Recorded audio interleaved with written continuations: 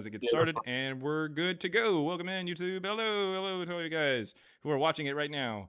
Skip ahead of this. I'm just kind of saying stuff. Skip like 5 seconds ahead. All right. Anyways, Okay. so we've got the Diary of VBRB, which I'm guessing is, oh man, the Diary of Vishnu Buddha Root Beer. The root beer is correct. Oh, all right. Yeah, Sounds yeah, good. man. Yeah, Well, how you doing, man? doing How good, you doing doing good. this morning?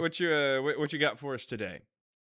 Yeah. I'm a Christian. I don't maybe have like a strong background in history like yourself. However, I do believe that your position is maybe aligning with a mythical or mythicist. I don't know if you're an atheist or agnostic, but I do think that you could have an argument. I I wouldn't hold do. to that Christ maybe was never resurrected. However, the argument that Christ as a human being existed. This is something that we could attest to, and there are atheist scholars that agree to this position. Okay. Well, what's their evidence that they present? Well, the Bible itself and the writing of These people atheist around scholars Jesus. point to the Bible and just say this is the evidence for Jesus. So he Well, existed? so the Bible is a collection of history books. No. I So mean, it is history. it's a collection of books, some of which try to assume history or try to state that this thing happened historically. But So, whenever it tries to put things into history, it fails miserably. Like, what is your what evidence about for this? that?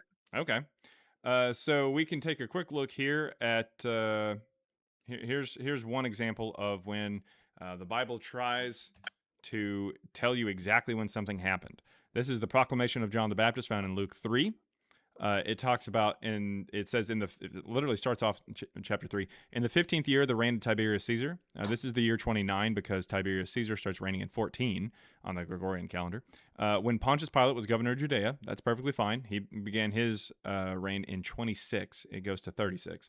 And Herod, this is Antipas, was ruler of Galilee, not a problem. And his brother Philip, ruler of region of Iturea and Trachonitis, not a problem at all there. And then it says Lysanias, the ruler of Abilene. This guy died in 33 BCE, 60 years before the rest of these people were reigning together.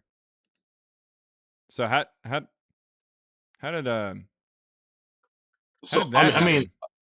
that's a good question, and I'm pretty sure there are somebody knowledgeable enough that can answer to that question. Yeah, However, you know what they it is do? not true. They say that Luke is just an error. Like he just fucked up. And so generally I, speaking, I, if you were to take a look at like when Jesus was supposedly crucified or when Jesus was supposedly born, it's going to take Matthew's take instead of Luke. Because Luke, while trying to be historical and while trying to say, oh, hey, I've known everything from the start, or I've had a grasp of everything from the start, and I want to write a well ordered account for you, immediately the author just completely shits all over that claim. In so okay, fact, it I'm actually writing down tries some to of the start questions. off by like, hey, in the days of King Herod of Judea, John the Baptist is like in utero, and he leaps because Mary is also pregnant, if you remember that story. But then it says that Jesus is born during the reign of Quirinius, the governor of Syria, and the census that he does in 6 CE, 10 years after Herod dies. So, Yeah, because so yeah, apparently Mary was pregnant for 10 years, and so, also a guy who had been dead for 60 years was reigning at the same time as Pilate. yeah, let me grant you your position because I haven't done enough research on your question, right? Okay. How does this prove that Jesus Well, I Christ as a literally historical you figure try to say that never these books are existed? historical, and I'm saying even when they The- try to be historical, they're dog shit. Mhm. Yeah, okay, but it does not remove the fact that they could No be no no used no no no no historical. no. You try to say that these were historical books, and therefore the scholars point to them and say because they're historical books that talk about history, then they must be real. That was your argument. Your argument was Okay, these scholars, atheist scholars, point to the Bible, and because the Bible includes historical books, then it's historical. That was your argument, and I'm saying it includes books that try to be historical and fail. So no well, scholar worth their weight is going to point to say like the Gospel of Luke and say, "Oh, hey, this is evidence for Jesus." So please present other evidence that these scholars have been talking about. So you're saying that there are no scholars, credible scholars, that hold to the Bible as a historical book. There are no Is that your credible position? scholars who look at the Bible and say this is an actual historical account of this particular person. At best, what they do, any credible scholar who actually takes a look at this and says that Jesus existed is going to carve out a Jesus from the Gospels. They literally have to skip over certain things like Luke, which contradict when Jesus was born in Matthew. Matthew says he was born during the time of King Herod, which is when Luke starts off and tries to say that Jesus and John the Baptist were in utero. But like, I don't know what to tell you, man. Like, So no so credible so scholar the, is going to say all the New Testament is talking about Jesus in a historical way. They're going to carve out a Jesus and say he existed while dismissing other parts. well, I do know credible scholars that do exist that actually do affirm the Bible, and them are not I even want you to Christians. They are name me atheists. one non Christian Uh, credible scholar who looks at all the New Testament and says it's all true when talking about Jesus in a natural sense. we're talking about the existence of Jesus, but Yeah. Hammond, I believe that's his Bart name. He's an Ehrman does atheist, not take Luke seriously. no, but he does affirm that Christ existed. He does Jesus not. Again, Christ, not you just said that they take the Bible and use the Bible as evidence for Jesus. What he no does is no. he actually says that Jesus wasn't even born in Bethlehem. Not only does that count out Luke as being a historical account of the natural Jesus, so is But your Matthew. point here is Jesus. Your point here is Jesus and Paul never existed. That I'm Correct. not arguing about the errors in the Bible. I'm saying the No, you're person saying that historically. scholars are taking the Bible and saying that it's historically accurate. And I'm asking Yeah, you what non-Christian scholar to, is saying to this? the What credible point that scholar Jesus is Christ saying this? exists. To the point that Jesus Christ existed, Uh, because that's to what just the just point. to say that he existed, like just that I've already Yeah, yeah. told you that what they do is they carve out a particular Jesus figure or character, however they see fit, from the New Testament, and they say this guy existed, but they do not accept the Bible or the New Testament as historically reliable unless it's only specifically the type of Jesus that they carve out. That's what I'm Well, saying. that's what it means to disbelieve in the Bible. But I'm saying, as far as historical evidence that points to the existence of Jesus, that's what we're talking about. Sweet. I'm So saying what historically, when we particular go to part history, what part of yeah. the Bible does Bart Ehrman Mhm. point to and say this is reliable when Well, talking about yeah, Jesus? the writing of Paul's, the writing of Paul. There are so many historical books in the Bible that we can go to So that he appeals to claim. somebody who never met Jesus? Well, Paul did meet the brother of Jesus. Okay. And that's what generally speaking Bart Ehrman would say. Where is Bart Ehrman's evidence that Paul actually existed or that Paul was writing in the first century? We can, yeah, we can go to that. I Sweet. haven't again. Where is Bart Ehrman's evidence that Paul existed or that Paul was So you writing in the disagree first with century? Bart? You disagree with Bart Ehrman that Paul I never exists? disagree with the assumption that the early church fathers in the second century were all reliable when talking about Paul because they're the first people to talk about Paul. No one even mentions him in the first century, and nothing in the Pauline epistles is even mentions anything from the first century. Yeah, So I could do I don't know agree. what to A tell you there. quick Google Like search that what he is the doing is he's just points. assuming things. No, no, you are saying that, but you're coming from what century? We go back to the writing. You can't give me an evidence. So now we are questioning the writing of Paul as it not being historical. And but Correct. what evidence are Do you you have? using that I mean, the him writing of appointing Paul? like Yeah, yeah. if you So say, when "Oh, was the Paul? Harry Potter is real because Ron Weasley meets him," okay, well that's stupid. Do you have any evidence of Ron Weasley? Otherwise, I'm not going to believe you that he's evidence for Harry Potter. You're Yeah, saying that but Bart I don't Ehrman know how says a Harry Potter fictional connects character to. because it's a Mhm. fictional story. You're saying Bart Ehrman says a fictional character existed because another fictional character mentioned him. Well, no, no, Okay, because that's the position of an atheist. You're supposed to be against Christianity because you don't believe in a God. So we're not talking about. atheist is not against Christianity No, necessarily, no, it's and the that's also not believer, the right? position The of an believer atheist. That's against not how God, that right? works. Right. Right. Okay. So would you consider yourself as an atheist or not? That's irrelevant to this conversation. No. Okay. No. Because again, I'm not even trying to attack you. I'm just kind of having a conversation with you because I'm saying if I'm an atheist and I don't believe in a God, obviously my position will be against anything that claims that God exists, and No, Christianity claims that God no, exists. no. No. So first It of all, wouldn't this be isn't that. about God, so that's a weird pivot, and Yeah. also that's not atheism. No, So no. Yeah, congratulations, yeah. you're stupid for two reasons. But No, again, no, what no, Bart Ehrman is saying is he's saying a fictional character existed because another fictional character he that doesn't I don't he have doesn't any say evidence fiction, for actually, pointed to it. but Hammond does not say that Paul and Jesus Christ were fictional. They I were real people that understand. I'm existed. saying that they are Yeah. fictional, You and are he saying says that. they're real Yeah. because of a But fictional character. Do you have but any you are evidence saying for that they're Paul? fiction. You are saying that they're Do you fiction have because they're any mentors. evidence that Paul is not fictional? Yes, the Paul writings. Those are Okay. his writings. We can tie Are Paul, you aware the that we have Bible. letters from Hercules? Does that mean Hercules was real? Well, I haven't looked into that. I've been Okay, looking do you into what realize that we Paul have wrote. letters from Hercules' wife to Okay, Hercules? so quick question: Do When you was realize that we have letters about Hercules and his wife and their relationship from forest nymphs? that is not tied historically to what the evidence that we have for Paul? Sweet. We don't have. You What know, else do we have? Because you just said we have for his Paul, letters. we do What else have do them. we have Yeah, from yeah. Paul? Him meeting James, him No, he talking doesn't say anything to about meeting. disciples. Listen. Where There's does it evidence. say that he met James outside of the Pauline epistles?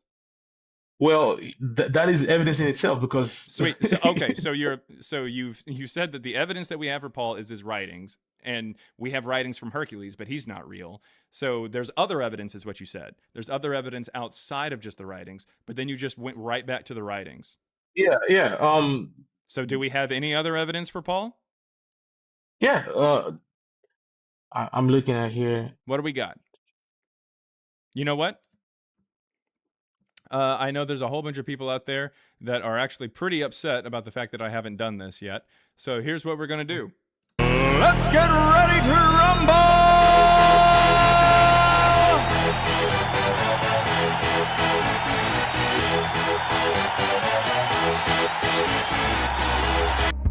I want you to name me, the diary. I want you to name me any non-Christian or Christian who says they know Paul personally. So you said non-Christian? Or Christian who says they know Paul personally.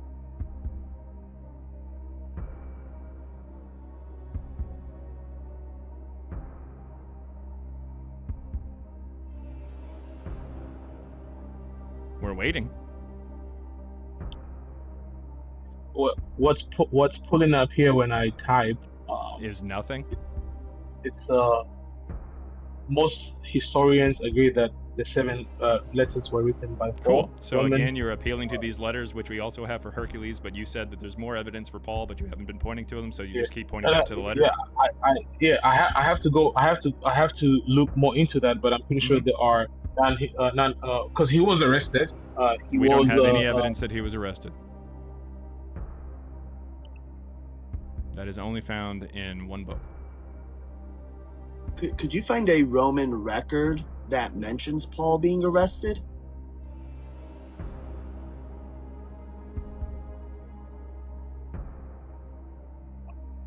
Or just mentions Paul in general?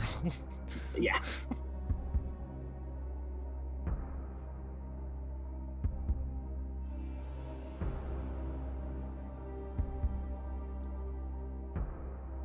Hey, that big goose egg that you're looking at there, the diary, that means there's no evidence outside of the letters.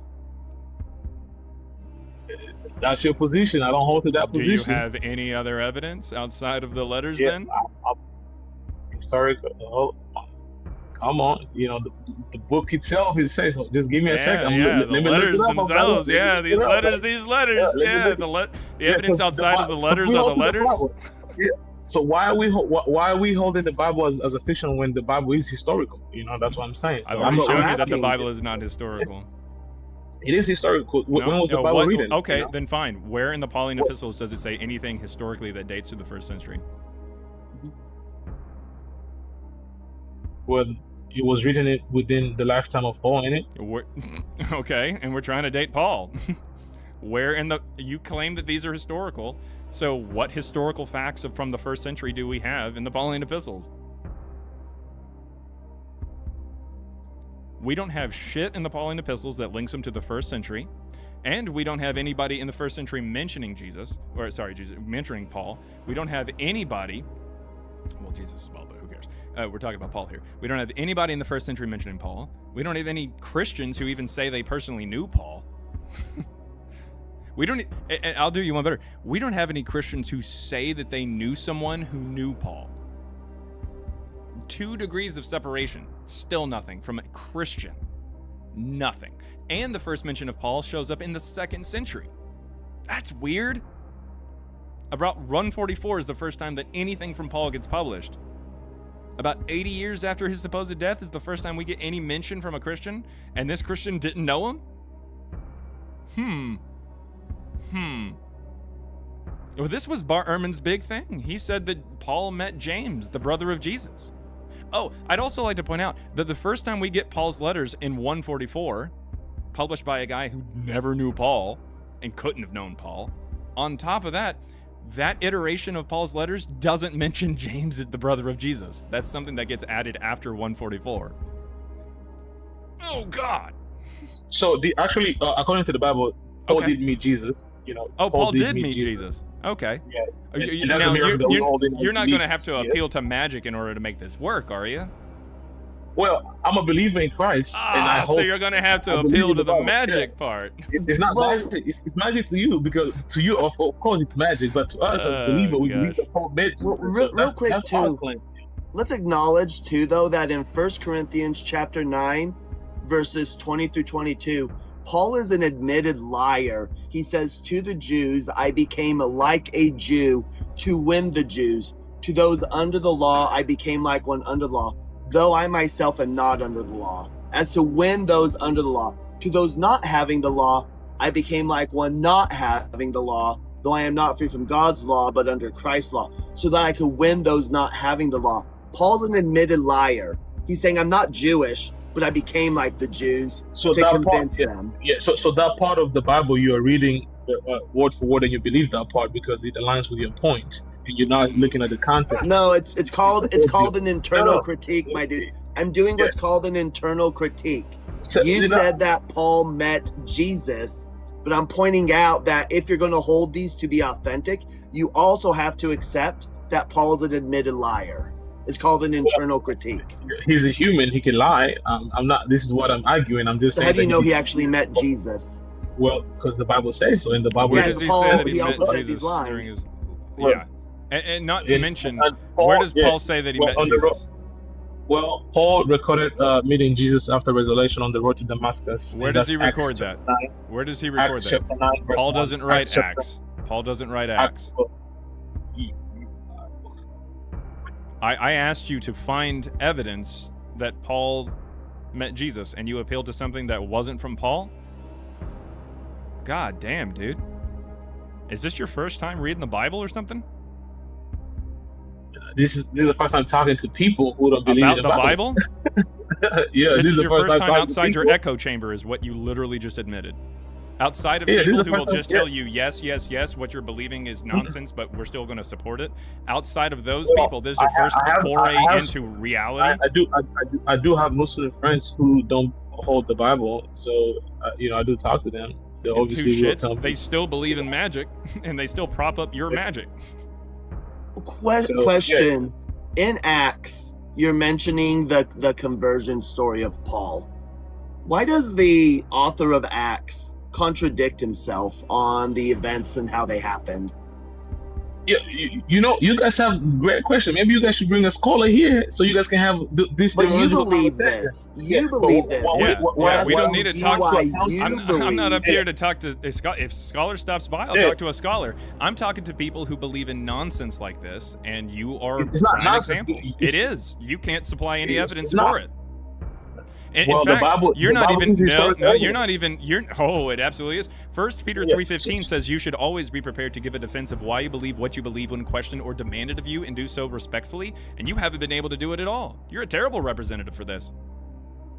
I'm just holding to what I know, and I'm sure there are people what do you know? What do you know that suggests that Paul is written in the first? Paul's epistles are written in the first century. So we know that we know that we have Josephus, a historian that spoke about Jesus Christ. We know. Does he mention Paul? He mentions Jesus Christ. He mentions Jesus Christ. We're talking about Paul right now. That's why the music's playing. So does Josephus mention Paul? Yes or no? Josephus mentions Christ, doesn't No, he? we're talking about Okay, Paul. listen, the diary, Yeah. stay on topic. I need you to lock in, okay? You're a big boy. Hold yourself as if you were one, okay? Does Josephus mention Paul, yes or no? He doesn't. Okay. Were you able to find anybody who mentioned Paul outside of Christianity, or at least a Christian who said they knew Paul? Jesus Christ? Does Jesus Christ write something? Where can I find the writings of Jesus? In the Bible? Sweet. So Jesus Jesus didn't wrote write something? anything. The Bible is about Jesus Christ, isn't it? Sweet, awesome. No, Sweet. So I asked Jesus you himself wrote. for a Christian saying I knew somebody. Jesus never wrote anything about Paul. In fact, the stories about Jesus, the Gospels, are not written by Paul, nor they mention Paul. And on top of that, the only book that says that Jesus met Paul was in Acts, which still is not written by Paul. That is your claim. Just give me a second. Let me Do you look think up that what the you asked. Gospels mention Paul? Yes or no? The Gospels? Yeah, they do mention Paul.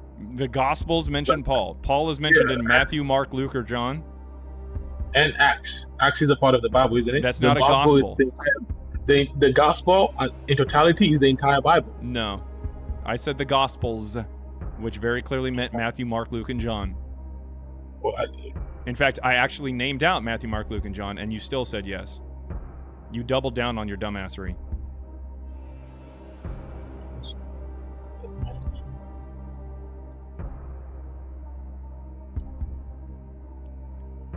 Does Matthew, Mark, Luke, or John record Paul? Yes or no?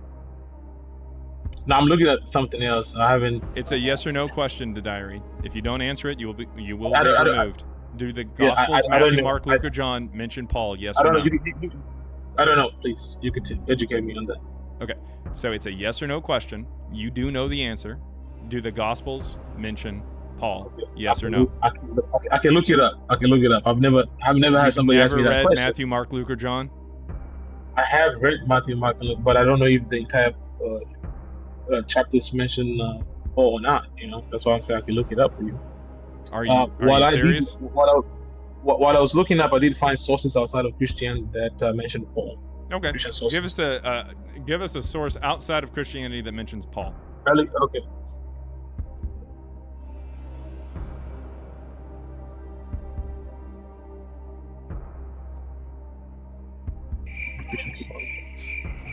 I was just gonna say, am I supposed to Google crickets right now? Hold on. Crickets. 2 hours later. Crickets are mainly nocturnal, just so you So know. Pliny the Younger, Pliny the Younger mentions is what- Paul? Yeah. Okay, That's what. Where? I've got a copy of his works, his complete letters right here. Which letter does he mention Paul in?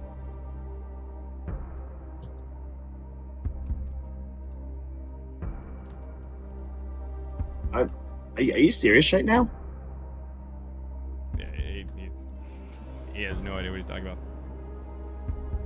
It's also really interesting that Pliny mentions Paul, considering the fact that he was born apparently around the same time that Paul died.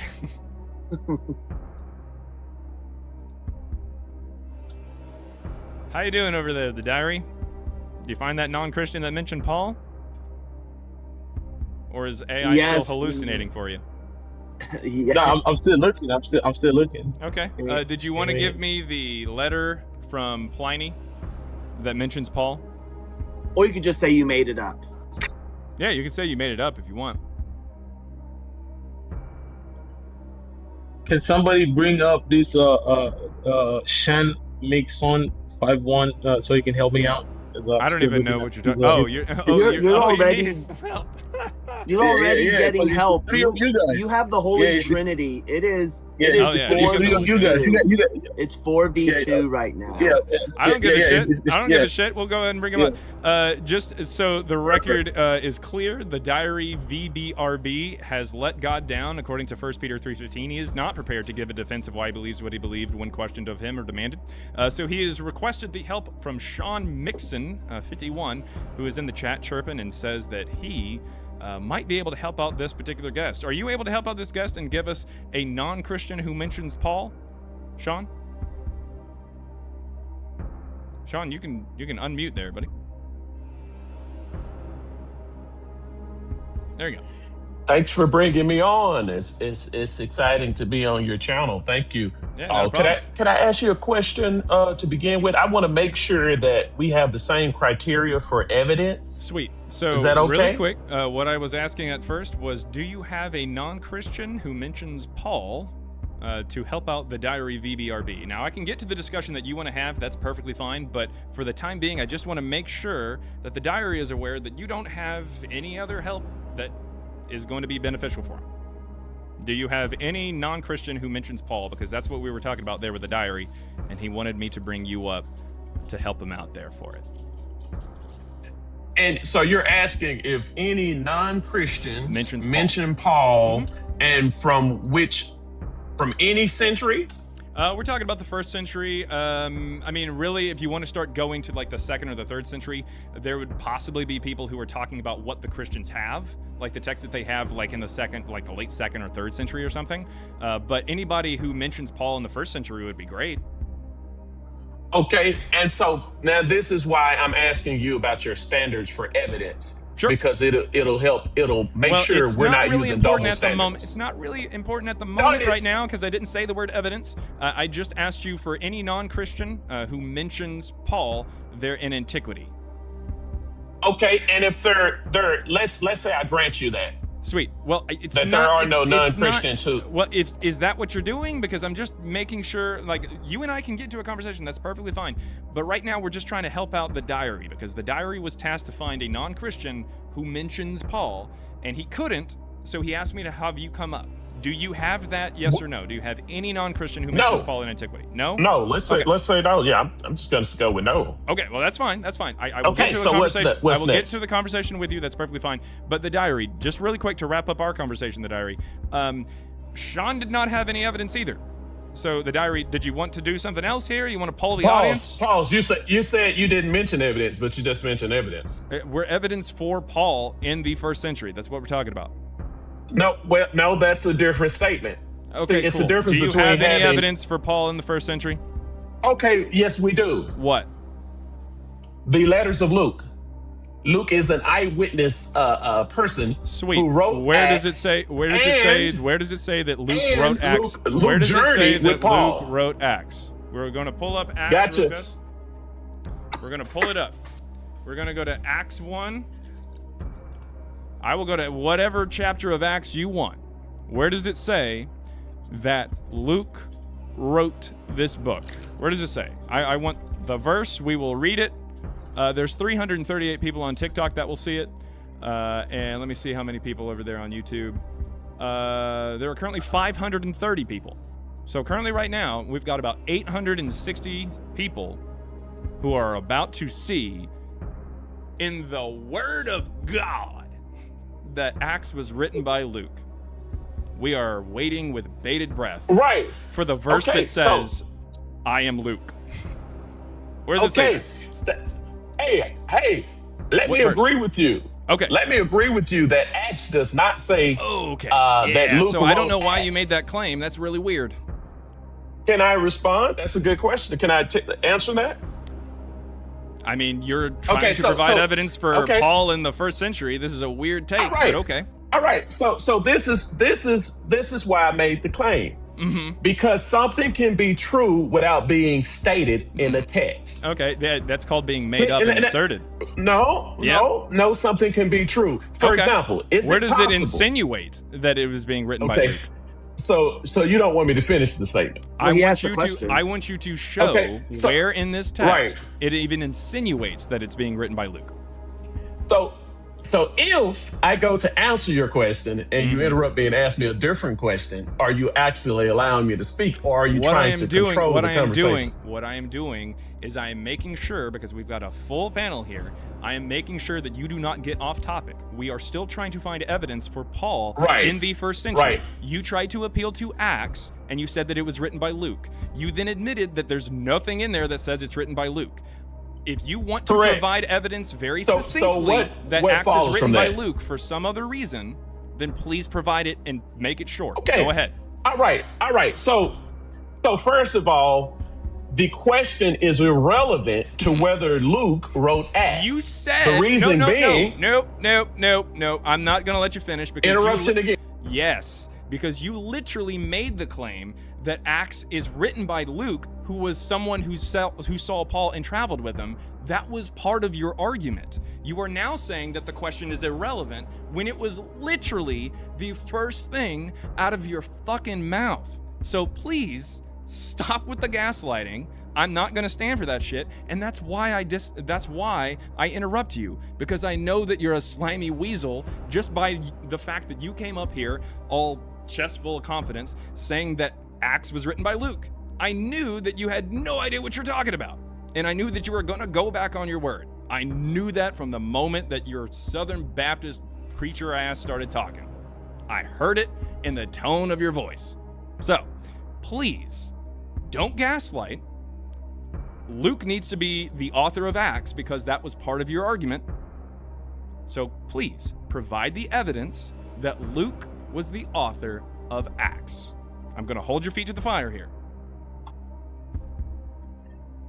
Ad hominem attack. Sweet. That's Calling not me an slimy ad is hominem, irrelevant. That's an insult. That was not an ad hominem. I didn't say that you can't be that you are wrong because you're stupid.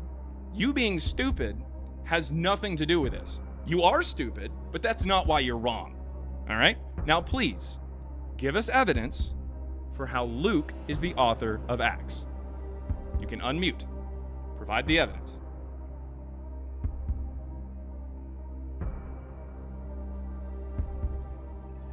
And another ad hominem attack. That's Let not me an ad answer hominem. without muting. Muted Listen, me. That's an ad not Stop hom. muting me. Stop Listen, an muting ad me. hom is when you Stop give an muting argument me. and somebody says like, Can you allow Listen, you're listen, too listen. stupid to Anyone can understand Google. this. allow the guy to make his point? Just Anyone can. Okay, so it's not an ad hominem. You don't know what that is.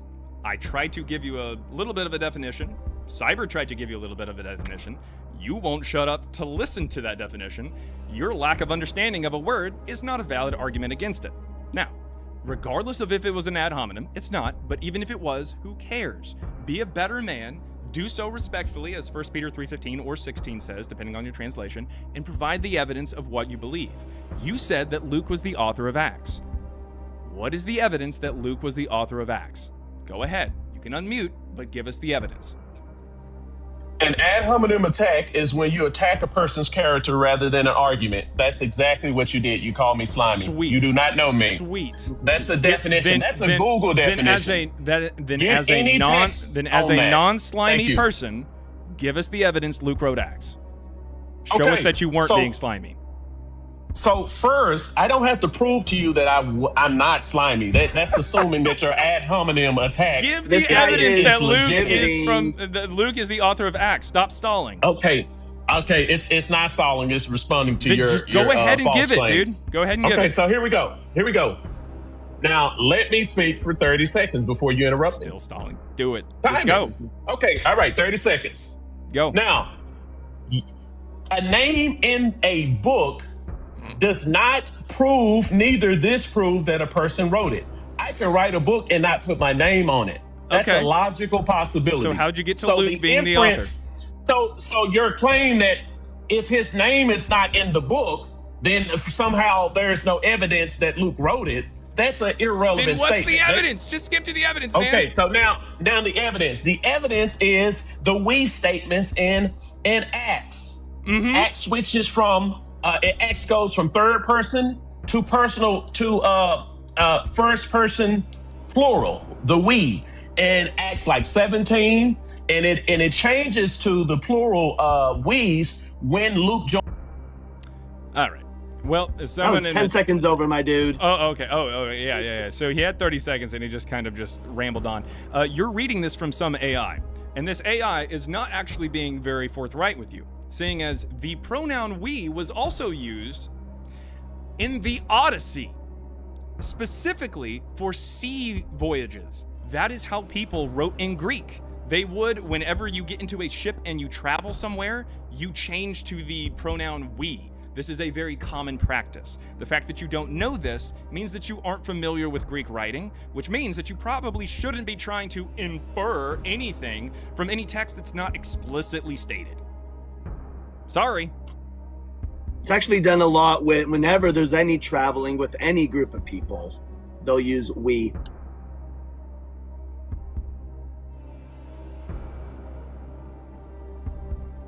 Okay, you guys keep muting me. Yep, because Oh, yeah, you you asked went for over 30 your seconds mute and you went to They, 40 seconds. they are muting me. Yes. So You needed when I stop 30 speaking, seconds. it's because they. Yes, you asked for 30 seconds, you got 40 seconds, and you showed us that you don't know anything about how Greeks wrote. If you actually, so what is the genre of Luke, Mister? I know everything. What's the genre of Luke? It's Let me just let y'all mythological, Google like, that in narratives, ChatGPT. like voyages. That's what No, it is. you have no, It's like you the have no Odyssey. clue. That's why it pulls from New the Odyssey. Testament. Okay, so again, it is like a voyage. It is travels. It's You cut me adventures. off again. Yes, Luke is because- not a voyage narrative. It is historical. It is No. Definitely not. historical biography. You give me a scholar Sweet. that says it's not. Sweet.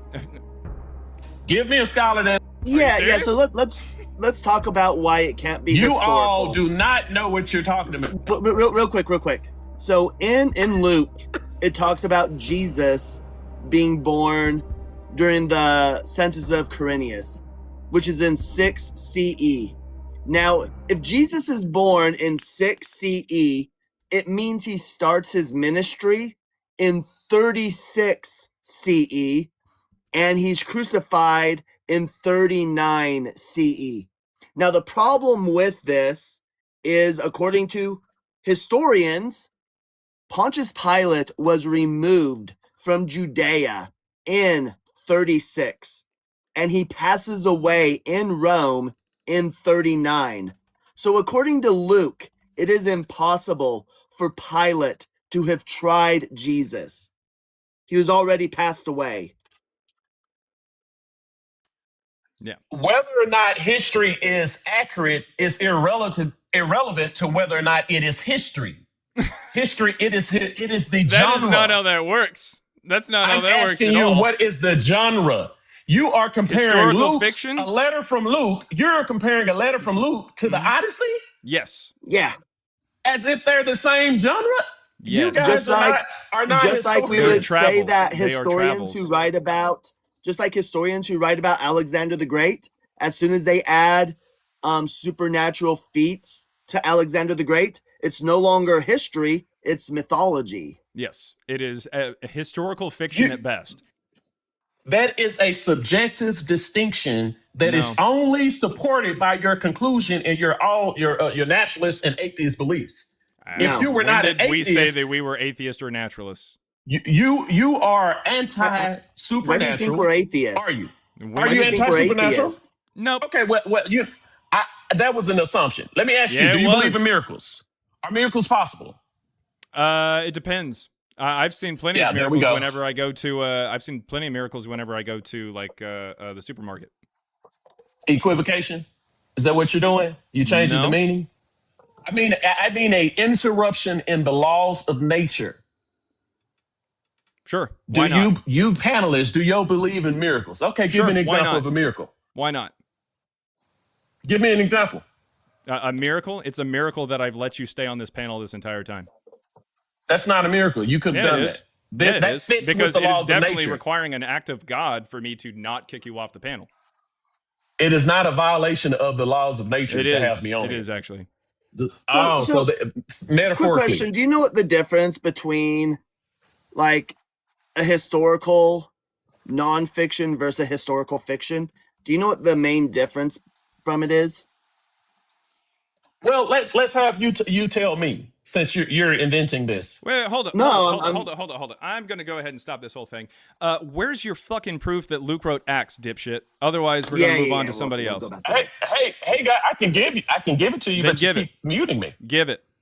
So you know what a cumulative case is? Yeah, sweet. Where does Luke write Acts? What is a cumulative? Just so you understand me, what is a cumulative case? Okay, we're going to move on to somebody else who's got some wrinkles on their brain. All right.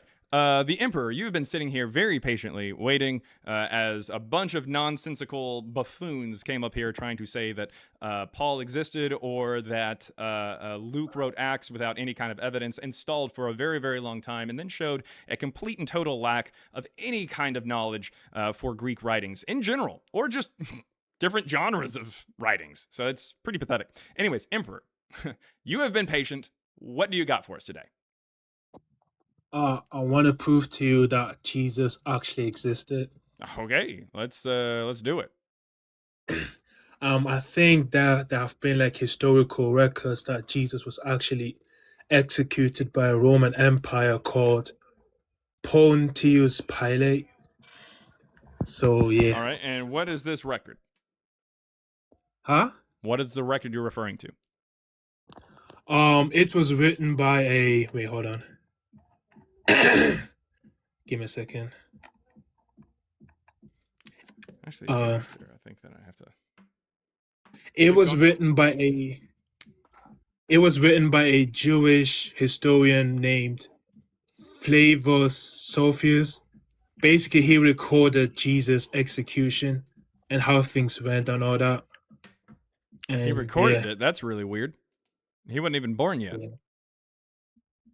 Actually,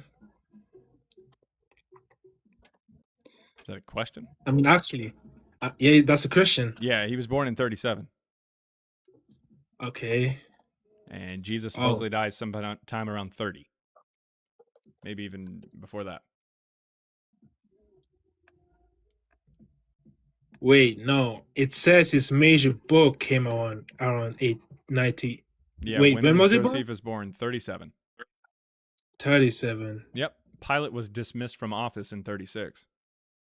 So Pilate wasn't even there when Josephus was born. And even if he was, do you think that he recorded this the year he was born? Oh wait, no. Oh, I got it. I got things mixed up. Sorry, Oh, okay. I got things mixed up. Sorry. Yeah, I'm Well, sure that it's going to be a lot better in just a second. yeah. So like, yeah, there have been like historical records that Jesus was executed, and like that there's like that there are like multiple records. Okay. One of them is like Roman records. Okay, and what is Feel that me? one? Huh? What is that one? What's that record? Well, that was written by Tacitus. Okay. Somebody who was alive even later than Josephus?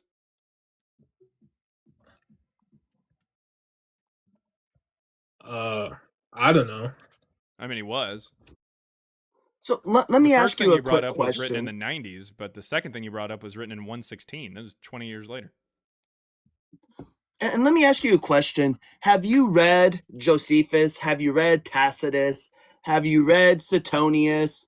Have you read Lucian? Like, have you actually read the writings of these individuals, or are you just Googling and just bringing up names? Yeah, I'm Googling, bro. All right. Something that I would suggest, this is for anybody in chat too, actually go and read what these individuals say before you use them, and do some research on how historians today view their works.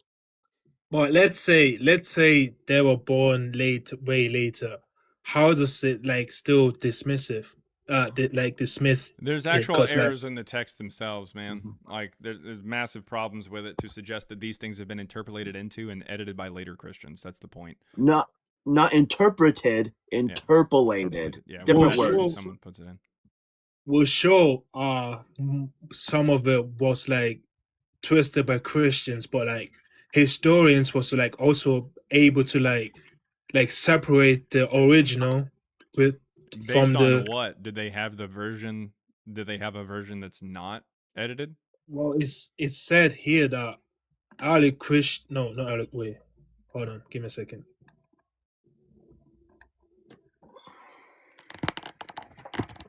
Uh-oh.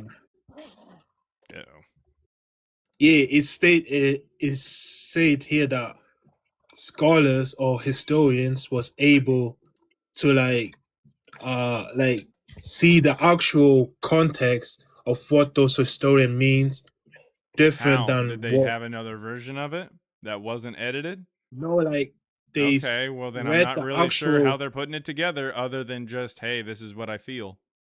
Like, for example, this is the part in Josephus, it's right here in the red, that talks about Jesus, right? They can't see So it on we YouTube. I mean, Oh, okay. yeah, but yeah, Um he's got the Testimonium Flavianum pulled up. Yeah, I'm pretty sure. Yeah. And what you're going to have is it's broken down into 4 paragraphs. Paragraph 1, we're not worried about. Paragraph 2, it talks about how Pilate is, people are calling him bad names. The Jewish people are calling him bad names because he's taken money from the temple to get water in there. But paragraph 3, I'm just going to read it.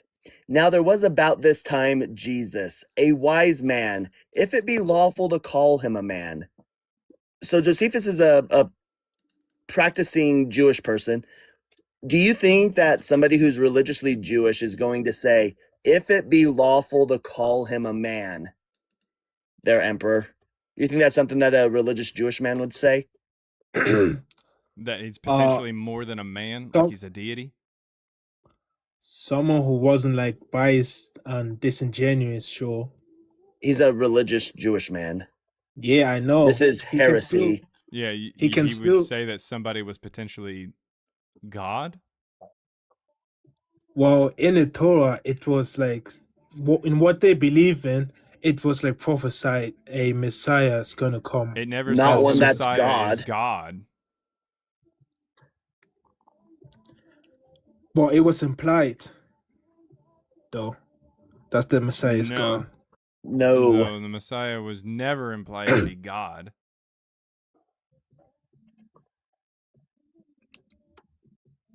But a Jewish man would not be saying if it's lawful to call him a man, that makes him a heretic. For he was a doer of wonderful works, a teacher of such as men received the truth with pleasure. He drew over to him both many of the Jews and many of the Gentiles. He was Christ. And when Pilate, at the suggestion of the principal men among us, had condemned him to the cross, those that loved him at first did not forsake him, for he appeared to them alive again the 3rd day, as divine prophets had foretold, and these 10,000 other wonderful things concerning him. So, again, Jewish person would be saying lawful, call him a man, and saying that he appeared to him alive again for the 3rd day as a divine prophet had foretold. Again, there's no prophecy that says like the Messiah is going to be like resurrected and stuff. That's not a prophecy Actually, there found in is. the Tanakh. There's not. No, the Messiah is not someone who is resurrected.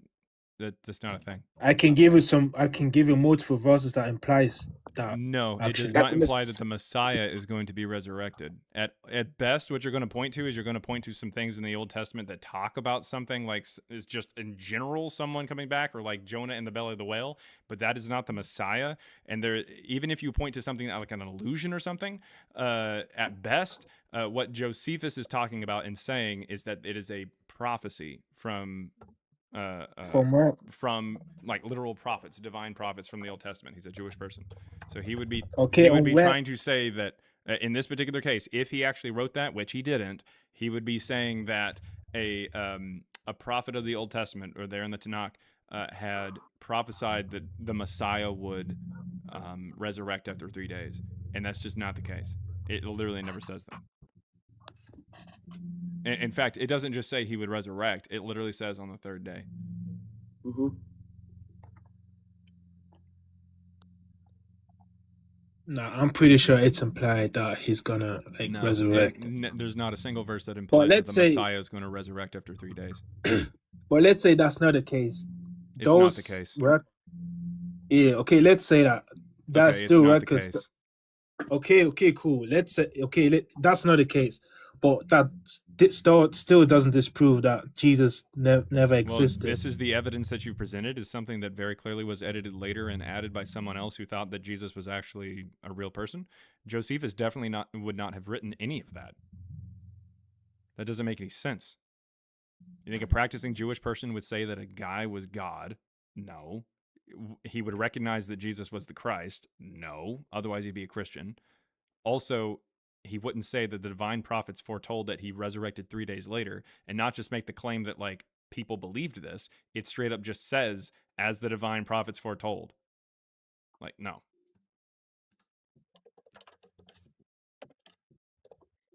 But like, other than those other than those records, there's still like This is the one other thing that you pointed out. Do you have anything else that's not just utter dog shit? like literally there's literally a tomb where Jesus was, bro. Which one? you're There's telling- 5 in on the planet that say that there where Jesus is buried. There's 3 in Jerusalem. Which one would you like to go with? And how did you determine it was the right one and the other 2 were fake? the original, bro. The first What do you one. mean the original? The earliest Yeah, the one was first- pointed to in the 4th century, and it was a temple of Venus before the mother of Constantine pointed it out and said that that's where Jesus was crucified and buried. It's called the Church of the Holy Sepulchre, and that's not what Protestants believe. That's what Catholics believe. So do you want that one, or do you want the one in the 19th century, which definitely wouldn't be the first one? And that's the one that Protestants believe. So which one? But like, can I ask you a question real Which quick? one? No, I want to like Which give up on that. tomb? You said we have a tomb. Which one do you want to say is the tomb of Jesus, and how did you determine that was the real No, one? I want to and give the up on others that weren't? tomb point. I want to give up on the tomb point, but let me ask you a question Okay, real quick. so we don't have his tomb then? You're going to completely just, you said that and spoke out of your ass or something without ever I guess. researching it? Okay. I guess. What other point would you like to show? But let me ask you this, yeah. There are like every religion, most religion. Oh my gosh, bro. Most religion, yeah, they mention Jesus, yeah. Even outside of religion, they mention like Jesus this, Jesus that. Like Well, yeah, everywhere it's you look, almost they as if mention Christianity Jesus. became the official religion of the Roman Empire in 380, and then the Roman Empire dissolved, and the countries that were left, like England, Spain, France, Portugal, Netherlands, fucking colonized most of the fucking planet. So, I mean, what do you want me to tell you there? Of course, it's going to be everywhere. People are going to be talking about it. It's ingrained into these societies because Christianity was the victor of the Western world. What do you want me to say there? The Buddhist text that existed prior to Jesus and during the supposed lifetime of Jesus, don't mention him. The Hindu text, same thing. The Jainist text, same thing. We do not have anything anywhere on the planet that mentions Jesus unless the author of that text was either Christian or knew someone who had come in contact with Christians. They're either Christian or had come in contact with Christians. That's the only way that Jesus is written down.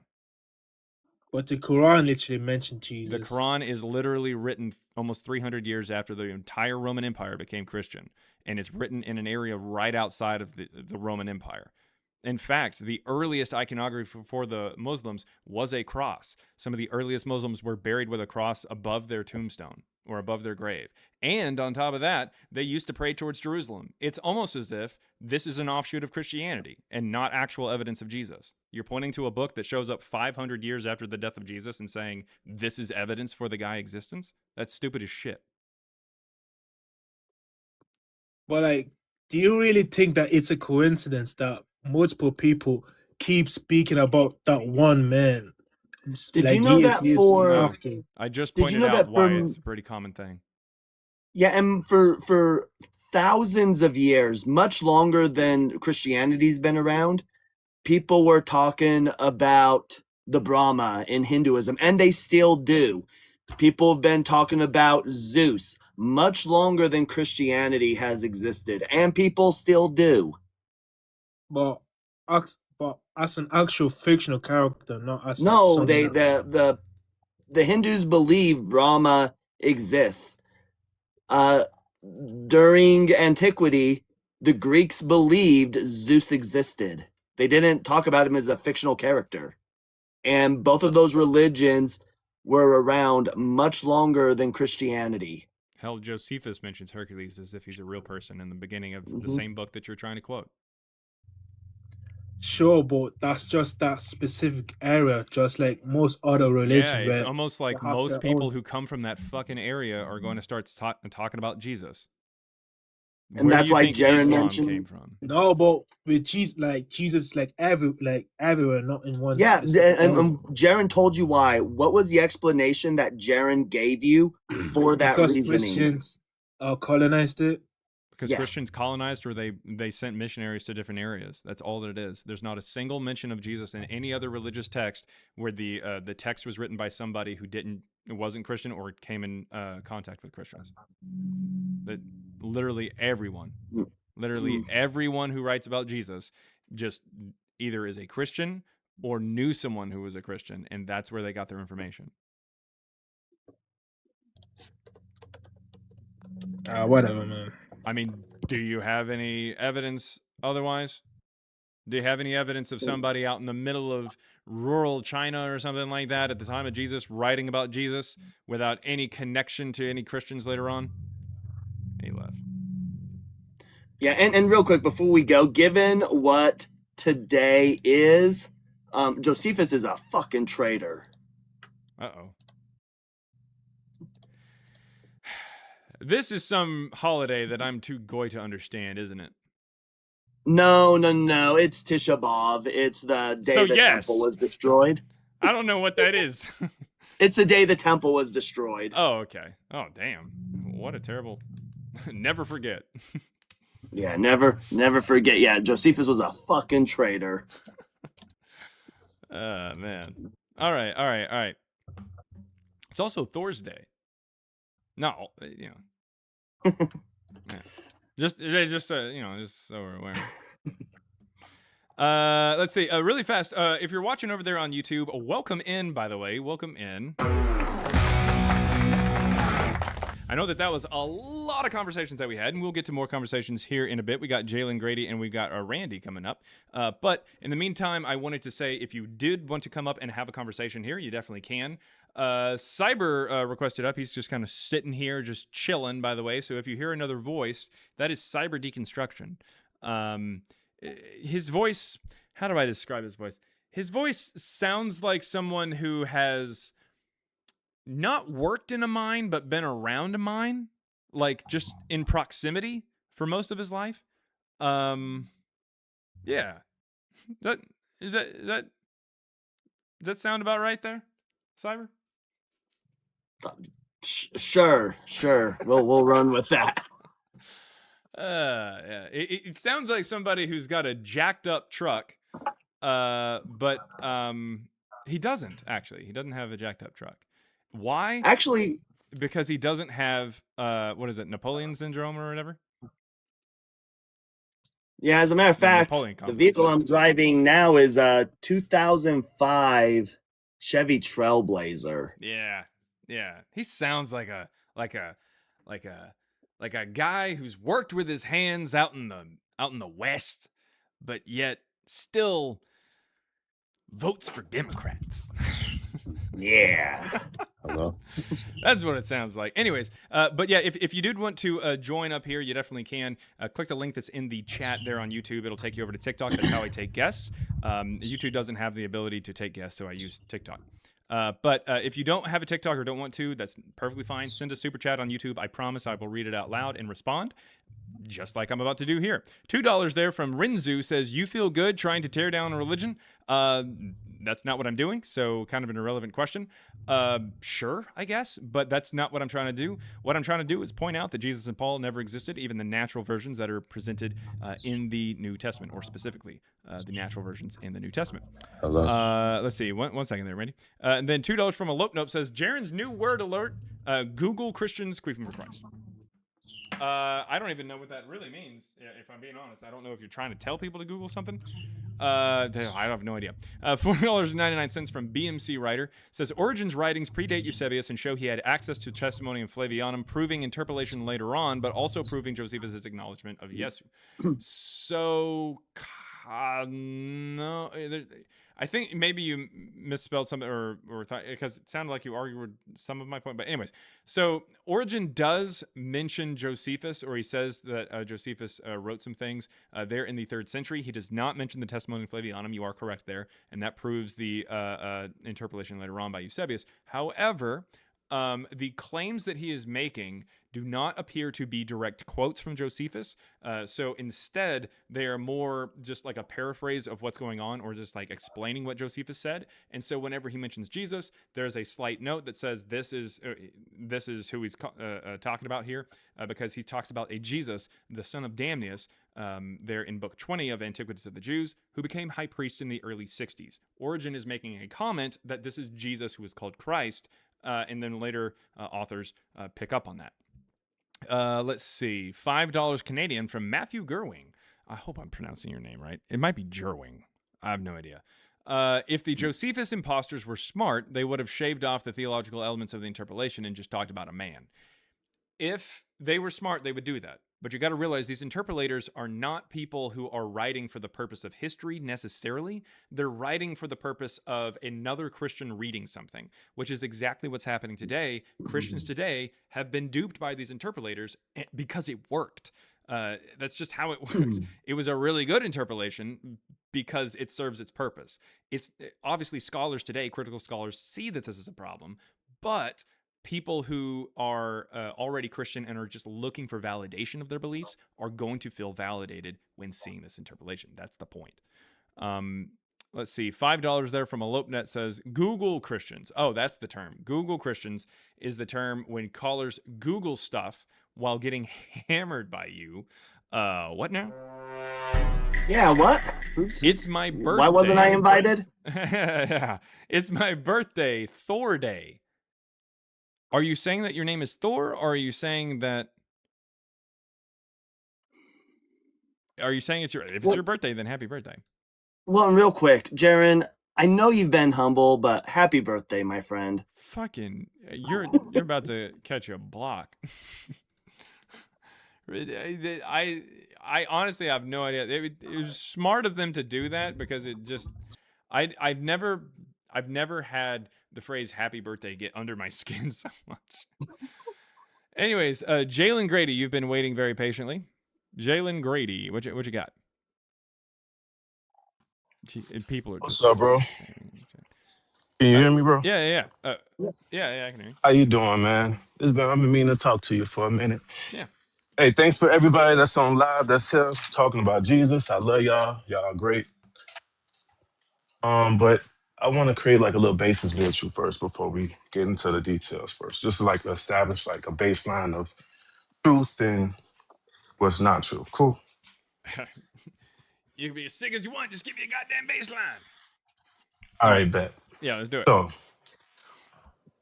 water is great for us. It's H2O though, right? It's not just water, it's H2O. And H2O Water is even the has colloquial like... term. In Spanish, it's agua. Thanks. So it's also H2O, which is 2 hydrogens and 2 oxygen, right? Sweet. All right. So what's your evidence for Jesus or Paul? So Paul it's math actually, because everything has numerical value. And we know that like Hebrew is a language that's written in numerical value. I love music. So what I'm trying to establish is that even though 2 + 2 = 4, what you're trying to get everybody to understand is that the Bible is more than just 2 + 2 = 4. Can you please provide any evidence for Jesus or Paul historically and not from your Terrence Howard-ass math mind? Could we please get like actual evidence? Sure. I just want to know Galileo. Galileo is written in stone. Galileo? You mean I Galileo? don't know how to pronounce his fucking name. Yeah, bro, it's the same thing. Water, aqua, whatever the fuck. It's not the same. Those are two very different you, people you, from you different said times. something real quick. You said something a minute ago. Do you think the New Testament was written in Hebrew? No, bro. All I'm telling you is that there's numerical value in language. If you was like listening, like there's numerical value in languages. Not all languages is the same. You specifically said Hebrew. I don't know why you did. I did the New specifically Testament say isn't even Hebrew written in because Hebrew. I know, bro, but I'm trying to tell you that there's numerical value in language. That was the point. There's numbers everywhere.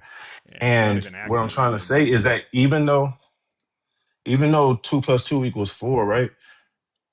2 + x = 4 too. And the Bible is a lot of X's, like a lot of, I don't know what it is. No. So whenever Galileo you say was 2 written plus in AD. Okay, 2 plus x Galileo. equals 4. No, Yeah, x is gotcha. just simply just something that is a A placeholder placeholder. for the Yeah, number 2 there. All right, x does agree. not have a value of 2. It is It assigned a can value though. in that particular instance, but then you can go to the Right. next problem and see that it's not 2 either, or it might not be 2. I agree. That means that It x might is not be not at 2, all automatically that. So in other words, but it all and equals 4 though. listen. No, if you saw a math problem that said 2 plus x equals 4, and you say, okay, so x equals 2, and then you saw the next problem and it said 2 plus x equals 5, would 2 work for x? No. 3 No, you would got to switch it substitute for up. x. Yeah, exactly. Which means we Right. assign the value based on the rest of the math. If it was straight up just Correct. x plus y equals z, we wouldn't know what that meant unless we have any kind of actual number or data to that these particular variables represent. Then it doesn't mean anything to us. It's a completely nonsense algorithm. It doesn't make any difference. Beautiful, bro. All right. So what Beautiful, I'm bro. saying. What I'm saying here, I agree with you. I agree what with I'm you, bro. saying It's here the is equal that in no sign. way, shape, or form is anything from the New Testament math. That's not a thing. You just said a whole bunch of really stupid, Not really. Just follow conspiratorial, me. Just follow me. Let borderline me shit. land the plane. No, Let no, me no, land the no, plane. no, dude. Listen. Your plane is not capable of being landed. It's not. All right. You So are let's you are just bring you Malaysian to Airlines Acts. Let's go MH370. forward. No, Let's go forward. you're not gonna land the plane and say a whole bunch of crazy bullshit on this live. I'm What's not. gonna I'm happen going is to you're the gonna catch a scripture. block. So if you don't have any evidence for Jesus or Paul, you're going to get blocked. What would you I like got to you do? right here, bro. What would you like to do? I want to talk about Paul. Go I want ahead. to talk about Paul. All right. So Paul, he existed and he wrote Acts. He Okay. did not write Acts. When he, okay, that's Wait, your you think- statement. you No, think literally Paul no wrote Christian Acts? will tell you that Paul wrote Acts. Who do you think Paul wrote wrote Acts? Romans 1 and 2 Corinthians. Okay. Well, who wrote So Acts?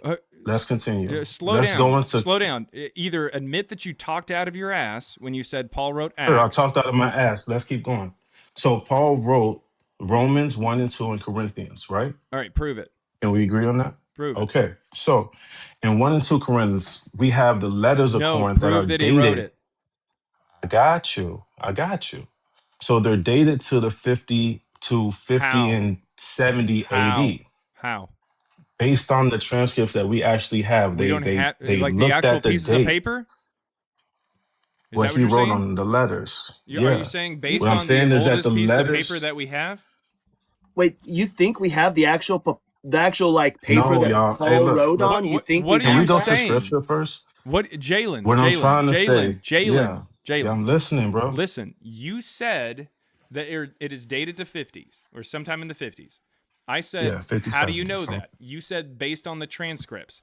Do you mean the actual pieces of paper of Romans that we have No. today? Is that what you mean? No. What do you mean? I'm going off of what the scholars have said that these Cool. dated by. That's what I'm going off So of. what do the scholars say that dates it to 50? I don't remember, bro. I'm not going to be a Google Christian. But what I'm All going to right. bring Well, you you're to definitely a Google is Christian, considering the fact that you're just kind of making these claims without any evidence. All right, you're just kind of saying really stuff that you making kind of sort of claims, heard. bro. Now, listen. The reason why scholars say that is because of Acts, which will go right back over to another text that wasn't written by Paul. So I don't know what to tell you. Let's go to Acts. Okay. So all I want to bring is Galileo, right? I just want to bring him to the picture. I want to bring him on the stand. He's Because not mentioned he's the in the one Pauline that epistles. he's mentioned in Acts. Okay. Is that written by Paul? Let's move forward. So we know that in chapter 18, it mentions that Paul was in Athens and he had went to Corinth. Sweet. Does the inscription that mentions Right. Galileo, does that mention Paul? Yes. You think it does? What? I mean, I can read the inscriptions of Galileo and Paul in the same freaking breaths. Like, I don't know what you're asking me. No. Like, if I What can he's asking talk- is the Galileo inscription. Does that does that piece of stone, does it say Paul on it? No, that's Okay. not what I'm getting at. Sweet. And if I was So- going with the math part. Cool. So what I'm trying to do is prove that Galileo existed. If I can prove Galileo did existed, exist. Paul Great. didn't. Great. Okay, Yeah, so and we if can have Paul, amazing Spider-Man comics where Peter Parker meets Barack Obama. That doesn't make Spider-Man real, does it? You're just talking silly. All No, right, so what I'm what I'm saying trying to is that say in is a that if fake, we can have in a evidence, fake book about a fake person, this person can meet real people, and we can identify these real people as actual historical figures. That doesn't make the fake person who meets them real.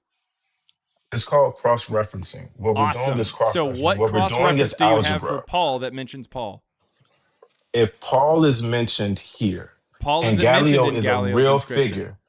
No, okay. If Okay, let me be Spider-Man is specific. mentioned in the comics, if Spider-Man If is Gallio mentioned in is the mentioned, comics, all right, mhm, Jalen, listen. If Spider-Man is mentioned in the comics and he meets mhm. Barack Obama and Barack Obama is real, does that make Spider-Man real?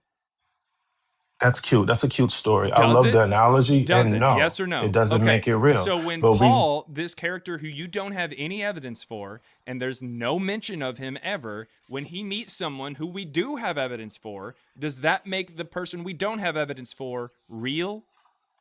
this is where we go into the math I because asked that you is the yes or X no question. variable. It's a yes or no question.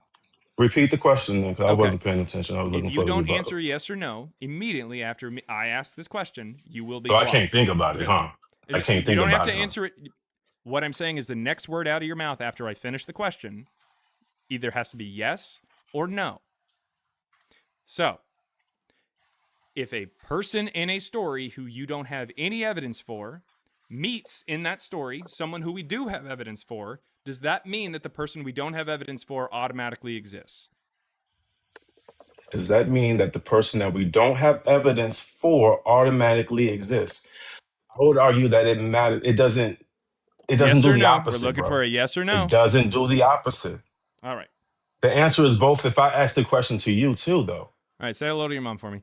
All right. And Randy. And also your dad there for cyber. yes. And just real quick, just so you know, this is like where satire comes from. Greek satire was having books written that featured a fictional character. It was a fictional character was the main character, but they would meet real people. It was a way for Greek Lucianus Samosata. This is most of his writing. And the idea was to use this fictional character to meet real people, to talk about politics, to talk about real world events, but they're able to make it satire. Good point. Super chat there, $10 there from Massed Ambitions 4268 says saying Jesus and Paul never existed isn't skepticism, it's denying evidence. Oh, I want to hear evidence for him. Paul's authentic letters. Okay, and sweet. Well, Sirius Black's authentic letters there in the Harry Potter books. Anne of Green Gables letters. I guess that means that she existed too. I have the Sirius Black letters, but they came as an entire collection. I can't just find one. Oh, yeah. Literally no one outside of Christianity mentions this Paul guy there around that time. Let's see. Plus, Josephus and Tacitus, don't mention Paul, on Jesus. Oh, okay. Make your claim fringe history, not serious scholarship. Oh, makes your claim fringe history. Yeah, so no, not at all, really. There's no evidence whatsoever that Paul wrote any of those letters, really. And there's no evidence that those letters were written in the first century. None whatsoever. Josephus and Tacitus don't mention Paul. So, yeah, you just kind of talked a bunch of nonsense. On top of that, Josephus and Tacitus are interpolated into Josephus by Eusebius. Tacitus, we don't know, but the first mention of him potentially mentioning Christ is in the early 5th century. There's multiple scholars who actually talk about this. So, yeah, and they're serious scholars, by the way. So, that's how that goes. I don't know what to tell you, man. I don't know what to tell you. Like, it's absolutely questioned by scholarship, and unless you can present any evidence that these scholars actually present that shows that these potential mentions from Josephus or Tacitus hold up, or the idea that these Pauline epistles are actually written in the first century and provide evidence for that, I don't know what to tell you. So, there are a couple comments on that. I said you could have saved $6 by reading the book, and then... Do you want to know who really would have been interested in Paul? Who? Philo. Oh, yeah. Philo definitely would have been interested in. I think Philo would have made it a point to meet Paul. Philo, he he is born 20 years before Jesus supposedly was and dies 20 years after Jesus supposedly dies. Never mentions Paul. That's really weird. Seneca would definitely want to meet him because Seneca was the younger brother of Gallio, who that guy, the last guest, was on about him meeting Paul. That would have been really weird. Seneca writes about all these different religions and cults and Jaron, offshoots. I got Nothing. those letters, but they all came in a collection as well. Stop trying to make Paul fake. All right. Randy, what you got there, Randy? So can you hear me? Yeah, I can hear you. What you got, man? Okay. So the approach that I like to give is a little different because I believe that a lot of It's not math based, is it? nah, bro. All right. Um, And I knew that. I believe that a Teriology. lot. Yeah, I believe that a lot of the information throughout history has kind of been mixed up, and I believe that some of the information that you can kind of get online or in books or whatever source that you want to use can, you know, kind of lead into sophistry. So the approach that I like to give has a lot to do with the final destination, because, you know, when we leave this earth, that's when Okay. we're all Yeah. going Do to you have any evidence for Jesus or Paul 2,000 years ago? I'm not really concerned about where we're going. That doesn't really make a lot of sense. Well, no, this applies to it. So I don't think that we understand history by looking into the future. I got you. I'm gonna let you know where I'm going with this. So, when you look into, so me personally, I believe that all these people who've had NDEs and have said that the Christian theology is what they experience, Also, it doesn't I don't have think that anything to that's do a with whether or not they coincidence. existed 2,000 years ago. Even if NDEs were You know, real, even if Jesus was real today, that still doesn't mean that he existed 2,000 years ago. Please provide the evidence of history, man. We're talking about history. We're not talking about NDEs. We're not talking about theology, supernatural stuff, morals. I don't care if you think that religion is good or bad. I don't care. We're talking about whether or not Jesus or Paul existed 2,000 years ago. Yeah, this I is got not a you. No, theology debate. yeah, no, I got you. So, if the afterlife is real and it doesn't contradict, and if all these people are in unity saying the exact same thing, that Jesus was real Who? and that the Bible Who is saying that he was real? Well, real quick, what about all the people that are in unity saying that they didn't experience that? Yeah, and even if they did experience that, who is saying Jesus is real? Like, well, that was a cool little thing there. Because like it's easy to cherry pick that Christians are having this thing, or people who have had Christianity because they live in the Western world as an influence in their life to say this. But we've got people all over the world who've never experienced Christianity, never had it as part of their everyday life, and they don't see Jesus. So it's just like a non sequitur. It's just a cherry pick. No, I understand, but you know, God doesn't reveal that to everybody, so it's Sweet. not So really how about what did we everybody determine that says. Jesus actually existed in the past, man? I got you. damn. I got you. So when you again, for all these people saying that Jesus did reveal himself to them from actually Who? having a near-death experience. Oh, yeah, you- okay. Are they alive 2,000 years ago? No. So I listen. don't care if he If- reveals If himself. they're hold on, listen. If they're Did he provide experiencing it evidence now, to these people that he existed 2,000 years ago? hold on, listen. If All right. they're Okay, if he sweet. provided So here's the, himself to them here's the now, deal, then Randy. that means that he Randy, if existed you mention in the anything past. anecdotal, modern, or about NDEs or the Yeah, future, but again, bro, you we're going can't to be go ahead and closed-minded dismiss. to this, bro. No, Bro, it's not that I'm you closed-minded. can't It's be that you're closed-minded off to this, topic. bro. You're not talking about what we're No, talking about this here. is on topic, but you're not letting me speak. Okay, We please are. provide evidence No, 2,000 because you years literally ago. keep Otherwise, cutting me we're off going. every time I speak, bro. Yeah, I know, because you're not talking about the topic. It has a lot to do with This the has topic, bro. nothing connected to 2,000 years ago, unless these I, people I, are having I promise NDEs you, back I'm then. going to connect it if you just let me speak. Randy, listen. Unless the NDE is something that happened 2,000 years ago, it has nothing to do with back then. On top of that, Can unless I listen, explain how it Randy, does, sir? Randy, if someone has an NDE or someone has some kind of experience with Jesus today, and Jesus provided them with evidence that he existed 2,000 years ago, you could provide that. Yes, But I if can. that's what And if if you that's just what let me he's speak, doing, bro, if I that's what will. he's doing, if that's what he did, then please provide the evidence that Jesus gave. Yeah, so can Go I ahead. just you let me speak, bro? Just go ahead. Provide the So, evidence Jesus gave.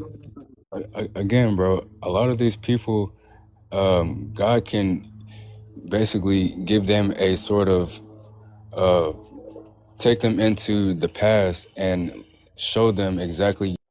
Moving on.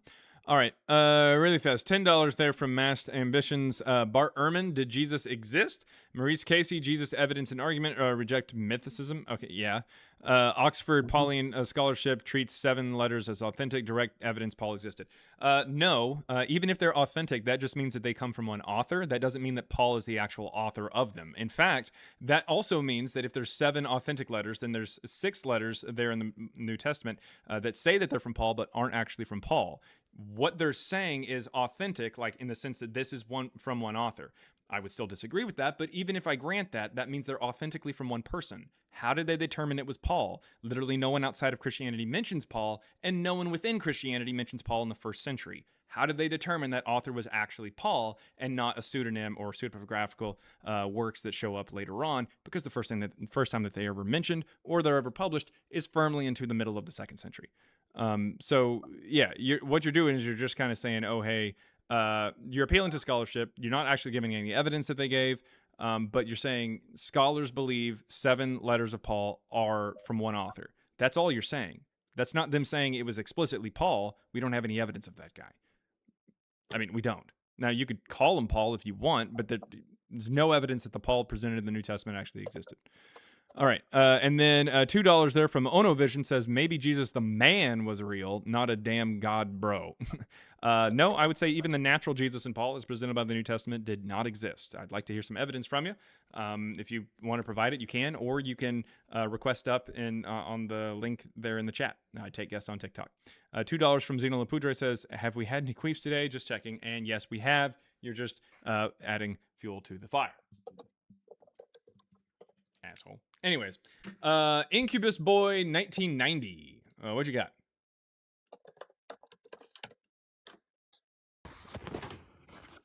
What's up, man? Hey, what you got? Well, I mean, I just don't believe the prompt, right? I believe Jesus did exist. Cool. What kind of evidence you got there for it? Same evidence as anything. History books that could say that even people you from have the past, contemporaries or archaeological evidence of Jesus in the 1st century? Does any book have any actual archaeology of anyone in the past? Actually, if you have actually read a history book, which I'm sure you've never have, in these textbooks, they actually have a lot of pictures specifically of inscriptions and things like that that date to that particular time period. They also cite people who also I doubt that was done 2,000 the years research. ago. There is not a single scholar who says we have any archaeological evidence for Jesus or any contemporary of Jesus who wrote about Jesus, unless they try. Okay, we're talking 2,000 years ago. Sweet. Yep. And people have So why contemporary would there be any evidence pictures for people of back then. Jesus? We have contemporary Makes no evidence sense. for Pilate. There's 2 people who wrote about him and who existed at the same time, and we have the Pilate stone. Do we have anything like that for Jesus? They were probably desecrated. Okay, so we don't. Again, they were probably desecrated. Jesus Cool. was So you're hated just in his appealing to time. mystery. Sweet. There's also possibly a document out there that says that Jesus was a velociraptor, and it was probably desecrated.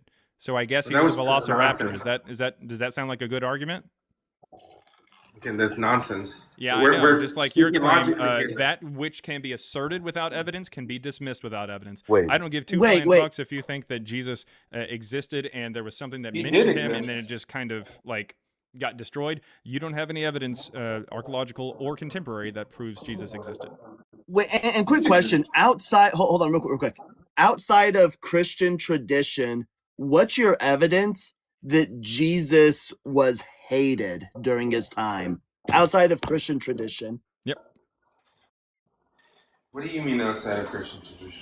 It's Do you only have Christian any tradition evidence? that Yeah. says that. Do you have any evidence that Jesus was actually hated during his time and his documents would have been, or documents about him would have been desecrated? There is no other book in history that is like accurate as the Bible. Nothing. Sweet. So that's not what we asked. We asked for any kind of evidence you had that these documents that you alluded to that don't actually exist would have been desecrated and destroyed. Where's your evidence that they would have been?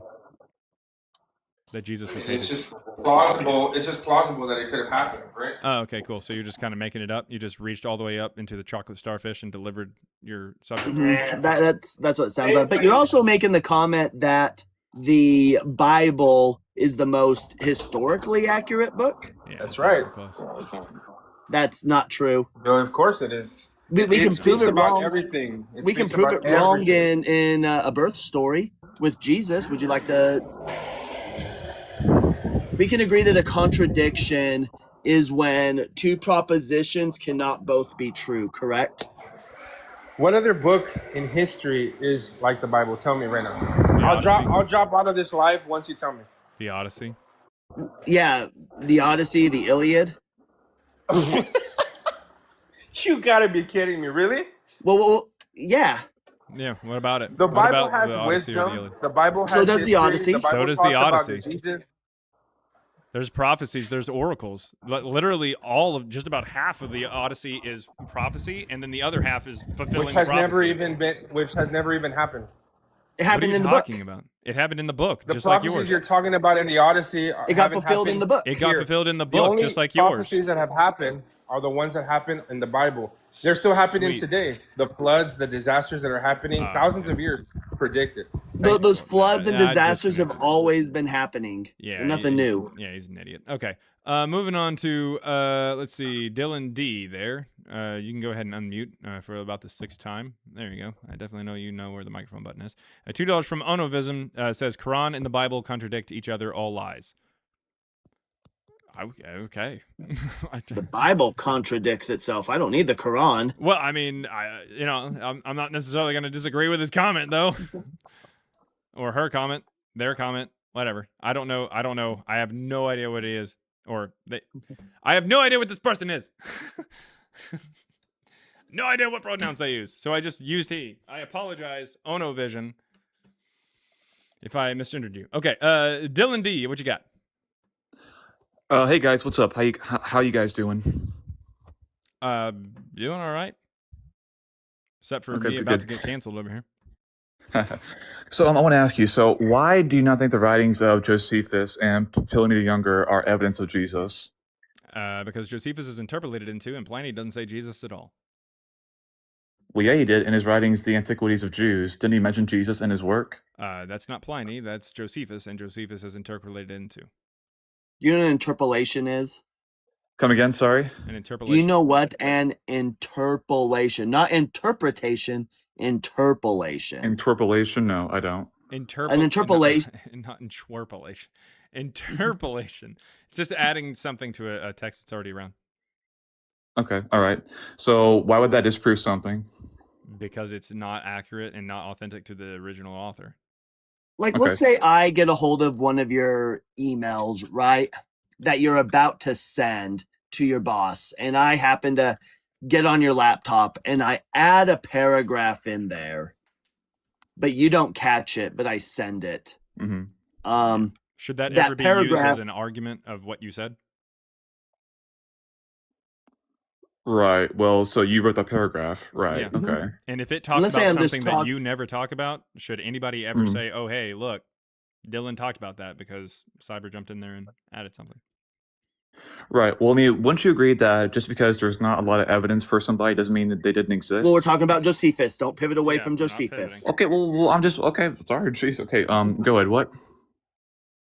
Well, I mean, you were provided Josephus. I mean, if you want to say, okay, that's not evidence, and you want to move on to the next point, that's perfectly fine. We can move on to Pliny.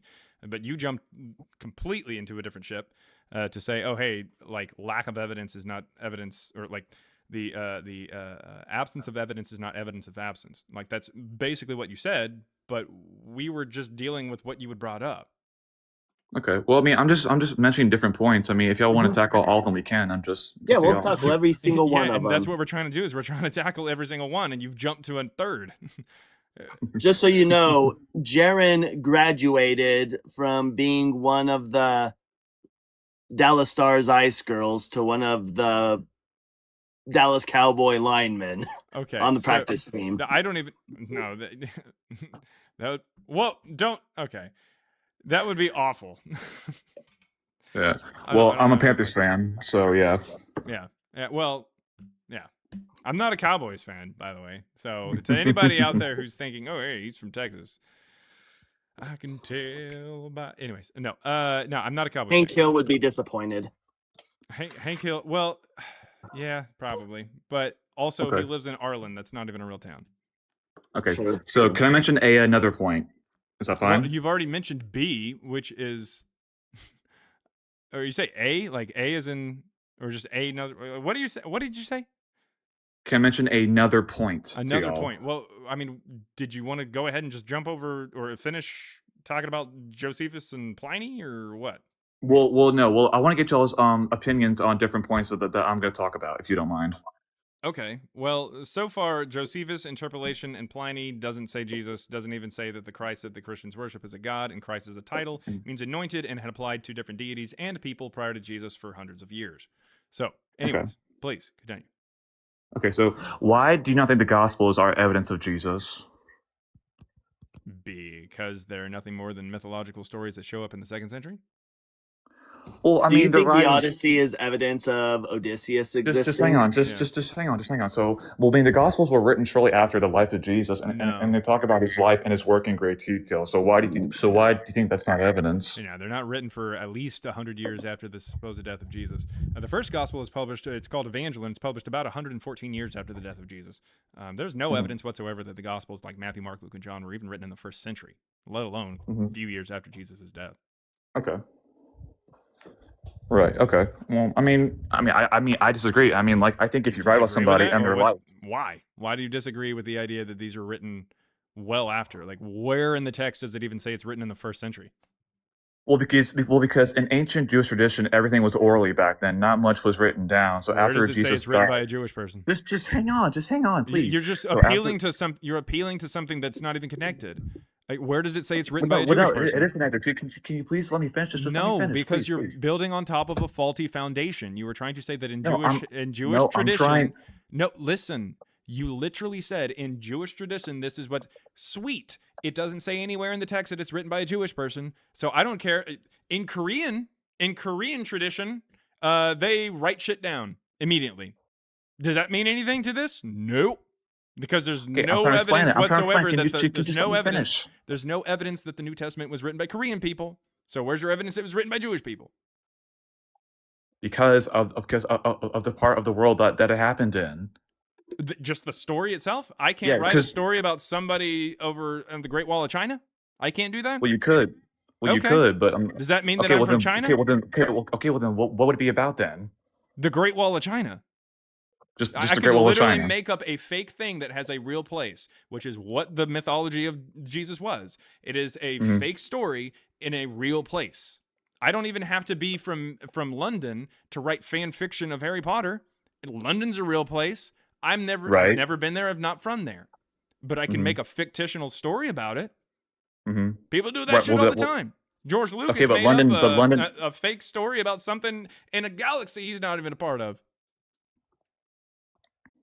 Okay. It's fiction, man.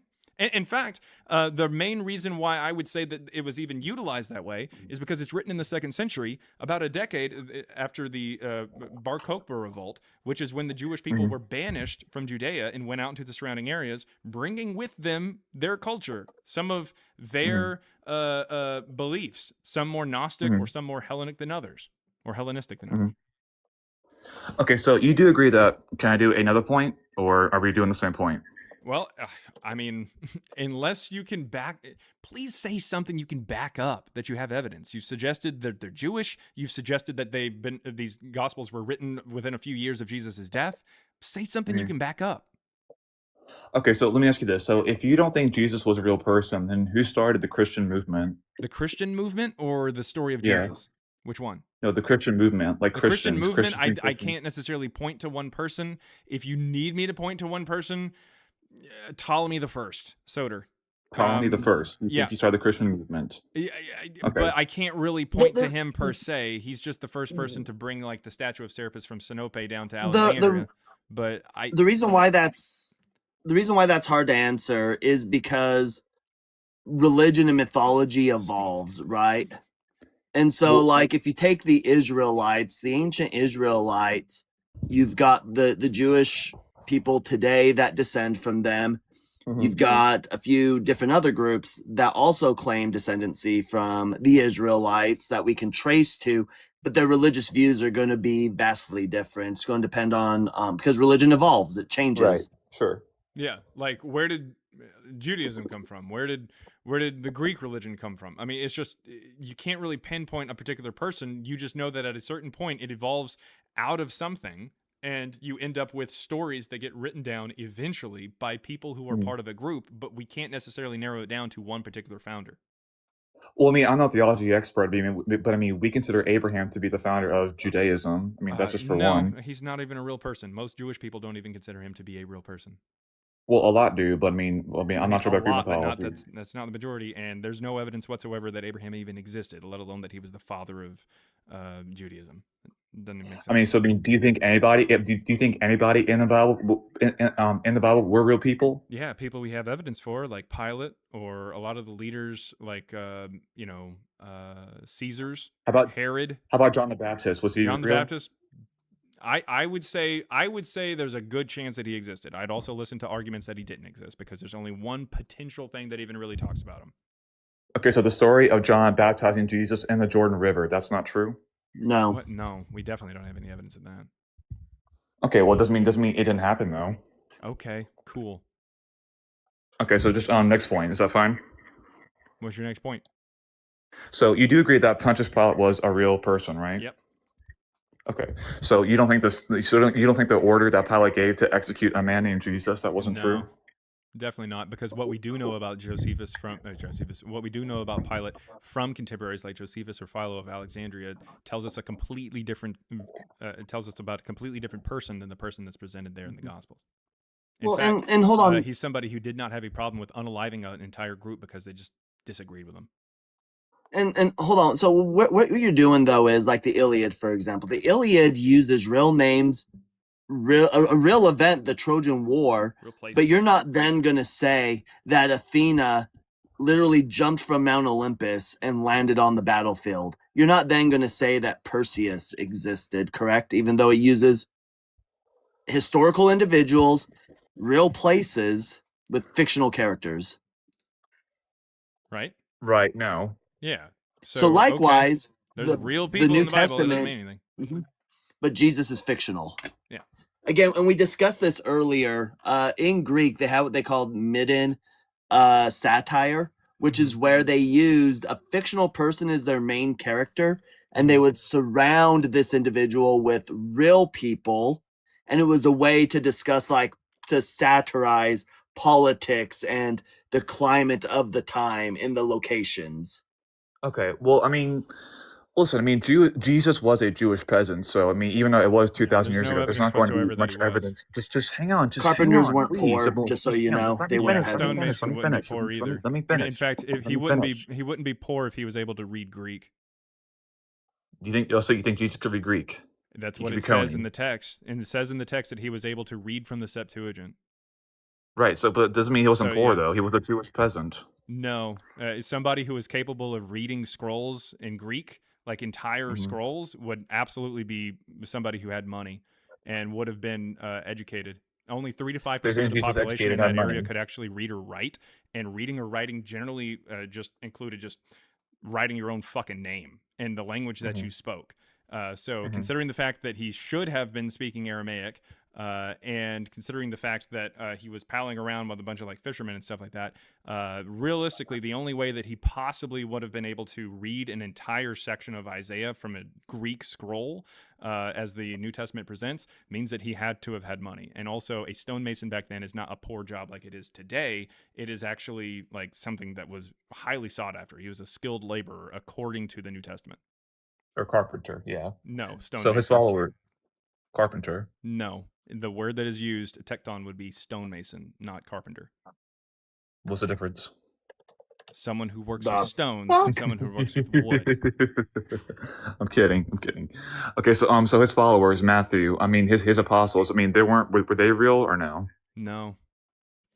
Okay. We don't have any evidence of them. None of the 13 disciples that are mentioned in the New Testament are ever mentioned outside of Christianity once in antiquity. Right. Okay. And even by Christians, they don't get mentioned in the middle of the 2nd century. They don't? Mm-mm. Well, I mean, can I ask you another question? Roughly 144. Go ahead. Do you think the Prophet Muhammad was a real person? Yeah, we have actual people who talked about him. His family write things about him. We have military leaders who say that he came over and militaristically kicked our ass. He was a real person, but he probably didn't have anything to do with the Quran itself. You don't think so? Nope. Okay.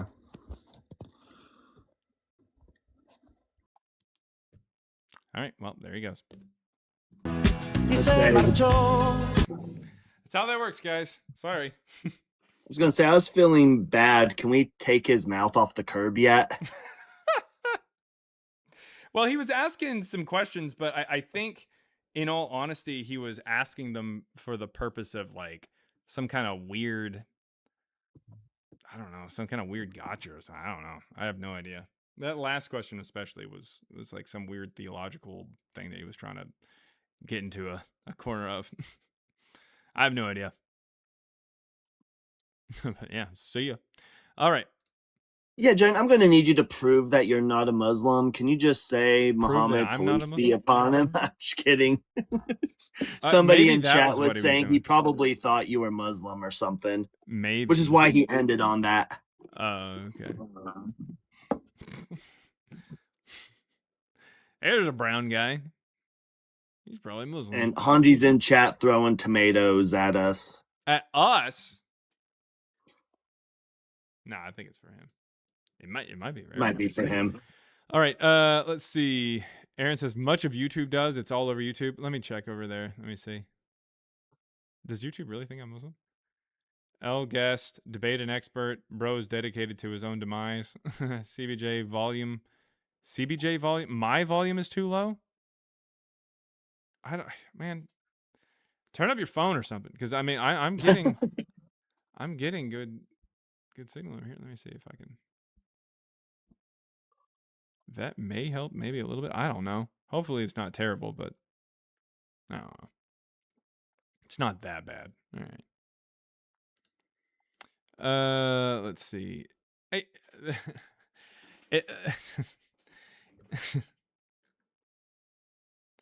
let's see. Muhammad and Christ are the same. I'm looking at YouTube. Looking at the YouTube live chat is insane.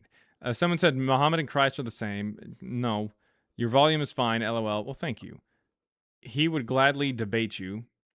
Okay. Dr. Tour is a joke. I don't know what that is. Finally, someone's doing this. Okay. I could easily see you playing with someone's head. Man, there is no shortage of asinine comments on TikTok. Or sorry, TikTok, YouTube. Yeah, TikTok too, but YouTube's worse. All right. If you're over on YouTube and you do want to come up here and provide evidence for Jesus or Paul, I do want to hear from you. I do. Click the link that's in the chat. I take guests on TikTok. YouTube doesn't have that ability, so just click the link. Come on up. If you don't have TikTok or don't want to create a TikTok or don't want to go over to TikTok or leave YouTube, perfectly fine. Send a super chat. I will read it out loud and respond, just like this $5 one here. Let's see. $5 from Jeremiah 1.772 says it's, oh my God, it's another one of these that has like capitalized letters. It's quite, QU capitalized, fitting, so you already know where this is going, fitting that 144, or a dozen, E is capitalized, dozen, E is capitalized, so a dozen, is known as a gross. Christianity post 144 is gross. Confirmed, F is capitalized. So, speaking of gross, what are you doing?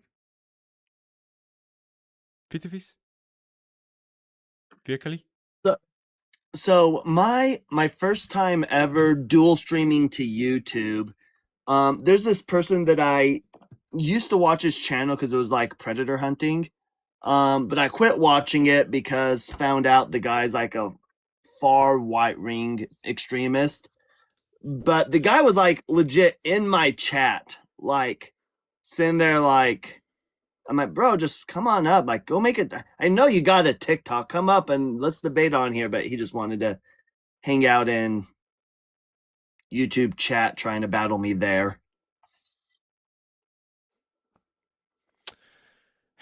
In the words of the great Oscar Gamble, I don't think it be like it is, but it do. It do. Mr. Logic. This sounds like a pretty good guess, Mr. Logic. What you got? So 2 comments. The genre of Luke is Greco-Roman biography, and the Odyssey and Iliad is epic poetry. So we that's weren't a talking about Luke. disanalogy. We were talking about Acts. The Acts is Greco-Roman biography as well. No. According to most a whole bunch scholars. of different people, and it has a ship voyage. So my point is that they're different. They're different genres. I want you to explain. Share your screen and show it. I want you to explain to me what the difference is. Like, how is Greco-Roman biography somehow different from what the Iliad or the Odyssey does? Or the Odyssey. How is it not a story of somebody's life? It's a difference of genre and intention in the author. So, like, what's the difference? Well, Greco-Roman biography is an attempt by an ancient author to describe the life of someone of importance. Yeah, and basically the genre features the genre features a historical person, and the genre features the character traits. There's no evidence that it's a historical person. That they are. There's no evidence that it's a historical person. In fact, there are historical people mentioned in the Iliad. All right. So secondly, the we statements in Acts, they continue outside of the boat. So the point you guys made earlier. Travel, you mean? Are they traveling? Right. Are they right. So it's not just it's not just a voyage. Before you left last time, we specified that the word we is used anytime traveling is occurring, if you remember, because they're including everybody that's part of the traveling group. If you remember before you left. Also, Acts has hold on, let's not run from that. Let's acknowledge that you came up here and you either didn't acknowledge that part, or you were so hyper focused that it was a ship only, and you're coming up here to try to get Jaren in a haha gotcha that failed. So can we get you to acknowledge that before we move on? Acknowledge what exactly? Repeat that. That one, that you either didn't listen when we were talking about that it included any travel, not just ship travel, or you were so hyper focused on the ship mentioning that you thought you had Jaren in a haha gotcha. So are you saying that whenever someone is traveling in the book of Acts, they use the we language? When they're traveling, when there's a group of people, that's how they denote that there's a group of people traveling with them. Do you see how you're adding more conditions to the context? No, that's the exact same context I've been making. If Odysseus does anything by himself, it doesn't say we. So whenever someone is traveling with a group of people, they use we. Yes, so you even when the author is not part of the group. That's what we're trying to tell you. The reason why we came up is because the first dipshit that came up here trying to make this argument was trying to say, hey, the author of the text was clearly part of that group because it says we. Well, I don't know what to tell you. I don't think Homer was on the fucking boat with Odysseus.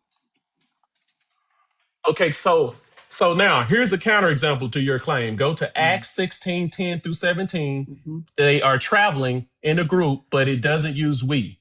Okay. Well, that disproves your... Wait, what does Acts talk about? What are they doing when they get there? Pull it up. Yeah, the text shifts to we upon arriving in Philippi, and so they're arriving there.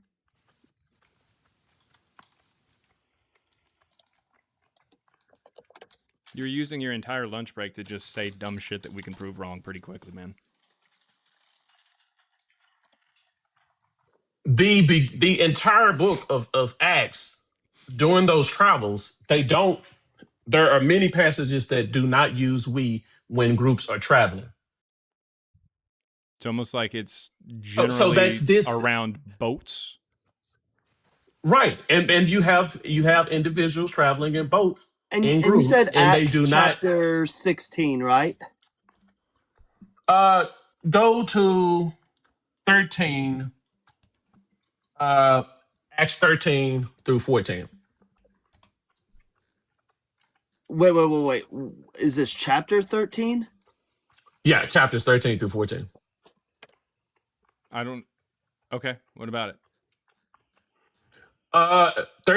Acts 13 and 4 says, 13 and what? sent out. 13 and 4. You mean 13:4? Like 13 verse 4? Yes, 13 verse 4.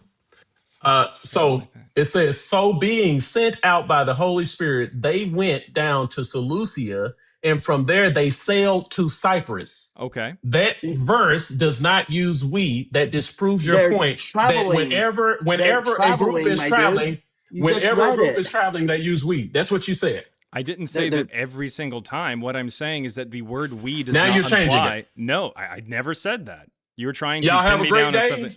You're done. Have a great day. I'm off. I'd run too. You're done. You're it's done. Using the whole purpose. You don't even know the reasoning for the word we. The whole idea of the word we is going from a singular to a plural. They is a plural. On top of that, the entire point that was first made was the idea that the word we implied that the author themselves was involved with the traveling. And that's just not the case. Where do you see the author introducing himself at all? When do you see the author including himself at all in these travels? You know, that's a great point. That was the point. What's the difference between they and we? One is a first person plural and the other is not a third person. So where does the author identify himself as anybody who is there? Done. Kick me off now because I'm ready to go. Y'all cook. It's not done. You don't understand. You're just being dumb. Yeah. I mean, just because you're appealing to another plural pronoun that's being used there doesn't really mean anything, man. I don't know what to tell you. Y'all confuse Greco-Roman biography with the epic poetry, the Iliad and the Odyssey. So you're confusing genres. And now I found a counterexample for your claim. And now you want to change it. You're cooked. No. You're cooked. In fact, everyone who's honest, they know you are cooked. They will watch this and know you will cook. No, not at all. So anyways, that being said, do you have anywhere where the author actually identifies himself as any portion of these stories? Can I ask you a question about that? Go ahead. Is it possible for Luke to have written this and not identified himself in the text? Technically, no, considering the fact that we know that Acts is written in the middle of the 2nd century. We haven't even got to the actual text itself and when it was written. So you're saying that's a logical impossibility for Luke not to include his name in a book he wrote? No, it's a human impossibility for a text that shows up in the listen. For a text that shows up in the middle of the 2nd century to be written by a man who was alive in 60. That's a human impossibility. That's a equivocation. I'm talking about logical possibility. No, listen. What I'm saying here is that even if what you were saying somehow rang true, and there's a possibility that the author of this text was trying to put themselves into the story, there are other ways that we can date the book of Acts. And when we date the book of Acts, there are other ways that we can determine if Luke wrote it. And when we date the book of Acts, we see that it's written in the middle of the 2nd century. Therefore, it couldn't be written by anybody who was traveling around as an adult with someone who died in the early 60s. That's impossible. Yeah. And when you try to real quick, and when you try to employ is it logically possible? Well, that's just going to be a non sequitur. There's no contradiction with me saying that I can jump to the moon. However, we know that I physically can't do it, but there's no logical contradiction with me making that statement. Likewise, there may not be a logical issue with saying that the author of Luke can leave himself out, but we know that there's a historical impossibility of it. No, that's not even historically impossible. We know human beings make mistakes. Let's say I wrote a book and I forgot to put my name on it. No. That's a possibility. Yeah, that doesn't violate the laws of physics. Even if the author forgot to put his name on it, it can't be someone who is alive in 60 as an adult male because of the fact that it's written in the middle of the 2nd, and we can determine this using other means. So even if the author tried to say that is me, it's still not Luke. I don't know how to tell you. Okay. So let's go into that argument because you're giving a different argument. It's written in the 2nd century. How do you demonstrate that? Because the author of all of Luke is the person who wrote the beginning of the Gospel of Luke, or sorry, all of Acts. All of Acts is written by the author of the beginning of the book of Luke, and the Gospel of Luke it utilizes between chapters 4 and 22 a gospel known as Evangeline, and Evangeline is published in 144. Demonstrate that. Demonstrate what? That demonstrate that the gospel utilizes the Evangeline. Yep, sweet. So this particular verse right here, this is in Luke 4:23. Jesus is in Nazareth. He's on the Sabbath day. He's reading in the synagogue the scroll of Isaiah.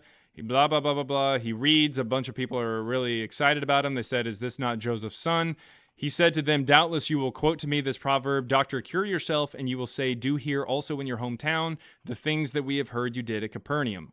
This line right here is very damning, considering the fact that he hasn't done any miracles yet in the story. Luke 1 is about John the Baptist's birth. Luke 2 is about Jesus' birth. Luke 3 is about Jesus' baptism and then his genealogy. He literally has never done any miracles yet or healings, and he hasn't been to Capernaum either. He doesn't go to Capernaum until verse 31. This is also the first time he does miracles. This up here is completely out of place. The reason for this is because of the fact that this verse is only found in 2 Gospels. It is found in the Gospel of Luke. It is also found in the Gospel of Evangeline, published in 144 by Marcion, who believed that Jesus was not a human being. But I digress. The point is, in Evangeline, as quoted by Irenaeus, Tertullian, and Origen, all Christian church fathers who had copies of Evangeline and were reading it and quoting it in order to talk shit about it, they said that it started off with Jesus descending out of heaven as a fully grown man down into Capernaum. He does that healing and then goes to Nazareth, reads from the scroll, and that line happens. It is in order in Evangeline. It is not in order in Luke because the author did not want Jesus to descend out of heaven. He wanted Jesus to be born here, a la Matthew, the gospel that was written a little bit beforehand. The point is, we have evidence that that chapters roughly 4 through 22 of the Gospel of Luke were written by a completely different person than the rest of Luke. And that person who wrote the rest of Luke, the beginning chapters and a little bit at the end, wrote all of Acts. This is how we know that Acts was written in the middle of the 2nd century, because it has to be after Luke, because it says that it actually references Luke as the earlier text, and then Luke has to be written after 144.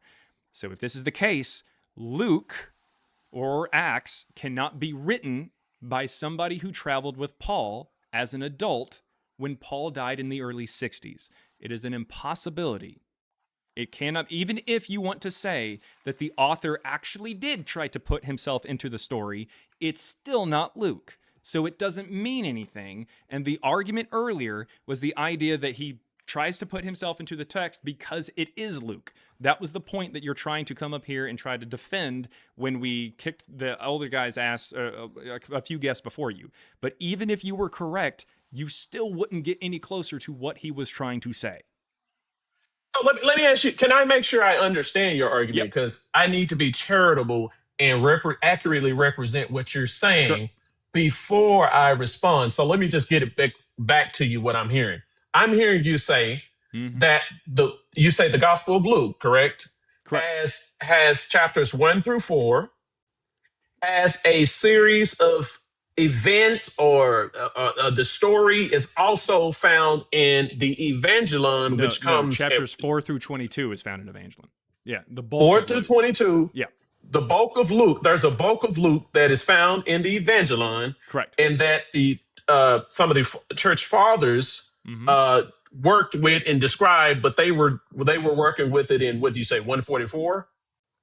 No, Evangeline comes out in 144. The later church fathers, Tertullian, Origen, and Irenaeus, write about this gospel, Evangeline, and what it had in it, like what its content was, starting in about 180 all the way to 240. So how do we know it comes out in 144?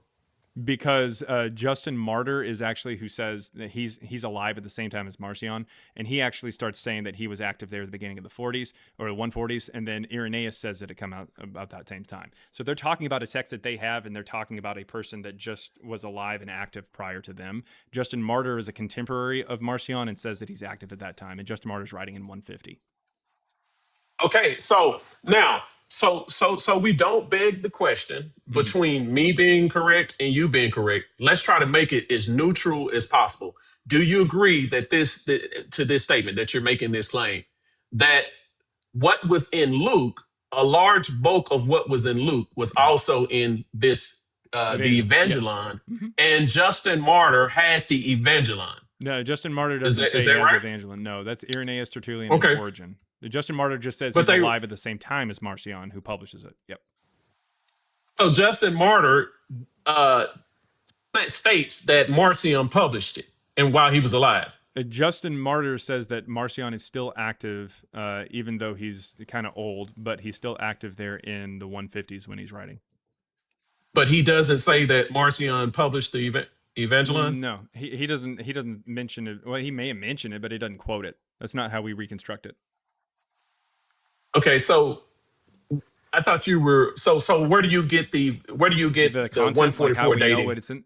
The 144 dating of the Evangelon. Because that's when he would have been active. According to the story as well, he shows up in Rome in the late 130s and ends up getting kicked out of the church in Rome around that time. Irenaeus, I believe, is the one who says that he is kicked out of Rome or excommunicated from the church in Rome in 144, and that's when he publishes. That's what Irenaeus says. So it's kind of like an inference from a few facts. The fact that he lived during this time, that Justin Martyr says he we have a text that comes from him, and we also have people talking about when he published. We also have a contemporary of him who's saying he is still active in the 150s. Okay. Yeah. So far, nevertheless, we agree even if with you this. want to move it from 140, at best you can move it to like the 130s or something. Like it wouldn't really do too terribly much. You could maybe move it later to the 150s if you wanted that, but roughly 144 is the best guess that we have here. Correct. So I'm just making sure I understand the argument. So a large bulk of what is in Luke is also in the Evangelon. Yes. I got that right? Mm-hmm. Okay. Marcion wrote the Evangelon, correct? He publishes it. Yep. Marcion publishes it, so he may not have written it. Is that what you're saying? I believe that it is actually his students themselves, but nevertheless, sure, he publishes it. He's the first person to mention it. He publishes it there in 144, roughly. Yep. Wow, so that's a very specific distinction, what you just said, how you corrected me on that. So you're saying he published it, but didn't write it? Sure. Okay, so and you think his students wrote it? Most likely, yes, because we do see multiple authors like within the text, but that's only within reconstruction, so it's kind of difficult to actually tell. He either wrote it, so we don't really know who or wrote his it. students wrote it. Yeah. Okay, so we don't have evidence of who wrote it. Otherwise, you would make that stronger claim. Yeah. Well, I mean, obviously, no one else from Christianity would have written it because they thought that he was a heretic. But okay. Well, and when you were in a school of thought, anything that was written, didn't matter who it was by, it would always be attributed to whoever school of thought it was.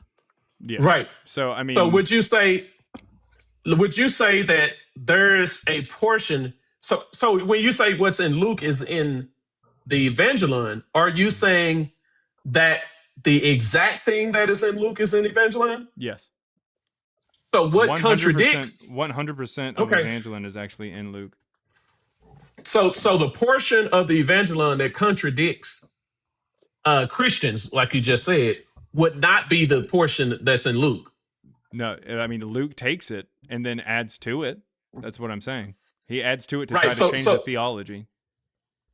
Right. So the portion that is in both Evangelon and in Luke is consistent with Christian theology, meaning that Christians accept Luke.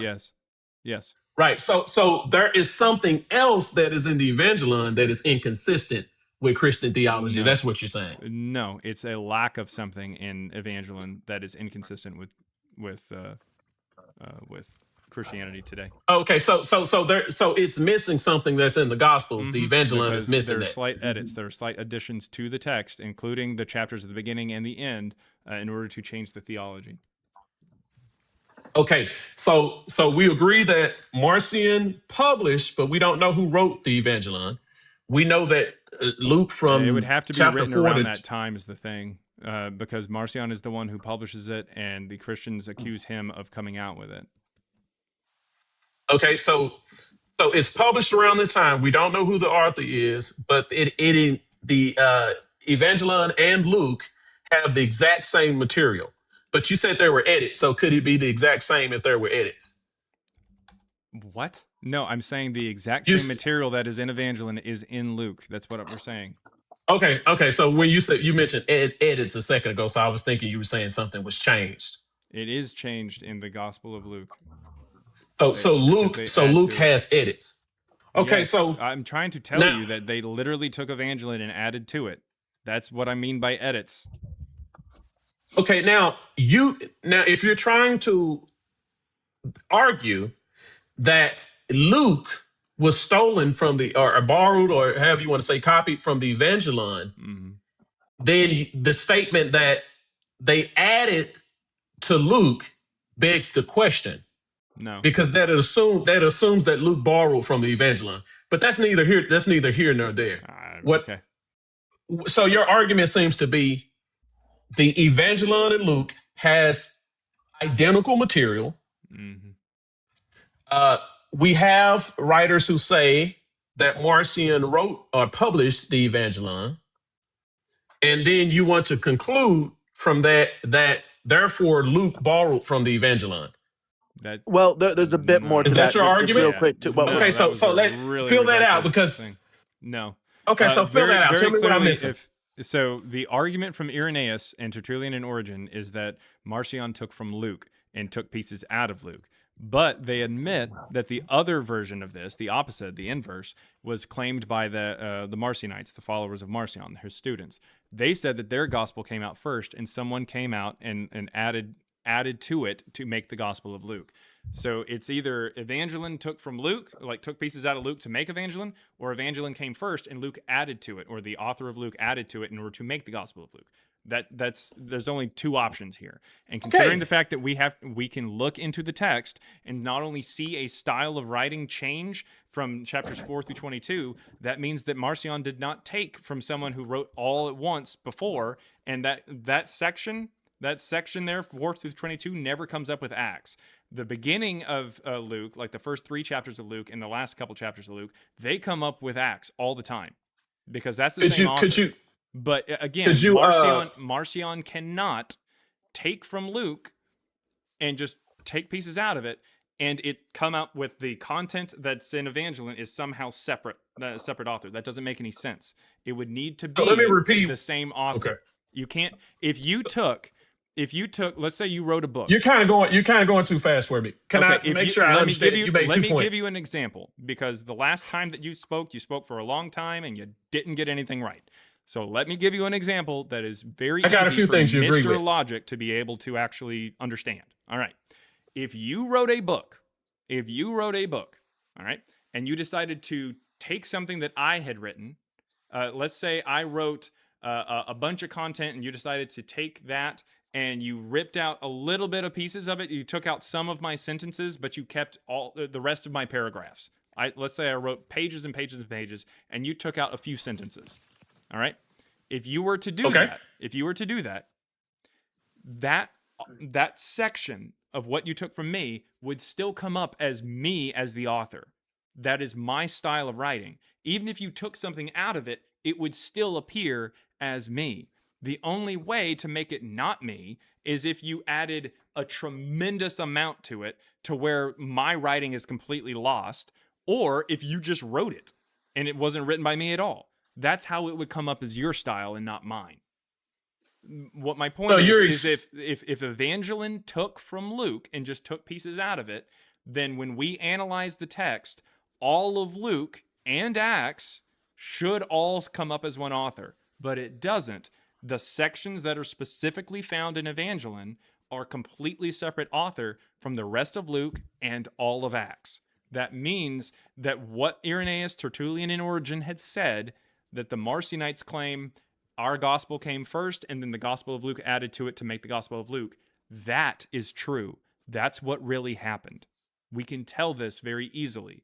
The verse that I showed you in the gospel that is out of place in Luke, but is in the correct place in Evangelion, logically is consistent with the fact that Evangeline came first and the Gospel of Luke tried to make a bit of a hodgepodge kind of change there at the beginning and fucked it up because things are out of order. Even though he's trying to say he's writing an orderly account, he's fucking it up because he's not the original author and he's making edits to something that had already been written.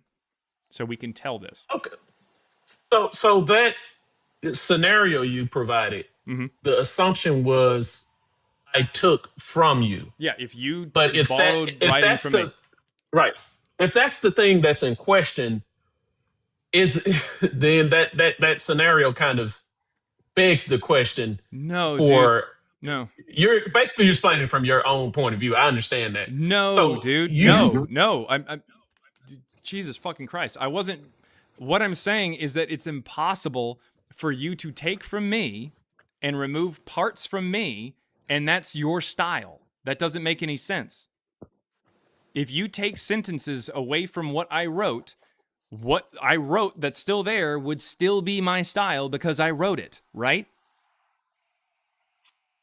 Well, that seems correct, but I would want to ask you a question. If you decided, can two people have the same style? If you wrote 10 chapters of a book and you decided to make one of those chapters was something that I had written previously. You took something I had wrote previously and decided you're going to put that as chapter 9 of your book.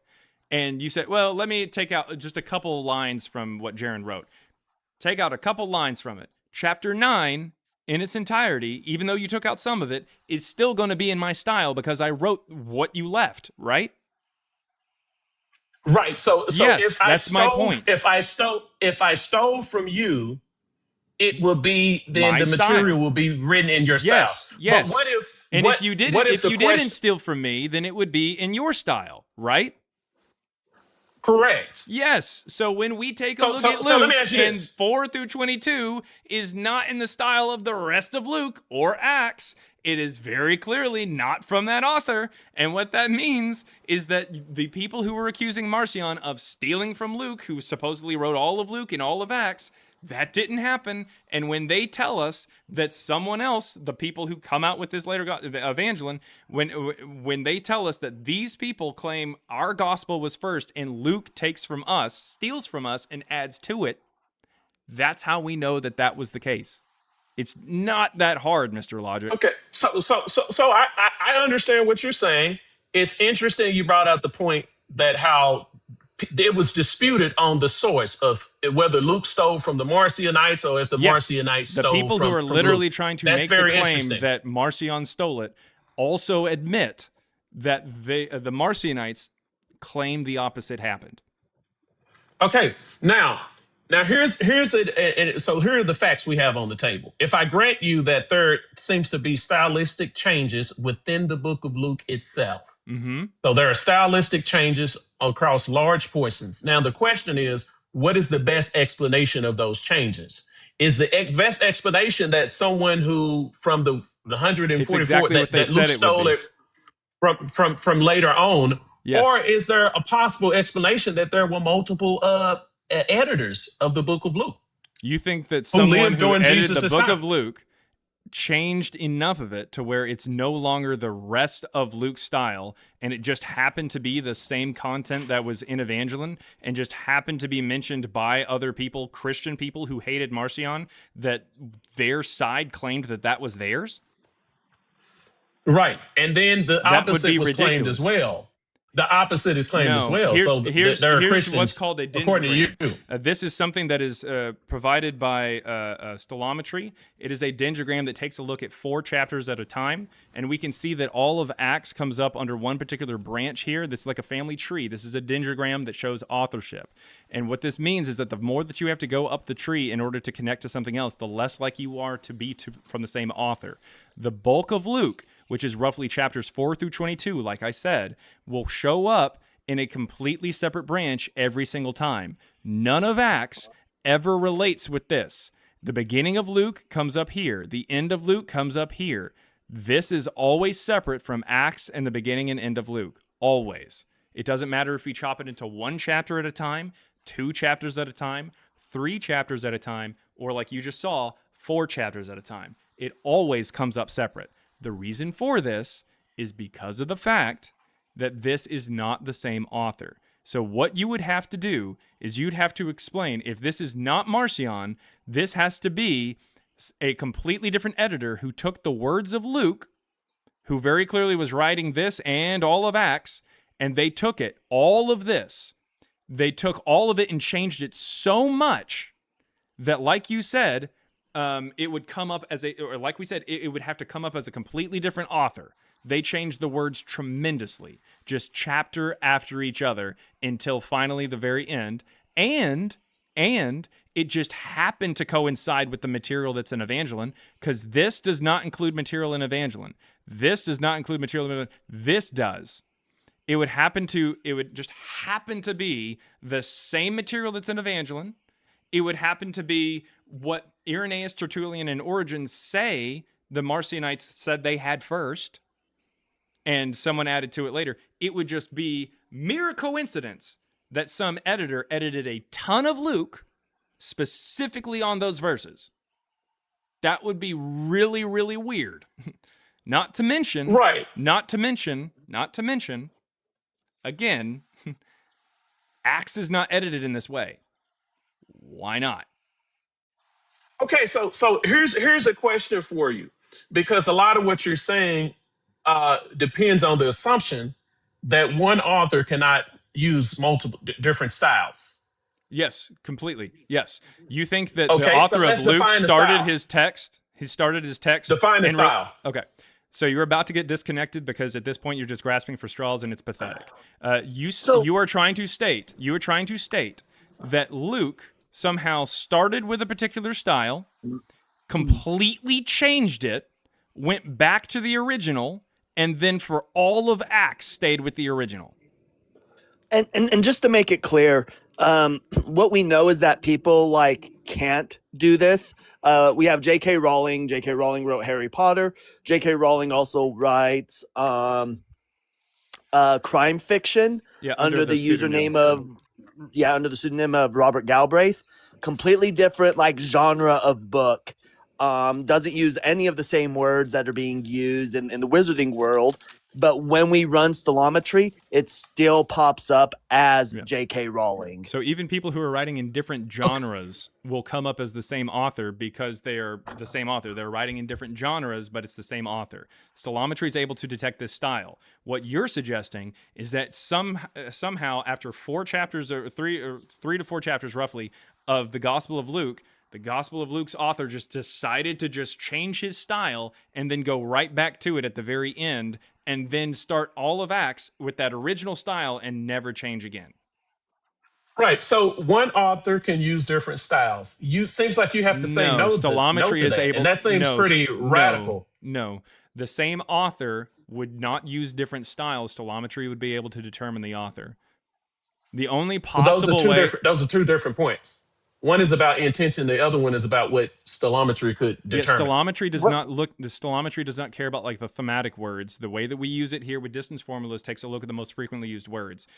Do you truly believe that the genre of something, which is maybe the only thing that could potentially affect anything for stellometry, do you truly believe that the genre of the Gospel of Luke changed after 4 chapters and then went back to the same genre or something? You think the author just changed his style of writing after writing 4 chapters and then went right back later on? That doesn't make any sense. Did you just say that it's based off of vocabulary? It's based off the most frequently used words, which would be function words, like I, you, and, the, but, those kind of things. The most frequently used words. The most frequently used words are not going to suddenly change after 4 chapters and then go back to using the same most frequently used words later on. Now, is that logically necessary, what you just said? Yes. Is that logically impossible? Works. No. Is it logically impossible that someone would use different words? So hold on. Use the different function words. Yes, that doesn't make any sense. So you mean it's a contradiction? Hold on. Yes, it's scientifically proven that people use function words in a particular way. They don't suddenly change it in the same book. That doesn't make any sense. Yeah, and the you issue could that maybe we're make the argument that hold on. over time Yeah, so you could maybe make the argument that over time someone might change, but it would have to be in a massive amount of time. As Cyber pointed out, we have the same author, J.K. Rowling, who wrote under a pseudonym using a completely different genre and still was identified using stilometry. So even when they are attempting to mask themselves and write under a different name and try to appear as someone else, a different author, they still are able to be discovered because the most frequently used words that someone uses does not change. At best, they may change slightly over like a 50 to 60 year period, but they would never change in the same fucking book. That doesn't make any sense. And the issue that you were, hold on. You're not saying, okay, real quick, hold on. And you keep doing this thing where you keep trying to be slimy and inserting in, and that's an insult, not an ad hom. That's just an insult. You keep trying to sit there and say, is it logically possible? Yes, it's logically possible, but the way the human brain works, it's not possible that way because of how the human brain works. Again, unless we're going over a period of like 50 plus years of writing. Yeah, and not so to you're mention saying the way that you it can would have to predict the be behavior changed. of everyone because Mr. you understand Logic, the way the human brains work. So, Mr. Logic.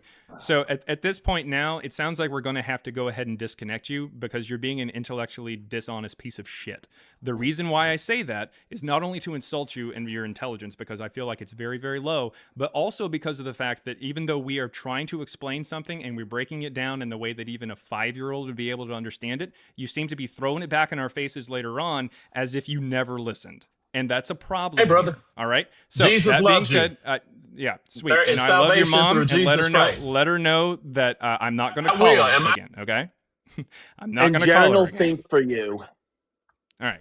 So that being said, we're going to go ahead and move on to somebody else. I will check out. Let's see. They're on Super Chats. Let's see. All right. 1999. Thank you very, very much. Woo! 1999, they're from Nicholas Tomlin, 7753, says, hey, good stream. Thank you. Questions for my own understanding. If you reject Paul's self-attestation, do you reject Caesar's? Well, I don't really have a lot of knowledge over like a lot of what Caesar wrote himself. I'm not really too terribly concerned about it. Paul's self-attestation isn't really that great, considering the fact that even Christian scholars acknowledge that some of Paul's self-attestation is not actually accurate. There are 13 books in the letters, 13 books in the New Testament that say that they are letters from Paul. All right. Unfortunately, even by Christian scholar standards, only 6 or 7 of them, depending on your view of Philemon, are actually authentic to one author or to who you might consider Paul. So let's say that that's Paul. Great. That means that all the others that say that they're from Paul aren't actually from Paul. So, I mean, it's not that I reject Paul's self-attestation. Christian scholars reject Paul's self-attestation, or at least the author that is claiming to be Paul. So it's not just me. It's just kind of how it works. So, and it's not really that's how I say, oh, because I think that Paul didn't write it, therefore he didn't exist or something, or because there's changes in style or something like that, then Paul didn't exist. That's not really it. There's a lot more to that argument than just that, but it's not just me that rejects it. And as far as rejecting Caesar's, I'm not just saying, oh, hey, Caesar, I'm not saying Caesar existed because we have his writings. If you want to make the same argument for Caesar based off of Caesar's self-attestation or lack thereof, or a rejection of it, okay, but we have things outside of Caesar's supposed letters to prove that he existed. We don't have that for Paul. That's the problem. Yeah, the things we have for Caesar is one, it's going to be the 2 books that he wrote. One is about his war in Gaul. The second is going to be about the Civil War. We have letters that Cicero kept. So we have the letters. We have a history that's being written. We have, I'm trying to remember the name of the guy, but he wrote, he would listen to Caesar speak and he'd write down what Caesar was saying. We have sculptures that are made by different sculptors, and they all look pretty dang close because Caesar was standing in front of them. So all of these contemporary evidences give credibility that the books that Caesar attests to himself, says, I wrote these, gives those more credence that he actually did write them. Again, there's outside information for them. Let's see. What about Socrates? Socrates doesn't write anything, so I'm going to reject anything written by Socrates because he didn't write anything. And then let's see, who forged 7 letters with embarrassing details? Marcionites, I guess. I mean, to some extent, what you're doing is you're taking a look at the canonical versions. The canonical versions include certain things that are added later after the Marcionites publish these texts. The Marcionite texts do not include these embarrassing things necessarily. These are things that are added later to make Paul more subservient to the disciples, like Peter, James, and John, who the Catholics connect to for apostolic lineage, or the proto-Catholics, the early Catholics and whatnot. That sect of Christianity took a look at that sect of Christianity took a look at these Paul's letters and said, hey, let's try to make this guy, let's take him down a peg. Let's try to more or less make him anti-Marcionite to some extent, and let's publish those particular letters. So the letters you're talking about, with embarrassing details, are things that are edited by proto-Catholics later on in the late 2nd century. And then you said Ehrman, Casey, Allison, Sanders, all bad. No, it's not that they're bad. It's just that they're outdated. I mean, I'm not saying that the people who claimed that the sun went around the earth, I'm not saying that they were evil, bad people, or even that they were really stupid. It's just that they were wrong. And new ways of studying things, new technology, new mathematics, new research disproves old claims. That's how that works.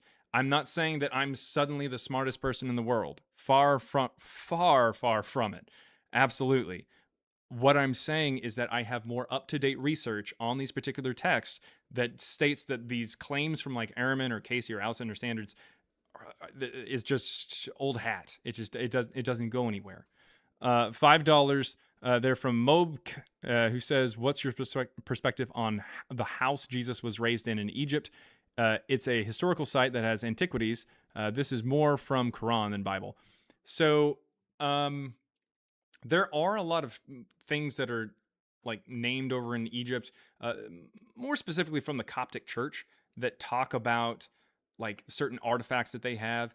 I think there's one that's like Mary's well, or a tree that like Mary rested her hand on, or it's something. It's silly. It's nonsense, but it's simply just things that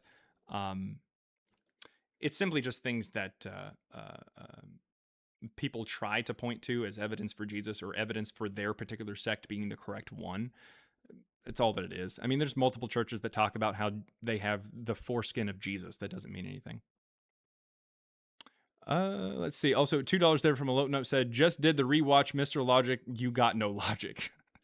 And then $2 there from a Low Note says, queefing for Christ. Thought we moved past this. Thought we moved on. But I guess I was wrong. Do we not learn from mistakes? Do we not have what it takes? All right, first person to tell me the name of that song wins 10 Jaren points. Okay, and it's probably going to be Ash. All right, queefing for Christ, Mr. Logic got no logic. Nice. $1.99 from XVR Game In says, what about 2 Peter 3:15 through 16? Is Paul made up? Yeah, so 2 Peter, even from Christian scholar standards, is not actually from Peter. Doesn't make a lot of sense because it's the completely different style of writing from 1 Peter. And it doesn't make any sense at all that Peter even wrote either one of them, because Acts 4:13 says he was illiterate. So it doesn't really make a lot of sense that he was writing something else or other text in a language he didn't even speak. Kind of strange. Also, he doesn't say that he personally knows Paul in there. All right. Let's see here. And then $4.99 from Nicholas Tomlin says, thank you, sir. This stuff is rough, to be honest. Like a lot of facts and context to process. I may not agree 100%, but it's thought-provoking. Oh, yeah. Well, definitely check it out. I would recommend, obviously, the book, Christ Before Jesus. The ebook is just $3. There is a print version, as you can tell, and an audiobook version as well, read by me and my co-author. The ebook is just $3. The link is in my bio here on TikTok or on YouTube there on the profile. Or there's a website. There's a website with a lot of this stuff as well. One of my friends, very good friend, Gray Eyes, here on TikTok, actually put together this lovely website. Let me see if I can pull it up. Can I pull it up? It's being stupid. All right, so I might be able to pull it up in just a second. Okay, so this website is mythicism.web.app, and it is absolutely incredible. It does a really good job of going over a lot of what I say and more. A lot of really cool facts. Let's see. Can I bring it up now? Come on, let me bring it up. Let me water your plants. Let me water your plants. Okay, no. All right, it's not working. It's being stupid. But eventually I'll be able to bring it up and I'll show you guys. But anyways, yeah, mythicism.web.app. It's got a lot of really cool resources there for what I'm talking about. And finally, $1.99 from the prototype says we haven't queef.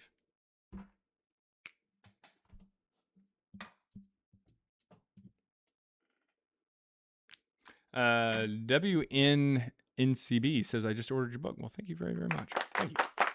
Hopefully you enjoyed it. If you have any questions or anything like that, or reach out. Is this working now? Yeah, it's working now. It's just stupid. Okay, there we go. It's got a whole bunch of really cool stuff. You can go in there and you can search for, all kinds of things that you can search for all kinds of things that people talk about to try to say, oh, Jesus existed because of this. And it goes over like Christian church fathers. It goes over historians. It even goes over the fucking Shroud of Turin from the 14th century because that's when it was made. $1.99 from Tracy, formerly Ianto. Say, hey, Big Daddy Cowboy. Hey, Big Daddy Cowboy. I think I've got a sound for that. Where is it? Oh, there it is.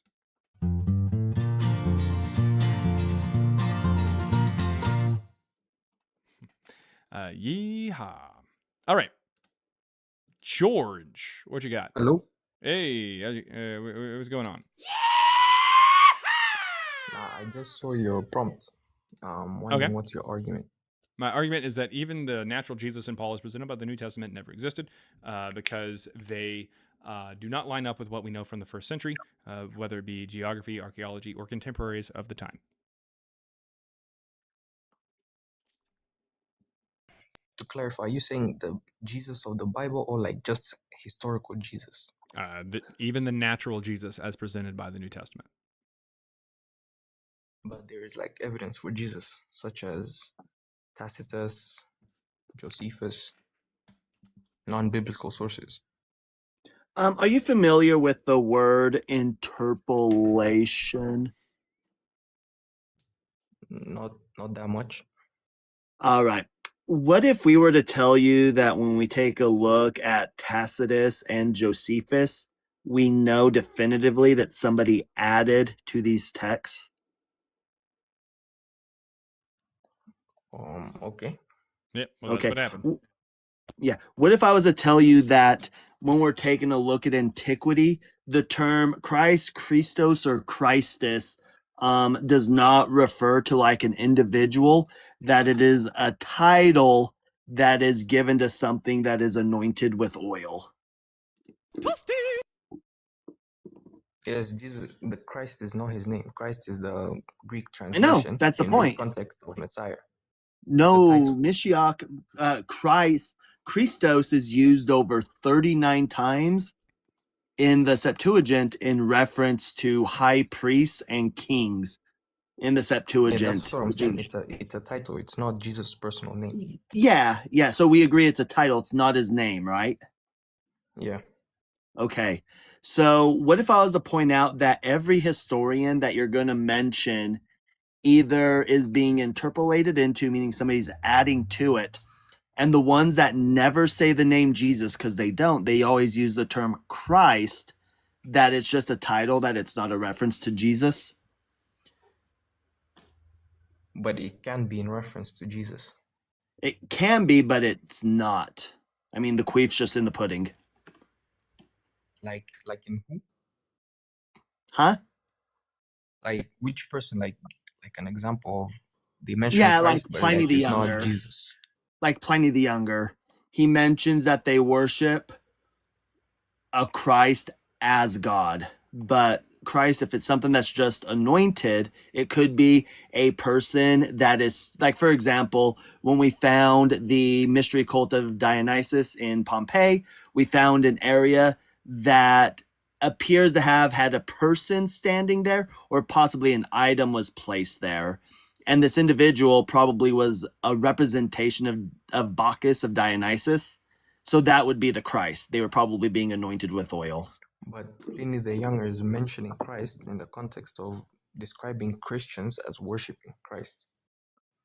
Mm-hmm. Yeah. We could say that there's Christians worshiping something that gets anointed with oil. And that's Jesus, though. Well, no. Was Jesus anointed with oil? Yes. When? He was anointed. When? And by who? By when he was baptized. Did that person have the authority to anoint him? Yeah, according to the Bible, it does. It was Who does the to make way for anointing? Jesus. Who does the anointings? John the I think it's priests, Priests. Yeah, was it a priest who anointed him? but also prophets anoint. No, Oh, what prophet anointed him? the John the Baptist is recorded like John as the a Baptist prophet. didn't anoint him. John the Baptist baptized him. Yeah, anointing, it's the same thing. Baptism and anointing are not the same thing. Like, let's queef it real, okay? No, like it's the same procedure to elevate someone, to recognize in a religious sense. No. Anointing is a physical act. Okay, so are you saying, okay, first for Tacitus, you're saying that the part where it mentions Christ is not, it was edited. No, what I'm saying is that Christ doesn't refer to Jesus. It's just a title. You admitted that as much at the beginning. It's just a title. Yeah, a title that can mean Christ. Christ means Christ, yeah. Mm-hmm. No, I'm saying, my bad, a title that can refer to Jesus. That's what I'm saying. It can refer to Serapis too. Where's your evidence it referred to Jesus? Because Tacitus says Christians followed Christus. Christians don't follow whoever you just said right now. How do you know? Because it's mentioning in the context of Christians. Christ in the context of Christians is Jesus. No, Christ in the context of Christians is Christ. We don't have any stories of Jesus until later on. We don't have any stories about Jesus until after Pliny runs into them. Okay, so you're saying that I'm saying that there is a religion of a Christian. There's evidence of Christians, and Christians are a religion or a mystery cult that had been around. Yes, I agree. Been around for quite some time, that followed a deity that they knew as Christ. That does not automatically mean that there's a man named Jesus that's involved in the story. Yeah, but I'm asking, you're saying that the evidence is too late? No, what I'm saying is that the evidence for Jesus within Christian communities is 3 decades after Pliny. We don't have any evidence. We don't have any evidence that the Christians had any connection to some guy named Jesus or even worshipped a man until after Pliny. Yeah, and I don't have a problem with that because. Okay. Well, then what is your evidence that Pliny is talking about a man? Then? For example, if we take Jesus, right? We compare him to other historical figures. Cool. All right. So what is your evidence that Pliny is talking about Jesus if Jesus does not get mentioned for another 30 years after Pliny? Because he's talking about Christians. Okay. And Christians don't have to Christ means Jesus. No, that we don't have any evidence of Christ meaning Jesus for the Christians until 30 years later. Yeah, Jesus is a Jewish name. Mm-hmm. I mean, it's a Greek name, but what I'm saying is Christ is the title. Wait, you realize Jesus is the English version of it, right? Yes. Okay. It's like the transliteration. Yeah. Yeah. So again, where's your evidence that to a Christian in 111, Christ would automatically mean Jesus when talked about Christ? Where's your evidence of this? Because that's what historically What when historically? You refer to Christ in a what Christian historical context, evidence do you have of that? We can go to Suetonius. Suetonius we're is talking later. about Pliny. Oh, Suetonius is later and also doesn't say the name Jesus. Okay, let me pull up some evidence. Just give me a minute.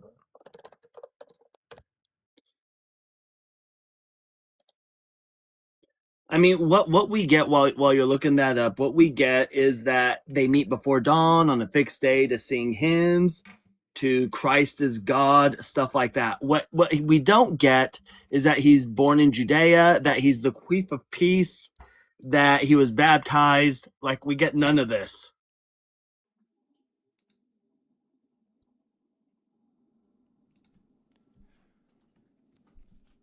I flew out to bumfuck Idaho in the shivering cold.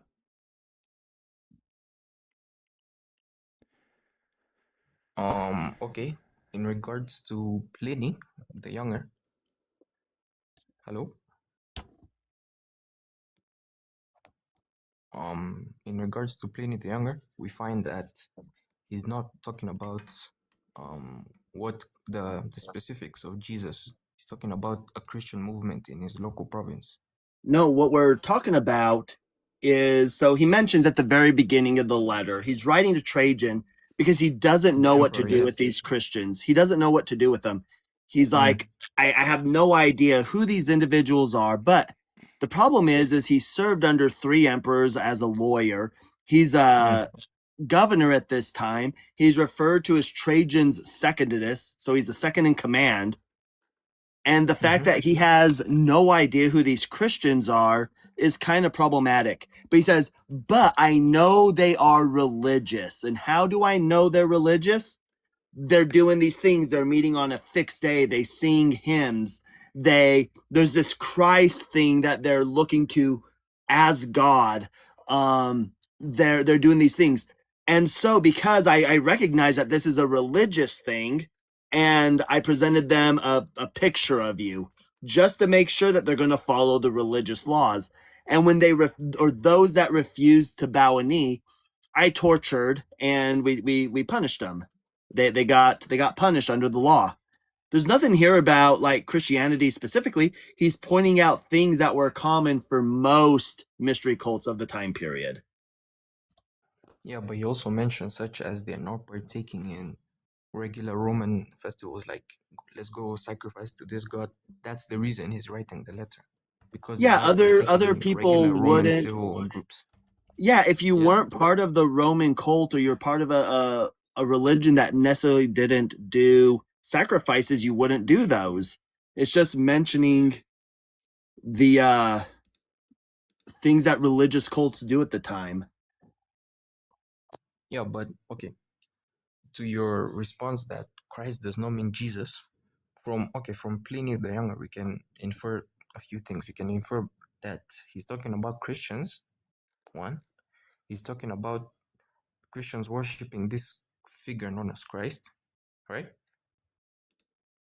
And under his context, right, what Tacitus knows, what does Christ mean according to what Tacitus would recognize Christ to mean? The anointed one, I think. I'm not sure. Yeah, we talked that this is a title, and we do know that when mystery cults would meet, they would have either a person or a item that would represent the deity, and they would usually be queefed with oil. That was just part of it. Yeah, but we know that Christ in the early 2nd century is referring to Christians who worship Christ. You're presupposing that because under your Christian ideology, you say it has to be Jesus. I'm saying that when Pliny is writing this, he's not presupposing it. In 111, yes. But I'm still struggling to understand your argument. You're saying that when in early Christian sources that when they mention Christ, they're not mentioning Jesus. Huh? No. When they mean Christ, you're saying in early Christian sources, or when the Christians are identified, they don't mean Jesus. Pliny wasn't Christian. Yes, I agree. He's mentioning Christ. Yeah, they don't mean Jesus. Which is the identifying name for Christians. Yep. And who they worship. Yep. Christ. Yep. Doesn't mean Jesus. Next. Next point. Yeah, Christ means Jesus. No, it does not. Okay, Jesus is the personal name, right? Cool. Yep. And we don't see the name Jesus associated with the word Christ until 144, 30 years later. Provide evidence before 111 or in 111. Yes. That's how many years after? That's 100 and. That's 30. 30 years 11? after Pliny. Yes, and I don't have a problem with that. Okay, then I guess that Christ is not Because Jesus. Then, do you have any other evidence to no, suggest let that me what let you're me talking? let me. All right, either provide evidence that the word Okay. Jesus is associated with Christ in 111 or before, or you will be disconnected. You are Okay. now at this point. Do No, it or I'm do it. saying Nope. Provide evidence that the word Jesus is associated with Christ in 111 or before. but that's it's a flawed criteria. Can I explain? Okay. Nope. All right. I was going to help him. I was going to give him the book of Cophesis.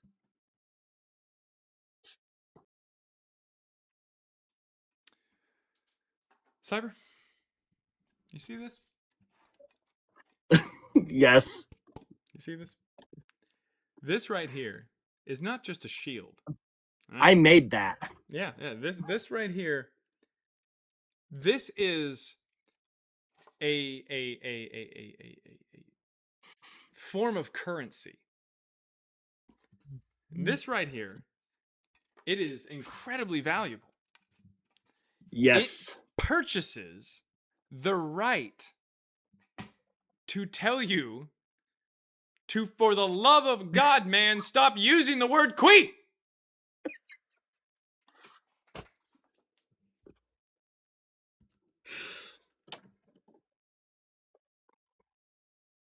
Asshole. All right.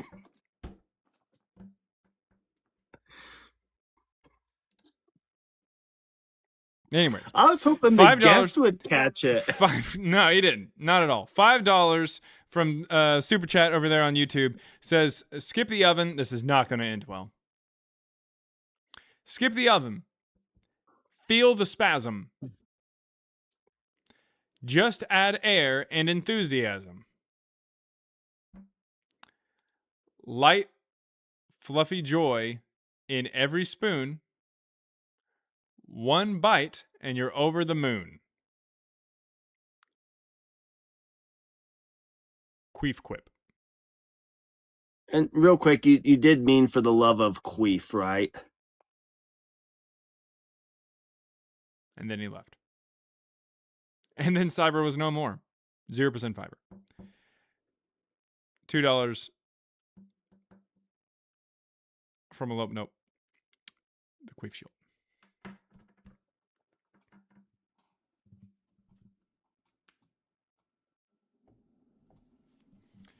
Also, 10 points to House Ash for getting the song. It is Someone Anyone from Amberlin. Very good song, by the way. Let's see. Period, and... Hey, can you hear me okay? My Space? mic is, I fixed it a little bit. Yeah, what you got? I don't know if you're just gonna boot me out, but I didn't see anybody else requesting, so I thought I wouldn't waste your time.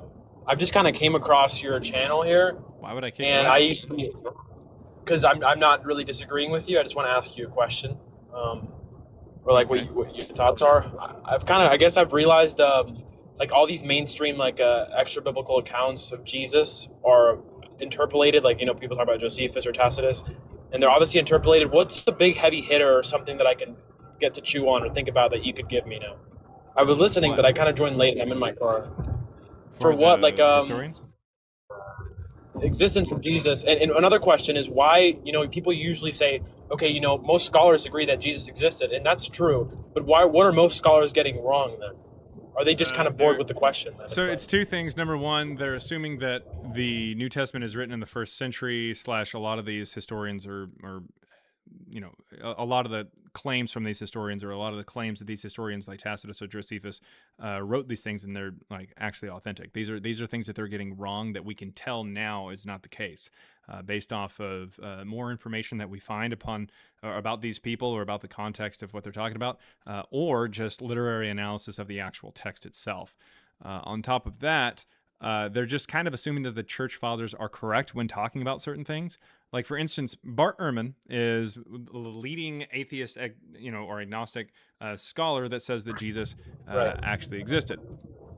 But his kind of big gotcha, his big ace in the hole or ace up his sleeve or whatever, is the idea that Paul met James, the brother of Jesus, and to quote Bart Ehrman, you can't have a brother and not exist, which makes sense. But Sure. the problem is there is no mention of Paul outside of Christianity ever. There's no mention of Paul in the first century. Nothing within Pauline letters to even insinuate that he's writing in the first Saul century. either, right? No Saul either. Yeah, well, I mean, not that guy. There's a Shawlus that like is alive like in 70-ish or something like that. But he's like just like there were a lot of Yeshuas too. Yeah, right? yeah, exactly. But nevertheless, the guy himself is actually not mentioned outside of Christianity really ever, unless it's a non-Christian that is talking about what the Christians believe or what the Christians have in their texts. So the point is, we have this problem, and in order for Bart Ehrman to say, ooh, this is what Paul said, he has to assume that the church fathers or the church tradition is true when it talks about Paul. Then he says that Paul wrote about this there in the first century. Well, there's no evidence of that. In order to get to the idea that Paul is writing in the first century, what we have to do is we have to assume that Acts is correct. But Acts isn't written by Paul, and we don't know who wrote Acts, and it's filled with a whole bunch of historical problems and stuff like that, or it's just like historical fiction at best. So, as a result there, we have to, he's having to rely again on church tradition. I'm not done. The earliest iterations of Paul's letters are published in 144 by Marcion in the first New Testament canon. These versions do not include the line about James, the brother of Jesus. Which means not only does he have to take the church's word when it talks about Paul's existence, he has to take the church's word when it says that Paul was writing in the first century. He also has to take the church's word when they say that Paul wrote a letter in the first century that mentions James, the brother of Jesus. Because the earliest iteration of it didn't say that shit. And we could tell that it was added in later. Right. He would have to assume that we have something before 144 from Paul that said James, the brother of Jesus, in it, and then suddenly Marcion doesn't have that, and then later on we have it. Right. I didn't know that. Wow. Okay, that makes sense. So, do you think they're lying? Some are lying on purpose, or is that the Who, like the scholars? The church fathers. When the church. Well, some of them are. Some of them, yeah. Some of them are more devious than others, or more deceptive than others. But I mean, personally, I think I could count on one hand how many church fathers I would say are like actually trying to deceive. They're like trying to be nefarious. Because intent is very hard to prove, and ultimately, I think a lot of these people are just kind of duped, and they belong to certain communities that have this version of the story, or this version of Jesus, or this version of beliefs, or this theology, whatever. And so they're writing what they have heard / makes sense to them. But yeah, it's just building off of the IP that Marcion gives us. Go ahead. Did Ignatius of Antioch know Paul, or did he claim to know Paul? He doesn't claim to know Paul. He claims to know of Paul. Ignatius, however, is not dated as early as people thought. Eusebius said that he died in about 108 to 110. Unfortunately, no modern historian that doesn't just take Eusebius' word for it places his death around that time. Eusebius is also an admitted liar, or at least admits that it is beneficial to lie for the advancement of the truth, or advancement of, not the truth, but advancement of what you think is correct, or like something moral. Point is, most modern historians place the death of Ignatius anywhere from about 140 to 160, with some scholars saying that he was Peregrinus Proteus, who died in 165. M. David Litva, Christian scholar here recently, tackled this and places the letters of Ignatius sometime about 165 to 170. Right. Okay. Okay. Great. Hey, well, one more thing.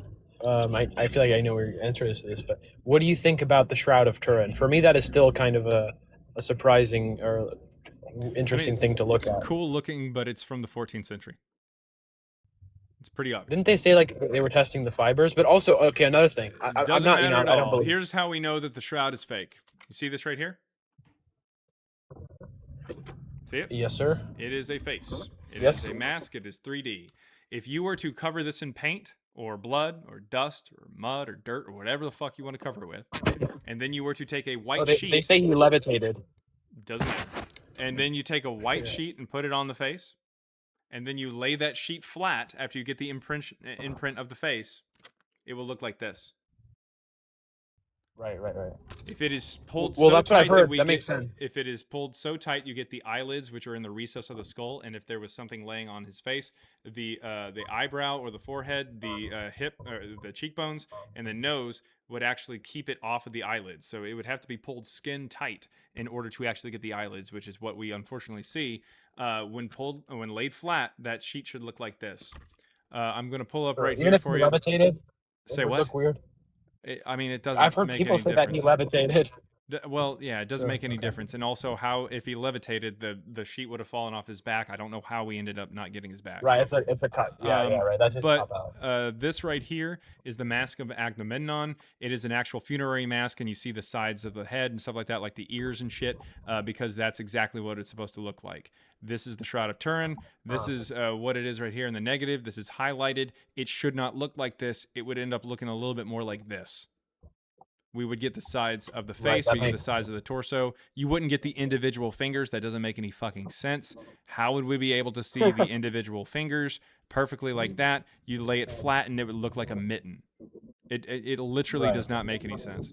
In fact, you wouldn't even really get like the hand that's under the other hand. You wouldn't get this. That doesn't make any sense. Also, take a quick look at his fucking salad fingers for hands here. Look at this. Look at this. Look at this. What the fuck? Like, that doesn't even make any sense. This hand is huge. It's to cover his massive Johnson. That's funny. Okay, right. Okay, cool. So, but it is true that like this kind of work has not been replicated, or is it hard for them to replicate it? It has been replicated multiple times. The most recent time is in around 2009 by Luigi Mariscelli. Okay, but around that era where it was made, is that kind of there wasn't any kind of art like this, right? I guess that's stupid. Considering the fact that some scientists have taken a look at it and determined that it's just red paint, yeah, there's plenty of it. In fact, it's using a bas relief most likely, which is kind of like, have you ever seen like the side of like Greek buildings and stuff like that, or like ancient style looking, looking kind of buildings, where it's like almost like the image kind of pops out, like it's kind of like half of a statue, if you will, like it kind of protrudes out from the wall. You know what I'm talking about? Usually it's like a side profile. Okay, yeah. So it's that kind of thing. It's using a bas relief for this, and then they're going over it with probably blood. Well, I would say blood, or it wouldn't be a problem for them to use blood because they obviously think that Jesus was covered in blood. So why wouldn't they use blood for this artwork? So they use that, and then they use an oven to make it look more ancient, or like it was old or aged. And so they just present it. And the first time that we get anybody writing about it is in the 1300s, and most people who are writing about it at that point are saying that it's fake. Only once it became popular and moved to Turin, Italy, did the Catholics actually say that it was real. And then the 1988 study that came out and said it was actually carbon dated to the 1300s, which makes fucking sense. That's when the Catholic Church actually reversed their decision or their stance on it and said, nah, it's not real anymore. So they'll actually stop short of saying it's real now. So yeah, only like some conservative Catholics or Christians who really get big old boners for seeing some dead guy. They're the only ones who are really saying that Jesus is actually depicted on the shroud. Right. Okay. Thanks, man. Thanks for talking to me. Where do you come from? Because like I like talking about this, but most people who talk about this are weird or like ugly looking. You seem like a normal dude. Okay. That's weird. That wasn't America. That wasn't. I'm just saying. All right. Well, facts. All right. See you, bro. Appreciate it. All right. Good luck with what you're doing. All right. Well, that was kind of a weird ending there. It's true. I don't even know what you're talking about. Like, what are you talking about? And then he left. What's he talking about? What was he talking about? Is he talking about like how like I don't know. I have no idea. I mean, I guess it was kind of like a weird backhanded, or not a backhanded comment. It's like a weird comment that just like was meant to be a compliment, but like just probably came out really weird. No idea. Couldn't tell you. All right. Yeah, Emmy says somebody's got a crush, or someone's got a crush. Livia says CBJ is a cutie patootie confirmed. Pull the Cunningham. Okay. All right, let's see. $5 there from Christina the Godless. Christina the Godless. 1/3 of Girls Gone Godless found everywhere that podcast can be found. Also, 1/3 of Oh, should I say the name? Should I say the name? Nah, probably shouldn't. Or should I? Should I say the name? Should I say it? Should I say it? Christina, should I say it? Do I say it? Christina, I need guidance. All right. Well, I'm just gonna go ahead and say it. I'm gonna go ahead and say it. She is 1/3 of Bible Libel. Bible Libel is coming soon to a TikTok app near you. We are going to be discussing all kinds of crazy questions, including some questions that you might suggest. But these crazy questions there in the Bible are going to be adult themed, most of them. Inappropriate questions. But here's the big thing. We're not going to be tackling, does God exist? Fuck you. Who cares? Who cares if God exists? I want to know if he's got a dick. So check out Bible Libel. Bible Libel is, again, coming soon to a TikTok app near you. All right. Let's see. Yes, but Christina the Godless. Make sure you're following Christina the Godless because she is lots of times running the show there. Okay. So really fast. Oh, Bree said, "Don't inflate his ego like that, y'all. He's already insufferable." Bitch. I have been tagging you in videos that I thought would help you around the house. Like home renovation videos. I even tagged you in something today that wasn't even home renovation. I don't even remember what it was, but I made a note. I bet Bree is happy that this isn't home renovation. I don't remember what it was, but I remember how I felt. I thought we were friends. Here you are saying I'm an insufferable bastard. I may have embellished that a little bit, but still. Insufferable?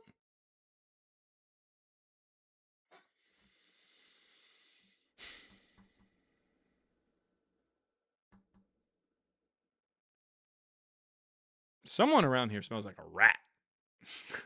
Anyways, let's see. Christina the Godless $5 says, the Shroud of Turin ain't got shit on the Shield of Queef.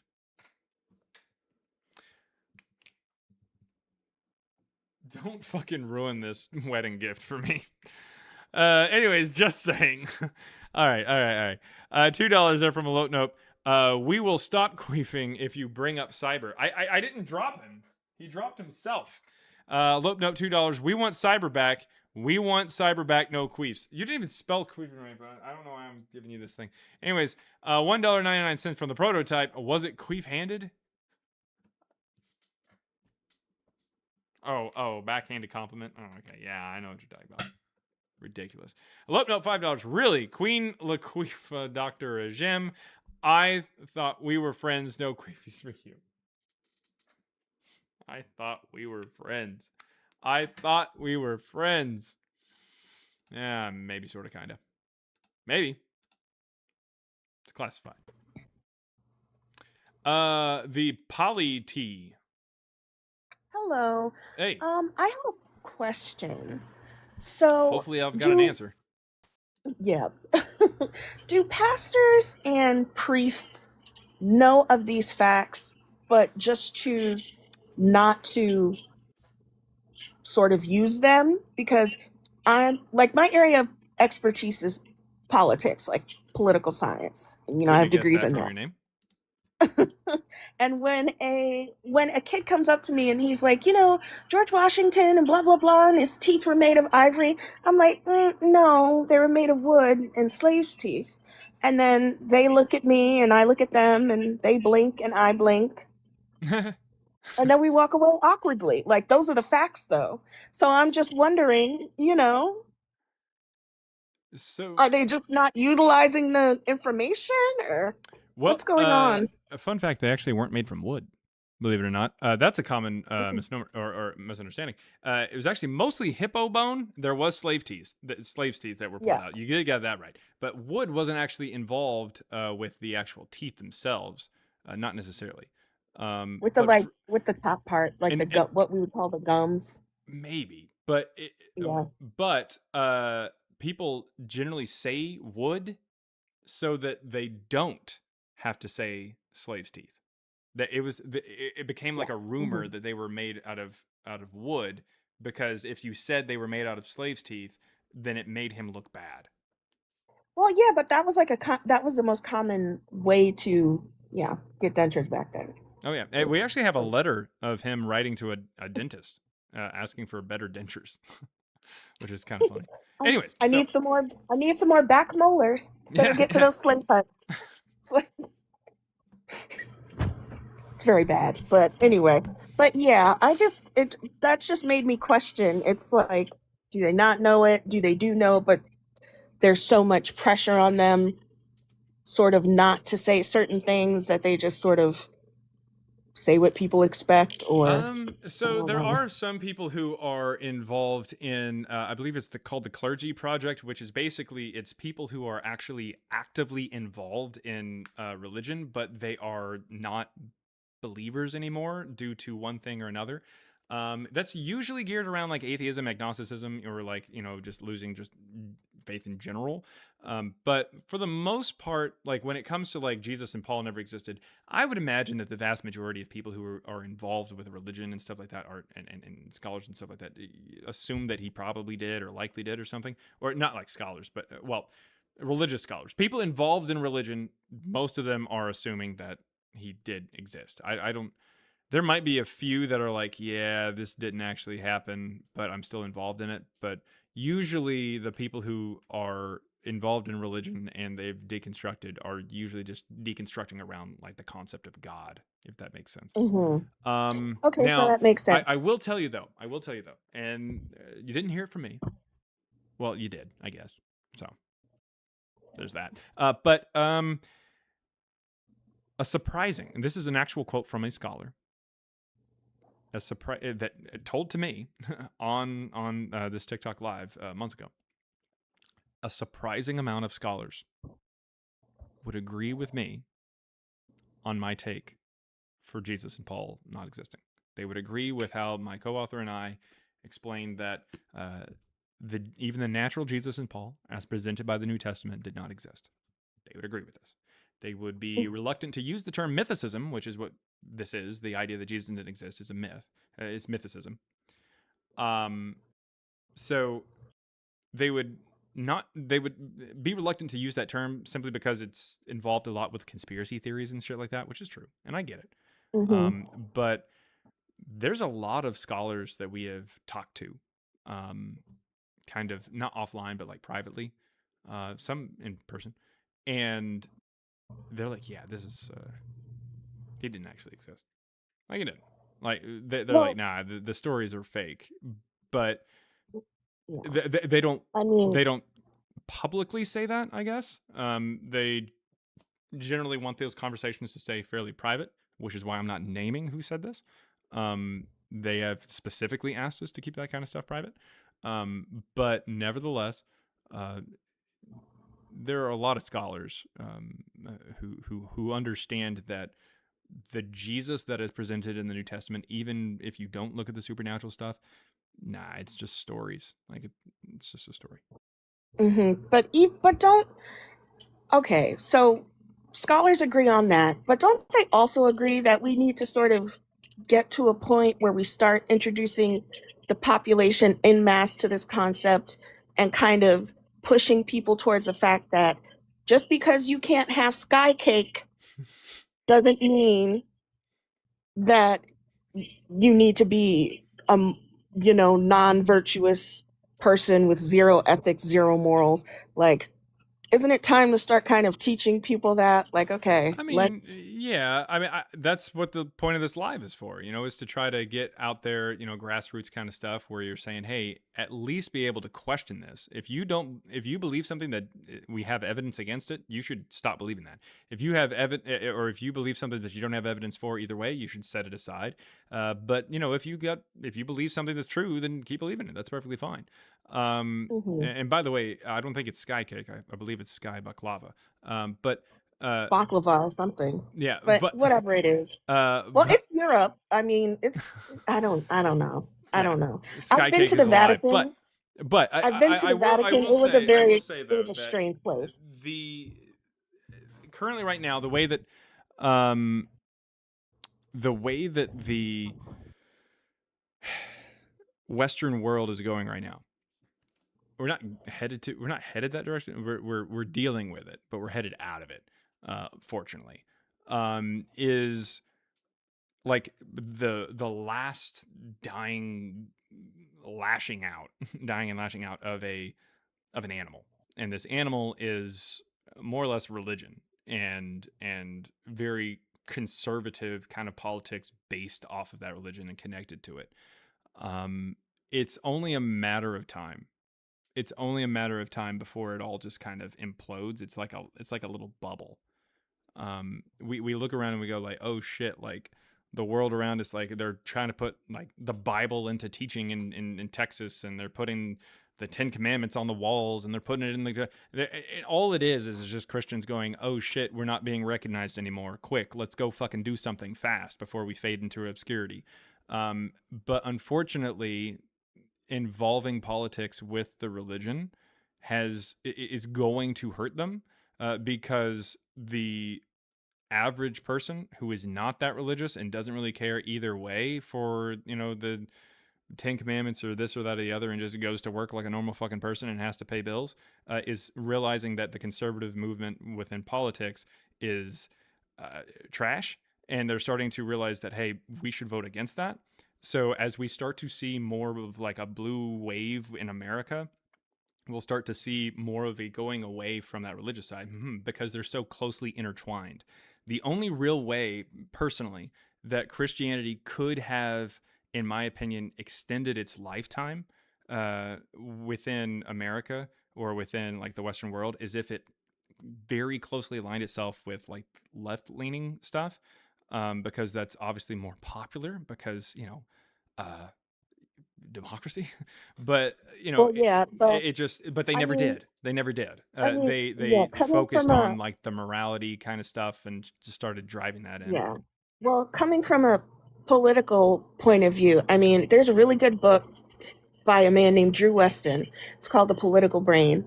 And in that book, he did physiological studies of the brain. He put on an EEG on the people's heads when they were being asked political questions. And conservatives and Republicans, the first part of their brain that would light up was the amygdala. So you're dealing with people who are inherently fear-based. So if like you're a liberal and you want to talk to your conservative dad about climate change, like you can't say, oh, the little girl on the banks of the river and she's going to starve. Like he doesn't care about that.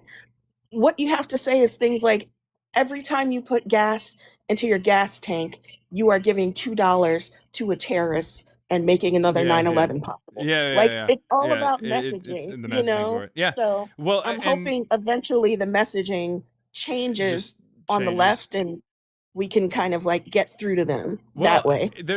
I guess there's another concept to this, or another aspect of this, that just kind of like, I guess religion goes hand in hand with a lot of conservatism, because it also produces that like fear-driven thing, or this like us versus them kind of concept. You know what I mean? Like you're like in the scenario that you presented, the hypothetical there. Well, unfortunately for some people, not hypothetical. The father didn't care about that little girl on the border. The father. I think you said the border. I'm pretty sure you did. I don't know. That's what I pictured. No, like if you're discussing climate change, and you know how they have those commercials of the kids, and they're like teary-eyed. For some reason, I just thought of somebody on the border. I have no idea why. It's because I'm in Texas, and that's a very common thing. But or topping point. But the point is, it's hard for them to care about other people because it is us versus them. And religion reinforces that concept. If you kind of take religion out of it, that's one extra layer of like isolationism that you are removing, or dare I say even fascism that you're removing. And so now you're able to identify with other people's struggles and identify with other people just in general. And so that definitely helps. So, I mean, it goes hand in hand. And I would say that, you know, while you're out there talking about politics and stuff like that, I'm dealing with like religion and stuff like that. So it's just, it's about the same. Intimate, because there's also another book called The Birth Dearth, and it's by Ronald Reagan's former policy chief, and in it he explicitly says the white population, the YT population of the United States, is not having as many children as they once did. And things like abortion impact that. So we need to find a way to make sure that we package abortion into religion and into politics, so that it's really an insulting book to white people too, so that we keep producing more white people so they'll keep voting Republican. So he just automatically equates whiteness with conservatism and republicanism. I mean, conservatism is even insulting to, you know, its own followers, its own adherents, which I don't know why they don't realize that yet, but I know why. Well, also around that same time in the 80s there, you had, and I just pulled it up, this is in the Parade magazine there from 1981. This is a quote from Billy Graham, the evangelical preacher, evangelist. He said, and this is a quote, "I don't want to see religious bigotry in any form. It would disturb me if there was a wedding between the religious fundamentalist and the political right. The hard right has no interest in religion except to manipulate it." And at this point right now, like I said, if religion had stayed away, if Christianity had stayed away from that side, it probably would have prolonged it, but it didn't. It just ended up marrying it. It ended up like it said a wedding, as Billy Graham put it. It ended up becoming intertwined with it, and so people are going to see. Fortunately or unfortunately, depending on what side you're on, people are going to see high gas prices and go, right, bad, therefore religion bad. And so it sucks to suck. You shouldn't have done it. So this is you really, like you really shouldn't have. But that goes with all leaders. They just can't, like, because I'm a history person too. They just can't keep themselves from doing it. It's just too tantalizing. It's just too easy, you know? Yep. Like, I'm the king and I was sent here by God, and now you have to do everything I say. You know, ta-da! Hey. It's just so there. It doesn't seem like there could just be someone who is like, you know, I'm a leader. I'm gonna try to do my best. Like, I feel like that's why people are really into Zoran Mandami.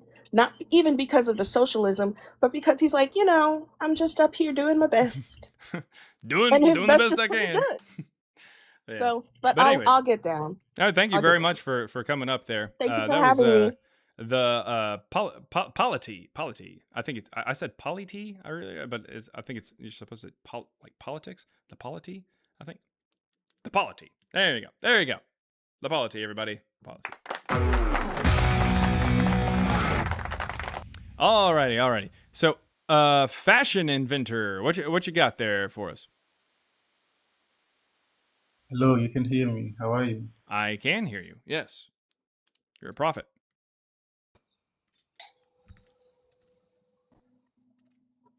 Okay, that's good to know.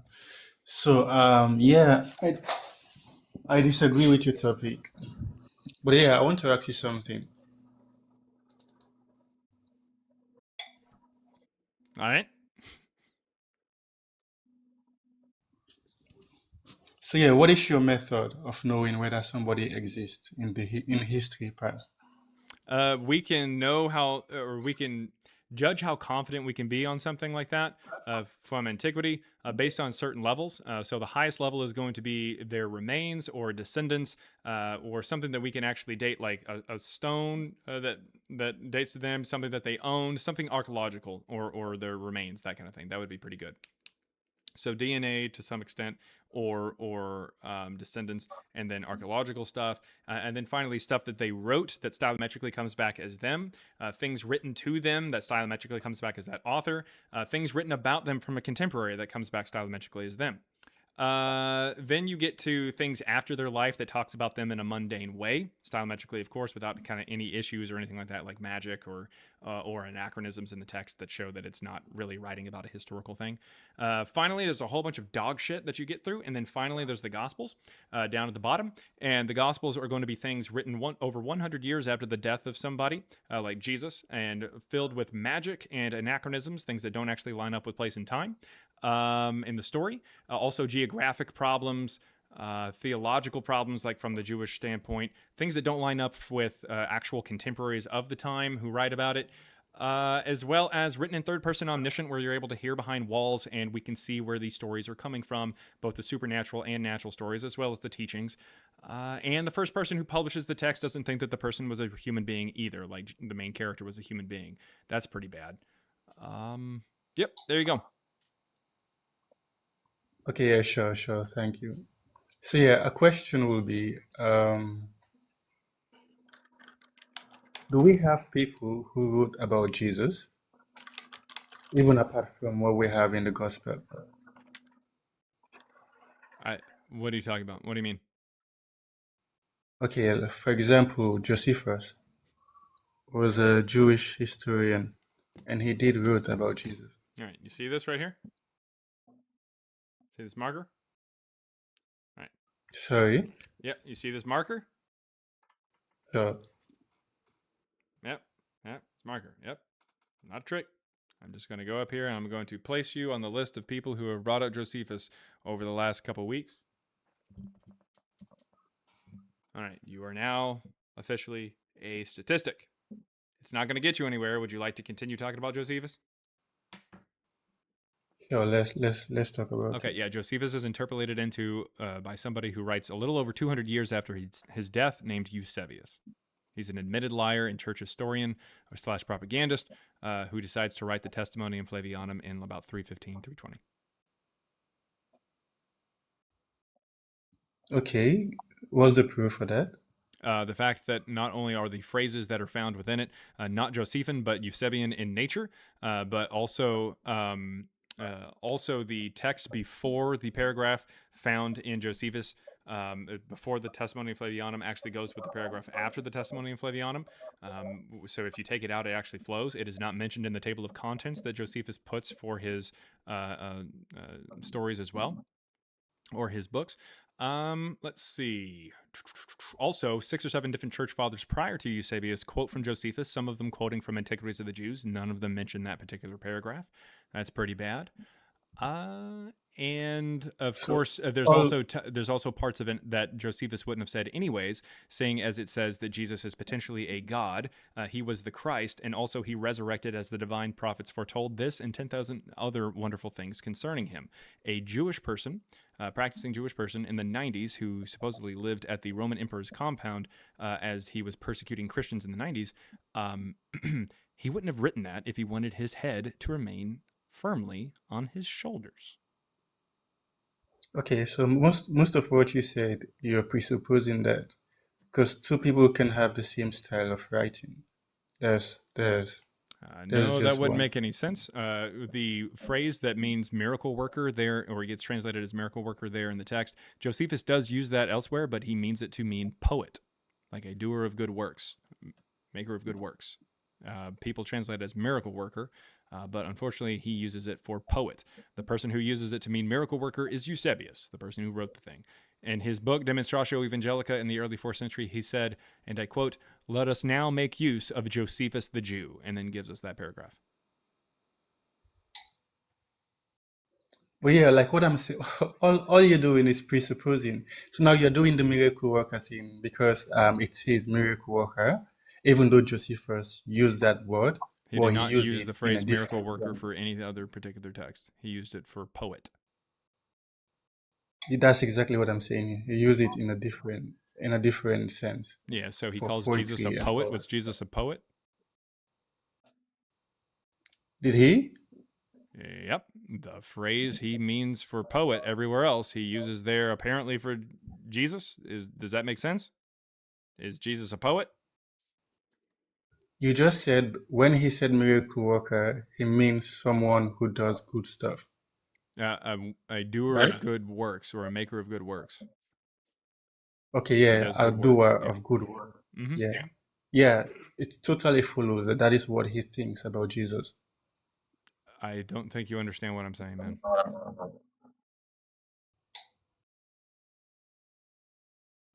I responded as far as I could understand to what you said. Yeah, I think you're not understanding what I'm saying, so you're just kind of attacking a straw man or something. So what are you saying? I am saying that Josephus would not have said that because the phrase that he uses for poet is the phrase that he uses for Jesus, and Jesus was not a poet. How does that follow? How does that follow Is that he a poet?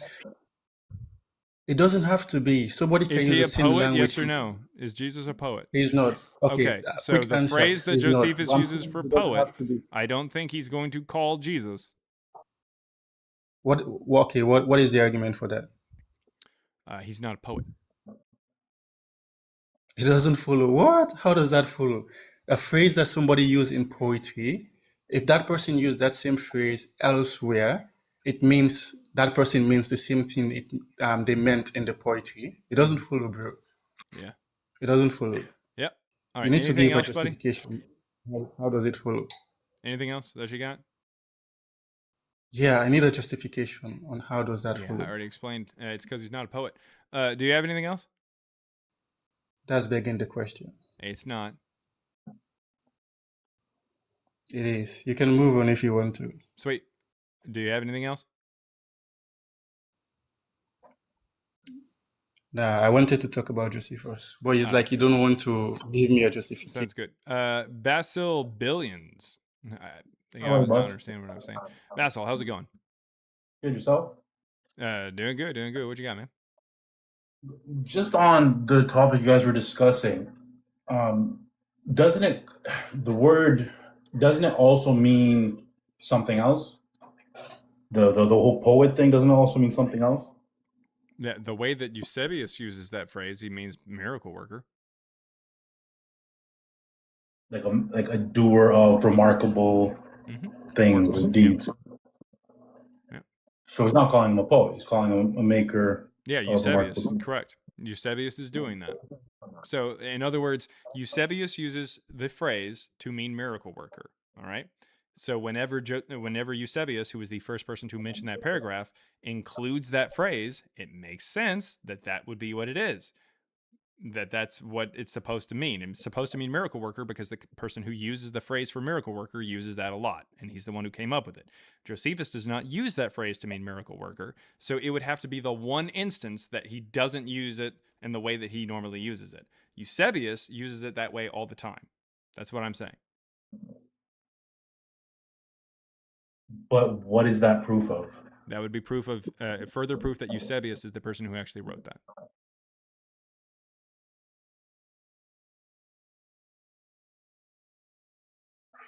But could he not just be quoting the passage? He could be quoting the passage. But the issue is the fact that that passage doesn't even appear in other texts where it should. In fact, the paragraph before it and after it flow together, so much so that in Wars of the Jews, another book from Josephus talks about the same things in the paragraph before it and after it without the Jesus passage put in. No historian or no church father prior to Eusebius ever quotes from that passage, despite the fact that they absolutely could have used it, as Origen was trying to explain that Josephus believed that Josephus said that Jesus was well received. He was trying to make that argument, and he had to use John the Baptist instead of this particular passage because that passage was not in there. So are you arguing that it was made up by Christians or edited by Christians? Yes, Or are I'm you arguing that claiming Eusebius is the one who wrote it. So he personally created the whole thing? The Testimony of Flavianum? Yeah.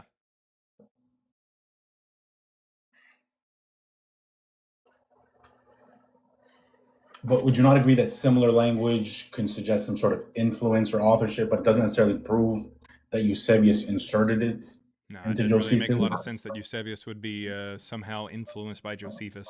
They're completely different. Josephus dies at the end of the 1st century.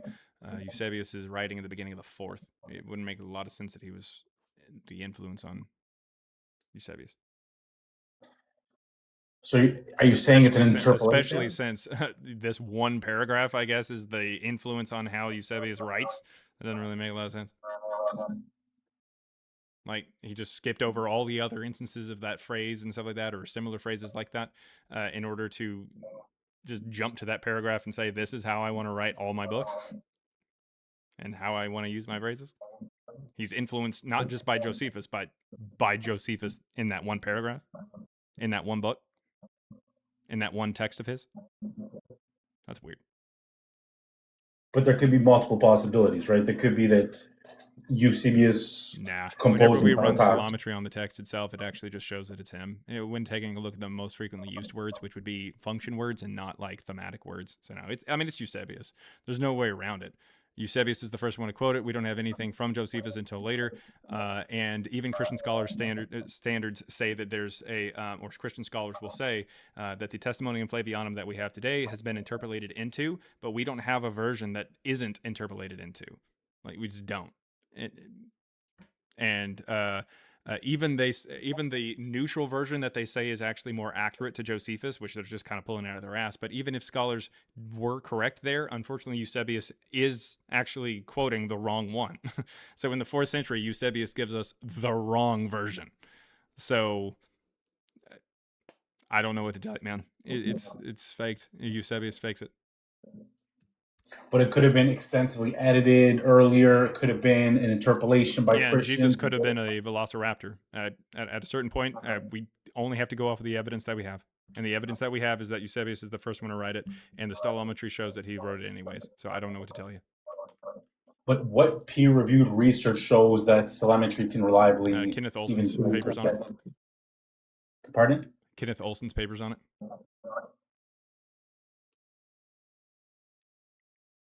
You got anything else, man? Did you test your method on other ancient texts at all? Or? Yeah, man. Most of Josephus actually comes back together as its own thing, except for certain passages in certain books. We can tell that very clearly they have been edited by somebody else. And Criticism.web.app is actually very thorough on this particular topic as well. For that kind of thing. Yeah. But to clarify, your source is one other peer. Is that right? You asked me for one, and I gave you one. Do you have anything else? They independently reviewed your work. I didn't say that they independently reviewed my work. I never said anything that sounded like that. Do you have anything else for Josephus or anything else for Jesus or Paul? Why do most critical scholars accept at least however many letters of Paul as authentic? Even though why do they accept the others as inauthentic?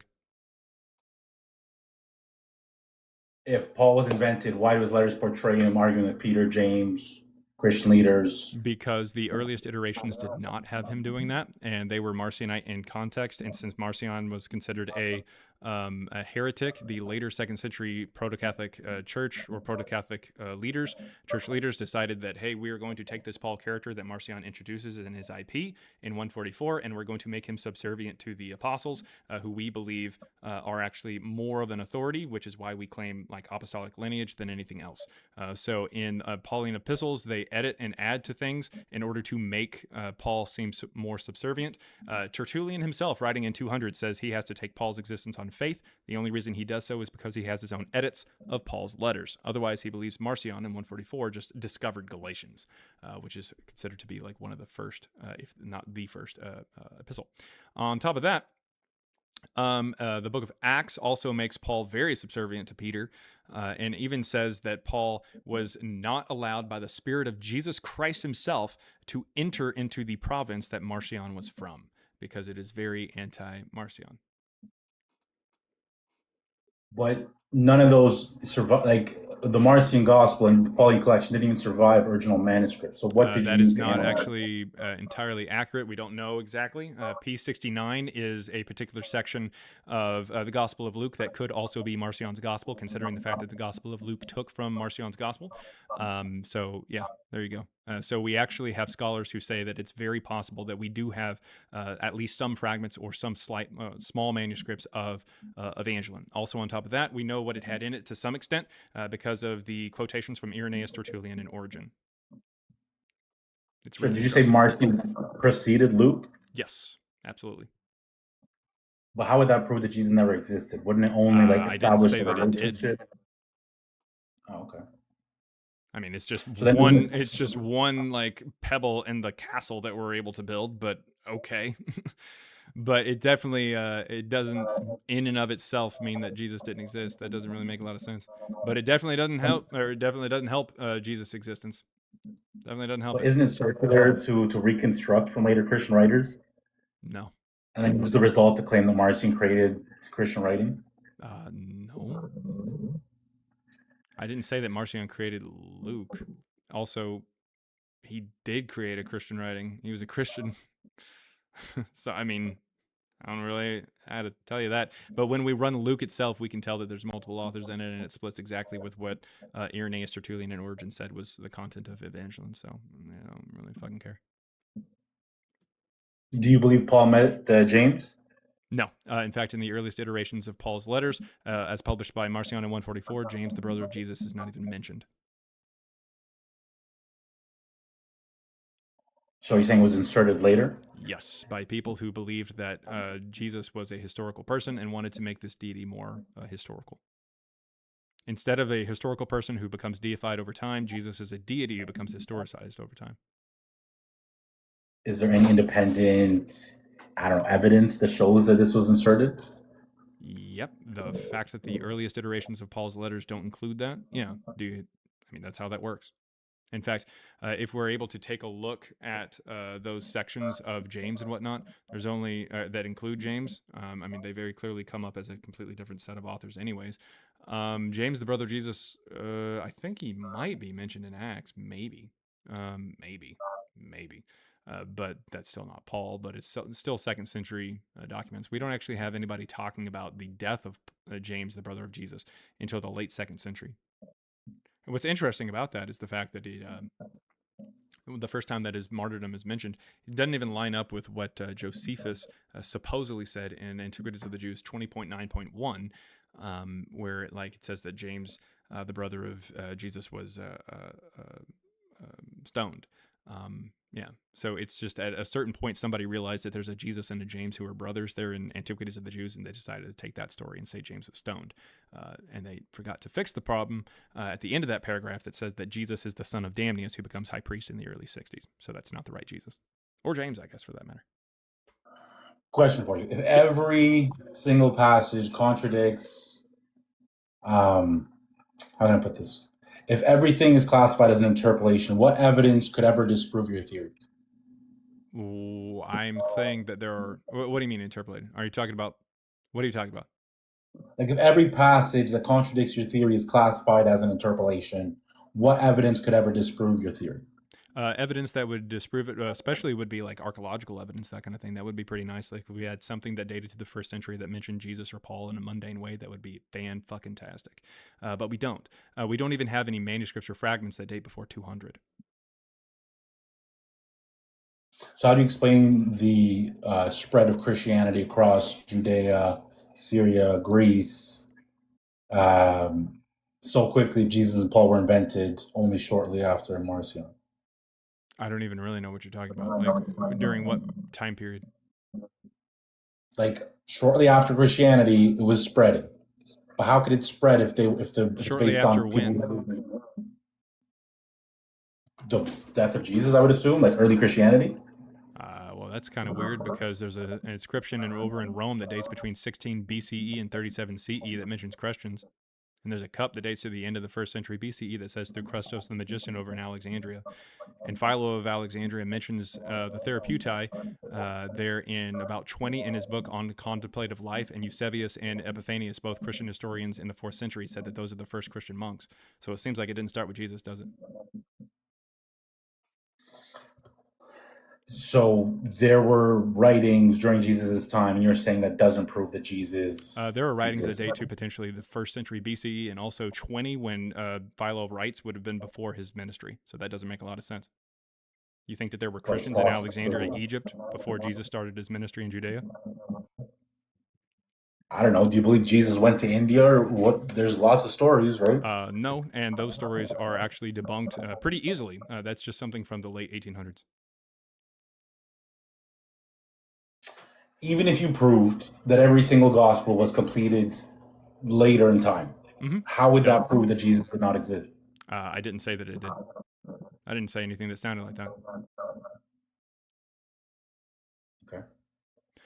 But what it does is it paints a picture much clearer for us of the evolution of this religion and the stories and the characters within the text. That's the problem. It also highlights the exact problem, which is for the actual evidence for Jesus and Paul, things that would attack the actual story or historicity of it, which are anachronisms.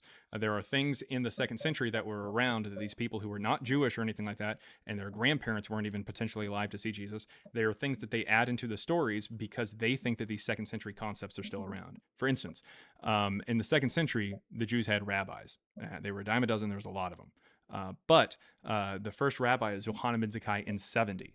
He starts the first rabbinic school outside of Jerusalem after the fall of the temple and the siege of Jerusalem in 70 at the end of the First Jewish-Roman War. He gets an approval from Emperor Vespasian to do so. All right, so it doesn't really make a lot of sense that in Matthew 23 Jesus is not only called rabbi, but he talks about rabbis and he says how they act, how they pray, how they treat people, what they teach, where they sit in the synagogues, and even how they dress. He's deliberately talking about a position, and that position is not anything until 70, about 40 years later. The 2nd century people who are writing this story wouldn't know that just started in 70 and would make that mistake. There's multiple instances like this, anachronisms in the text that just don't make any sense for 30. Even if you prove that every gospel was completed in the 2nd century, how does that prove that I just told you. I don't think you listened to anything that I just said. It's the content itself. The dating of it does not help Jesus in any way. If the first story about somebody is 114 years after their supposed death, that's not great. But the fact that it includes anachronism shows that it's ahistorical. Would you apply the same standard to other ancient people whose surviving biographies were written? Would you like 2.2? I don't know, Caesar, for example. Caesar, we have things at the time that he actually lived. We have statues, we have busts, we have coins that all date to his time period that actually depict him in the same way because he posed for him. Time period. Do we know exact time? Do we know he was alive during it, or are we just supposing it? Yep, that's how we know exactly what he looked like, because these things he posed for. Next. So do you have positive evidence that Jesus was invented in the 2nd century? I already showed you. Next. How is that not an argument that some texts may have been written later? What parts do you think were actually written earlier, and what's your evidence that they were? The only thing we have to go off of is evidence that we have. I'm not going to appeal to any kind of mystery, and I don't want you to do so. Okay, so that's weird. Who invented Jesus?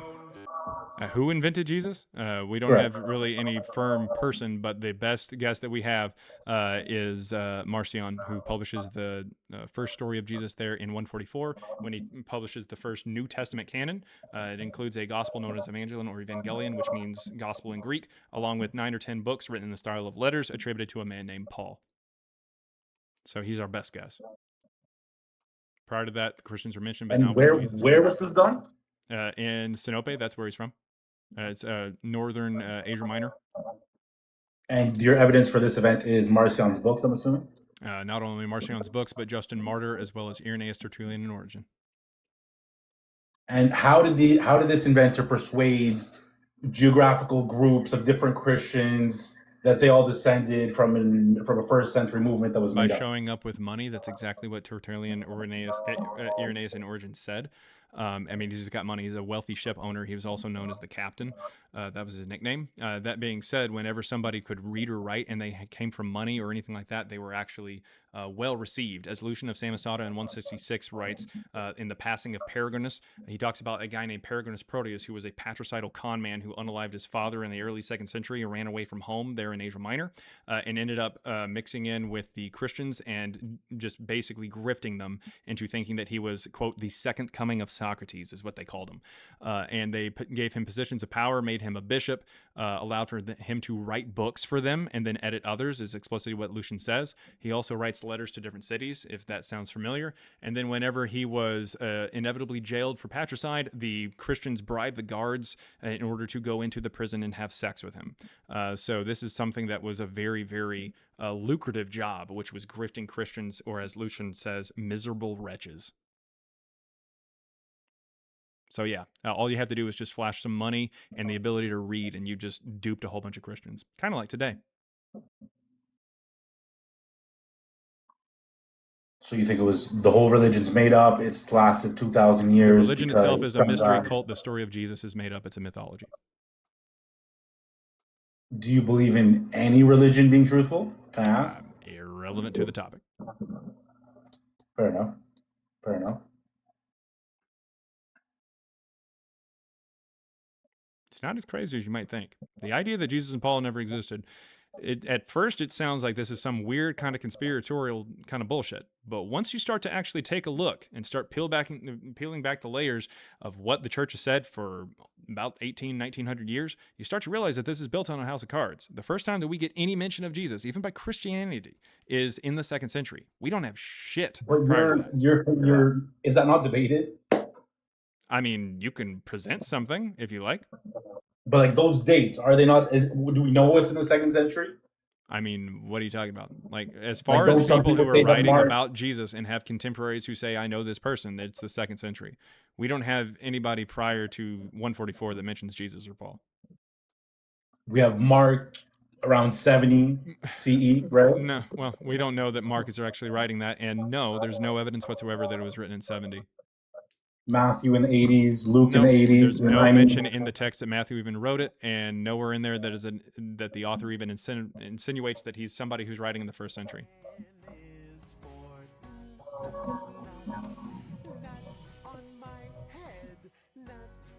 But not like, even if Matthew's name was in it, why does it matter if you don't know who Matthew is?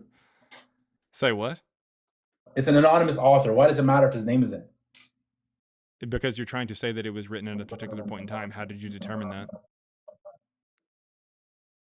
It's a debate. It could have been the 1st century, could have been the 2nd century. No, there's no evidence whatsoever that it's in the 1st century. So I don't know what to tell you. The first time that Gospels were even alluded to is in the 150s by Justin Martyr. So I don't... If it's a debate, it's a one-sided debate. The only reason that people put Matthew into the end of the 1st century is just like compromise with the like more conservative Christian scholars. They want Matthew to be the actual person who wrote it, who was a disciple. And it doesn't make a lot of sense that he lived all the way to 80 or 85. So they try to say something super early, but anybody with half of a brain would realize that, like, hey, this is anonymous. There's no evidence whatsoever it was written in the 1st century, much less by a disciple. So we're going to put it later. So they just kind of compromise and put 85. I'm not even shitting you. The only reason that Matthew, Luke, and John are put to the end of the 1st century or potentially the early 2nd is because they stagger them out from Mark. And the only reason Mark is put near 70 is because of Mark 13, which mentions the destruction of the temple. But simply because you mentioned something in a book does not mean that you wrote it at that time. For instance, I think you're overstating it. Oh, say what?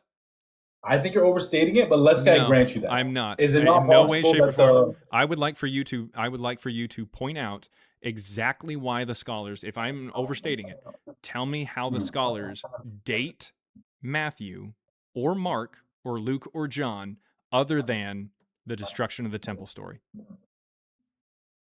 Nope, I'm not going to. Nope, we're not going to do that. Let's not say that. Let's say that you actually have support for your claim that I am just potentially underselling it or I'm just overstating something. I want you to give me any evidence that what I said was wrong. Are you looking for a written manuscript copy? I am looking for literally any evidence other than it mentions the destruction of the temple that would place any of the Gospels at the end of the 1st century. But when you say there's no evidence whatsoever, do you mean I am saying that I know the one reason that they put it there, and you are saying that that's ridiculous or potentially ridiculous. Okay, what you have done is you have attacked what I said as potentially wrong. Give me any evidence for the potential of me being wrong. Like Paul's letters from the first Paul's century. letters do not mention the Gospels, and also the Gospels don't mention him, so that doesn't do anything. We're talking about the Gospels. Yale dates Thessalonians and Galatians. Again, not the Gospels. We're talking about the Gospels. Romans, 1 and 2 Not Corinthians, the Gospels. Philippians. Not the Gospels. But do you acknowledge that these letters mention Jesus repeatedly? Sweet. So what you're going to do, or you will be disconnected, because it sounds like you're in a corner and you know you're in a corner, and so you don't really want to actually acknowledge what you said was just kind of a random attack. Please provide the evidence for how the Gospels are dated to the end of the first century without mentioning anything about the destruction of the temple, and then we'll continue the conversation. Or you can say, I was speaking out of my ass when I said that you could be potentially wrong.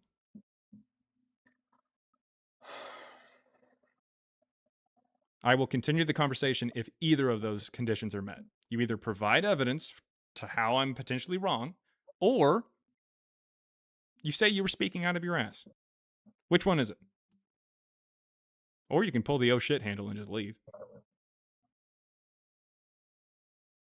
So, just Which to one? clarify, are you saying which one? I'm saying that the Gospels are dated to the end of the late century because end of the first century there, the late first century, because of the destruction of the temple mentioned in Mark and then staggering out the Gospels from there. Do you have any other evidence that they were written at the end of the first century or in the late first century? And you don't want to consider you tried to say that what I said was potentially wrong. What other reason do you know of? And letters of Paul have nothing to do. Letters of Paul have nothing to do with it because the Christians date those before the Gospels, so that wouldn't make any sense. And also, Paul isn't mentioned in the Gospels, so there's no connection between Paul's letters and the Gospels being dated to the end of the first century. That doesn't make any sense. According to Christian tradition, Paul dies before most scholars place Mark. So but it has nothing to do with it. The earliest New Testament fragments were placed in the 2nd century, right? The earliest surviving fragments? The earliest fragment of the New Testament is P52. It's a credit card size piece of the Gospel of John, and it dates to the year 200, the last year of the 2nd century. So that's not going to help you either. What else you got? How else did they date them to the end of the first century?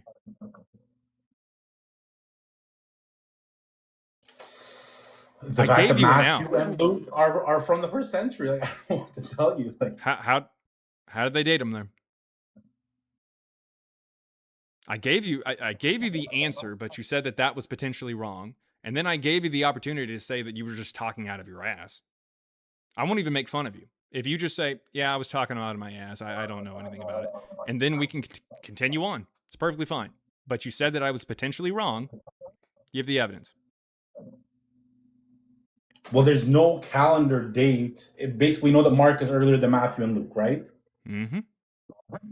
But we don't have an exact calendar date. Could it not? Is it not possible that it was in the first century? Are you saying, is it possible? Is that the evidence? The evidence for it being written in the late first century is that it's possible to be written in the late first century? You're the one saying he never existed, 100% chance. I'm asking, cool. Is it possible? So we are specifically talking about how you dated it to the late first century, because I told you how they dated it, and you said that's potentially wrong. Why? Sorry, could you repeat your question? No. Okay. So are you asking what dates to the first century? Even though scholars place Luke in the 80s and 90s? Why do they place it there? I don't know, because I told you why. You said that's potentially wrong. What's the other reason that they place it there? I'm not sure. Do you have any idea why? I already told you why they do. And you said that was potentially wrong. So here's my thing. Let's say I disagree, and it's possible. I'm aware you disagree. I want you to give me evidence that I'm wrong. Give me an alternative. because the scholars place it in the late 1st century. I told you why, and you said that's potentially wrong. Give me the alternative. What else did There is they no point to? conclusive test. That's what you're trying to get. Like, there is no conclusive test that can say that you're potentially wrong. Correct? You don't have any other reason that the scholars place it into the 1st century?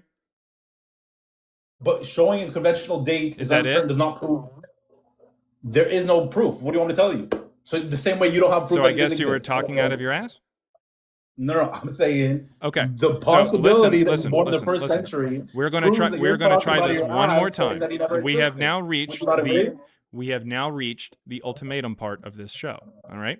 Mm-hmm. You are either going to answer the question, you are going to say something completely irrelevant, or you're going to disconnect.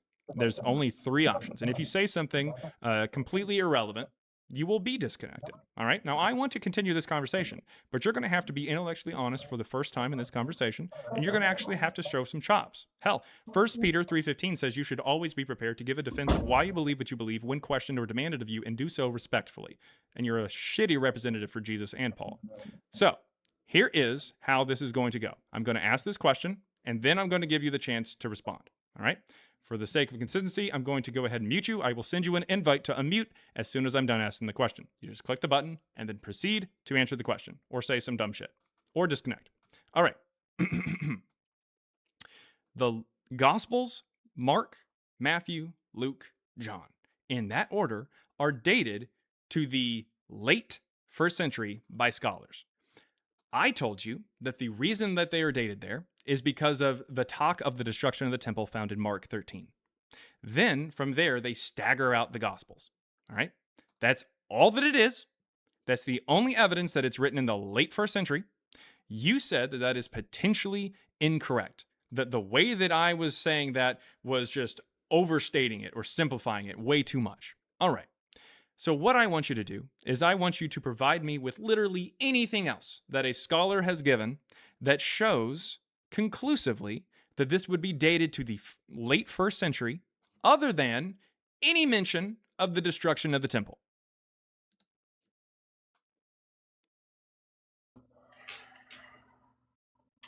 Or say that you just kind of said something stupid and you pulled it out of your ass.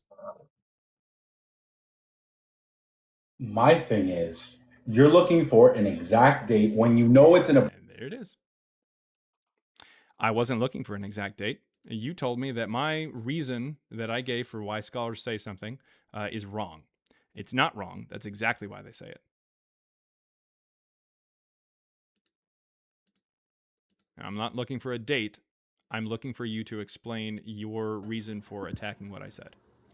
All right. Yeah. Well, I guess, yeah, that was kind of a flawless victory. Yeah, we'll just go ahead and do that there. Flawless victory. Fatality. All right. Really quick, got to get to some super chats because I am behind here. $5 from Wait, no. I've already read that one. Okay, there we go. $5 there from Resting Up Face. Says, I have a question for Bible Libel. There it is. First question there, Christina. Do you think Jesus kept Mary Magdalene around for the queefies? All right. Thought that was a real fucking question. All right. $2 from Elope Nope. And just quoting, I guess, Queen Laquifa, Dr. Regime, is a meanie. Oh, my God. She's a meanie. Damn. Them's fighting words where I come from. All right, $5 from Alan0465 says, I think the Apostolicon, in the Apostolicon, Cephas is not the same person as Peter in Evangeline. Your take? So that was something that we kind of recognized pretty early on, is that Cephas and Peter are not the same person. They're very clearly not the same person. Even in like the New Testament, they're not the same person. In 1 Corinthians 15, in the highly edited version of what Marcion had come out with initially, it straight up has like the 12 or whatever, which would include Peter, but then it also has Cephas. What? That doesn't make any sense. So yeah, pretty clearly, Cephas and Peter are maybe like some two different people or something like that, and they just kind of conflated later on. It's really dumb. Either that, or it is supposed to be the same character, but it's from two very different perspectives. So yeah, it's stupid.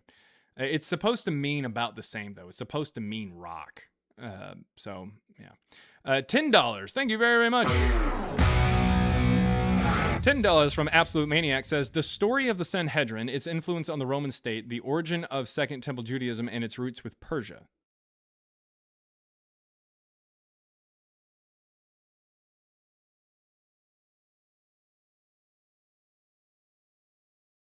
I don't know what that means. Maybe they're saying the story of the Sanhedrin. Are you saying like the evidence for Jesus found in like the Talmud, the Babylonian Talmud, that's written from 3rd to 6th century, so that wouldn't be good.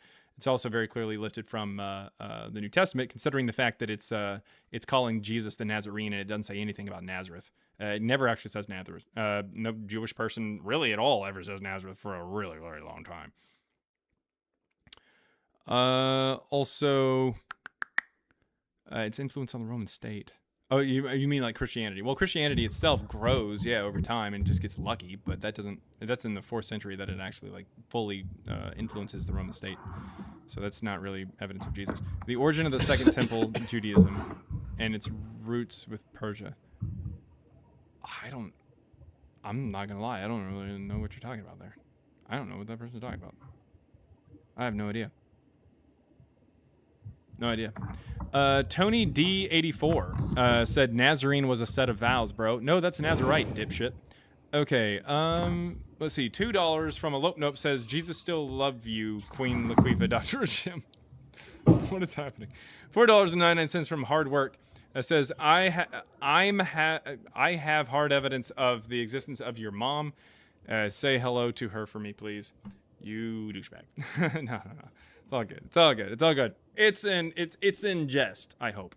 Kind of like I ingested your mom's. Okay, no. All right, we're not doing that right now. All right, $2.79 Canadian from Serenity Serpent says, "Come for the queef, get queefed. W queefy, W queef." You're just spamming the word. That's all that you're doing. Ridiculous. Okay. All right. Samuel Duval. What you got for us today? Hello. Hey, Samuel, how's it going? Hey, Really fast. So Samuel. The way that I do things here is I will allow for you to ask one question because you're definitely under 18. As long as you're honest with me here, how old are you? I'm 13. Okay, that's fine. I needed this whenever I was a kid. You can ask one question. Go ahead. Okay, what religion are you? What religion am I? Yes. Adonatology. Okay, that was my one question. That's the only reason why. Okay. Well, that kid's going to be finding a lot of cool stuff later on. All right. Let's see. Mama Smart. How's Mama going? Yeah, what a wasted question. I was thinking about just being like, no, I don't. It's irrelevant. Yeah.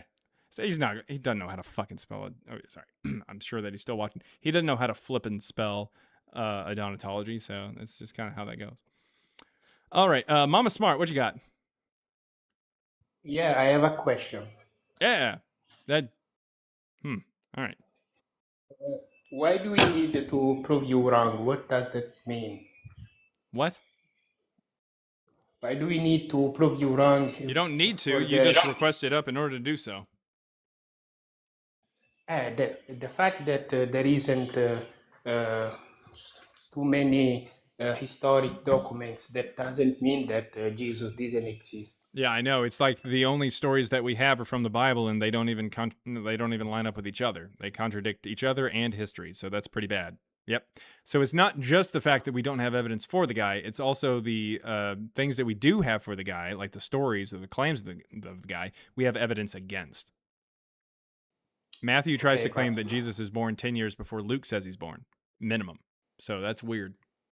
It's impossible. Yeah, I don't necessarily believe in the Gospels, but I'm saying that doesn't mean that he didn't exist. No, Like, it does. The Jesus presented in the New Testament cannot exist because you can't be born 10 years before you're born. It's impossible, so he cannot exist. Now, if you'd like to pick which gospel you'd like to go with for his birth story, or neither of them, that's fine too, but you'd have to be removing part of the New Testament to do so. So the way that Jesus is presented in the New Testament is impossible, therefore did not exist. no, maybe they were lying about him, but Okay, that well, then doesn't the New mean Testament lied about Jesus, which means the way that the New Testament presents Jesus is impossible. Sorry, yeah, I that's know, how that works. but Yep. Okay, so now I'm what we have talking to do about in the order to Gospel. establish that he existed is look to other things outside of the New Testament, because we've already determined that it's potentially lies or not correct, or it's incorrect there. So we're going to go right back to the first thing you mentioned, which is there's no evidence outside the Bible. So there you go. It's as easy as that, man. Anything else before I go ahead and drop you down?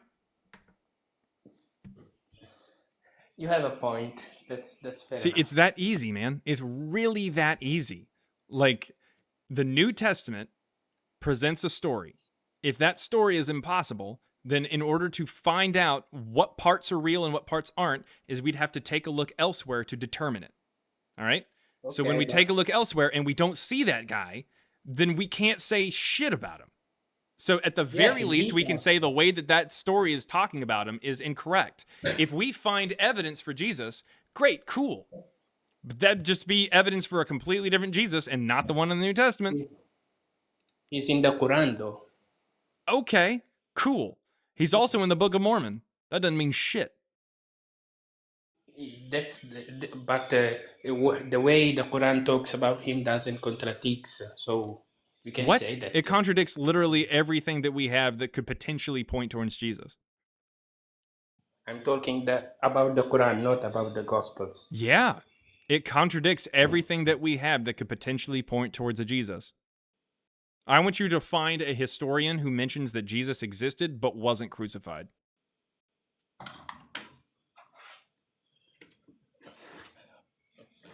Okay. We have. Yeah, I it's know almost that like we have almost many- like a book that's written like 500 to 600 years after the supposed death of a character probably isn't going to get the character right, and especially when it's written 300, about almost 300 years after the entire Roman Empire was Christian. It's an offshoot of Christianity. It's desert Mormonism. Some guy says that the story goes that some guy got a meeting with an angel, and so he decides to write down or have somebody else write down words for him because he's uneducated, and then eventually the guy goes crazy with power and marries some kids. So like, it's desert Mormonism, dude. It's just Joseph Smith with sand. But if we establish that one of the book that talks about Jesus is the truth, we can say that Sweet. Jesus Which was one like is? that. Which one is, and how did you determine Like it? If we determine Which that one the is, Quran and is how from did you God, determine it? if we determine that the Quran is from God, we can It's say not. that Jesus was like. It's not. Yeah, it is. No. What's your evidence that it is?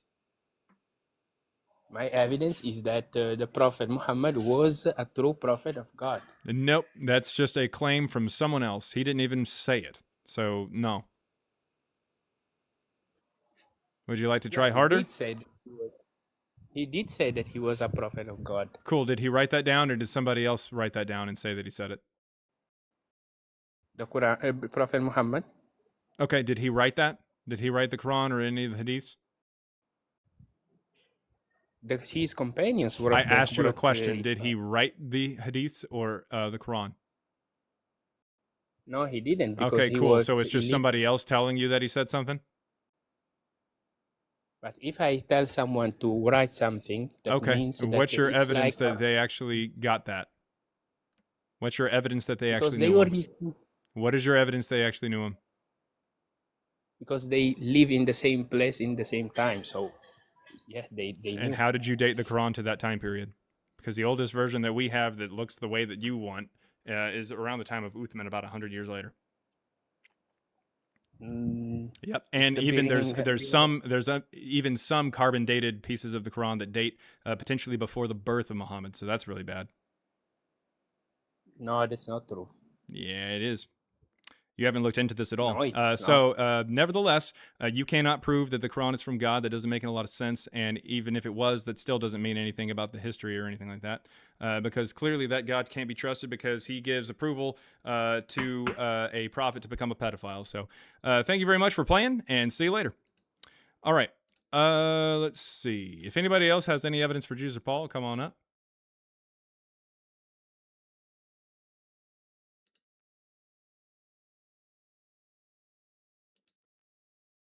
Is Sergeant Roy? Sergeant Roy's in here? Where?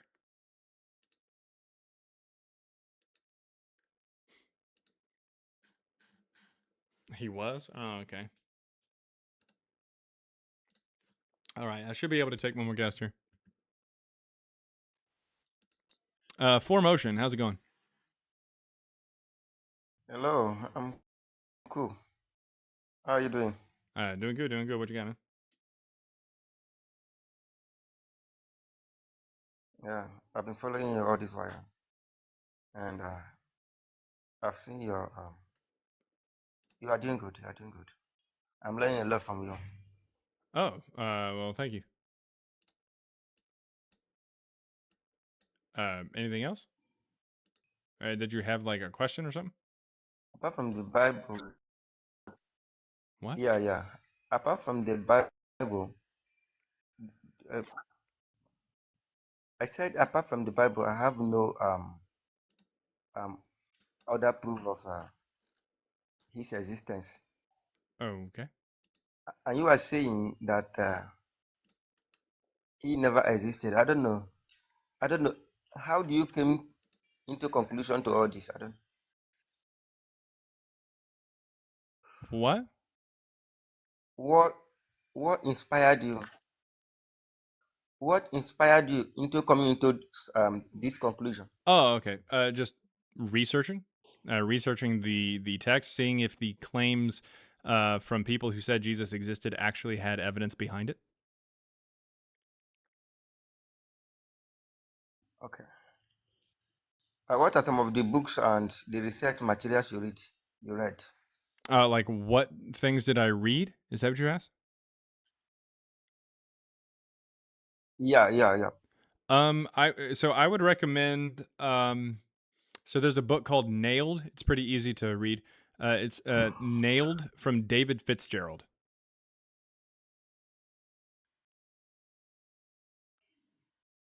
Can I put it in the comment section? I don't know. Yeah. Let me put it into the comments there. Is Nailed. Let's see, by David. Jesus Christ! There it is. It's in the chat. There you go. Nailed David Fitzgerald. Some people are faster than I am. But yeah, I would highly recommend that. Thank you. Because when trying to prove in a septima of the Bible that Jesus actually exists, people just point to Josephus, Corinus, and others. And if you trace it vividly, the Josephus and Corinus in question has something to do with Christianity and something like that. So that is why subscribing to your idea. Yeah, I mean, I understand. I would recommend reading the book and taking a look. You can also read our book. Yeah, our book is cheaper than even Nailed. It's $3 for the ebook. Okay. So, is he online? Who? Is the book online? Yours? Oh yeah, my book is online. Yeah, it's on Amazon. The link is in my bio here on TikTok. It's $3 for the ebook if you're in America. It's on Amazon. I'm not an American. I'm from Nigeria. From Nigeria? Yeah. I assume.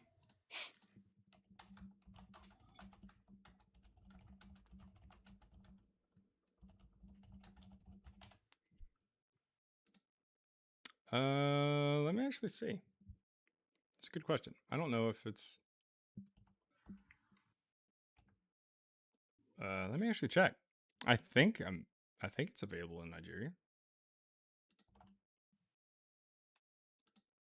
Pretty sure it is.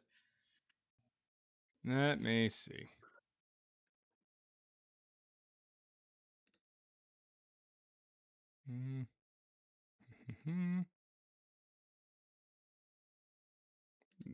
Maybe. I don't know if it is or not. It's a good question. I know it's in India. I know it's in Australia, Mexico, Canada, Brazil, Japan, Netherlands, Italy, Spain, France, randomly Denmark, the UK, and America. I don't know if it's in Nigeria. I don't know, honestly. You can check. You can check to see. They might be able to ship a book to you. It's also on eBay. I know that eBay has them. According to AI, it is. Okay.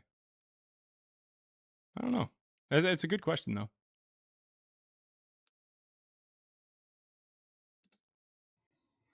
No problem. Right. But yeah, but thanks for coming up. But what I would do is it sounds like we got some people in the chat who are checking. But click the link in the bio as well here on TikTok, because it might be available. I don't know. Honestly, I don't know. DHL will deliver to Nigeria, and that's good. But I don't know if it's. I don't know. I honestly couldn't tell you. But check it out. Check it out and let me know. You can send me a DM if need be. Yeah, I said I'm going to do that right now. Okay. All right. Thank you very much. That's 4Motion, everybody. Thank you very much from America to Nigeria there. Okay. I think that is it. I'm pretty sure. I don't know if the ebook. It kind of just depends. Kind of just depends. The ebook, the way to go for sure. Yeah, shipping would be insane. I'm sure it would be, but I don't know. I do not know. I would assume that shipping would be insane. Ebook would probably be the best way to go, but if print version is the only way, then it's the only way. Alrighty. I saw Sergeant Roy in the chat, but he didn't come up. I requested him. Oh, you can get an ebook or paperback in Nigeria. Okay, cool. Oh, Wolf is in the chat. Who's Wolf?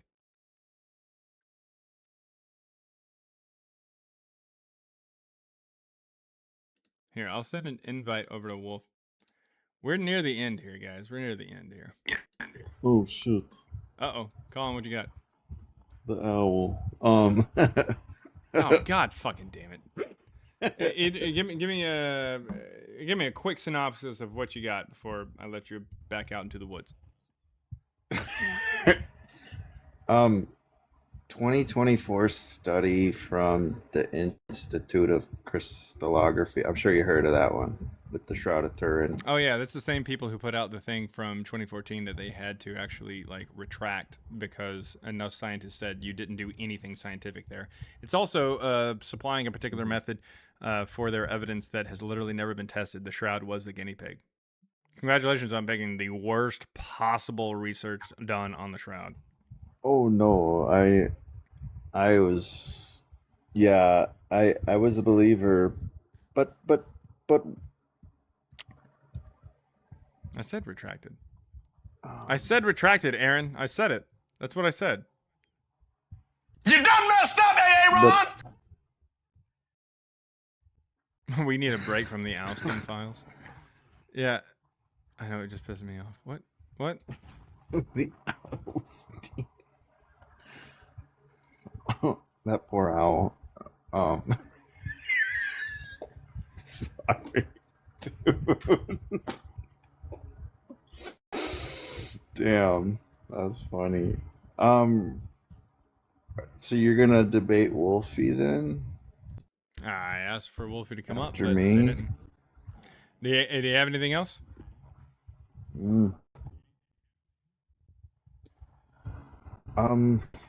Yes. I and I don't want to piss you off, but when I Google when was Paul's earliest writings, it says 48 AD, and then I Google I googled guy online said that Paul never existed. So like I don't know. It said that you're in like a very small minority thinking Paul doesn't exist. It says most historians think he did, but what do you think about that? Like the fact that most historians disagree with you. They do? That's okay, cool. I mean, all right. Where are you getting the year 144 from? Because that's Marcion.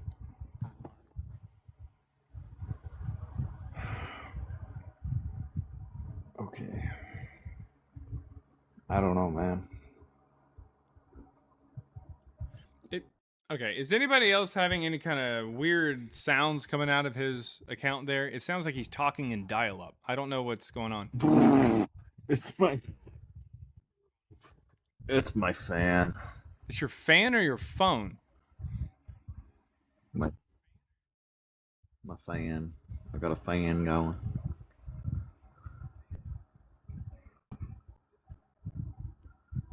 I can hear him thinking.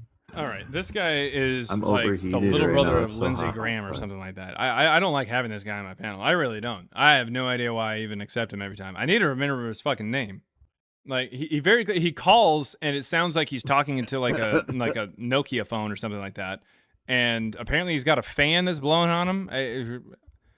I have no idea. It's really, really weird.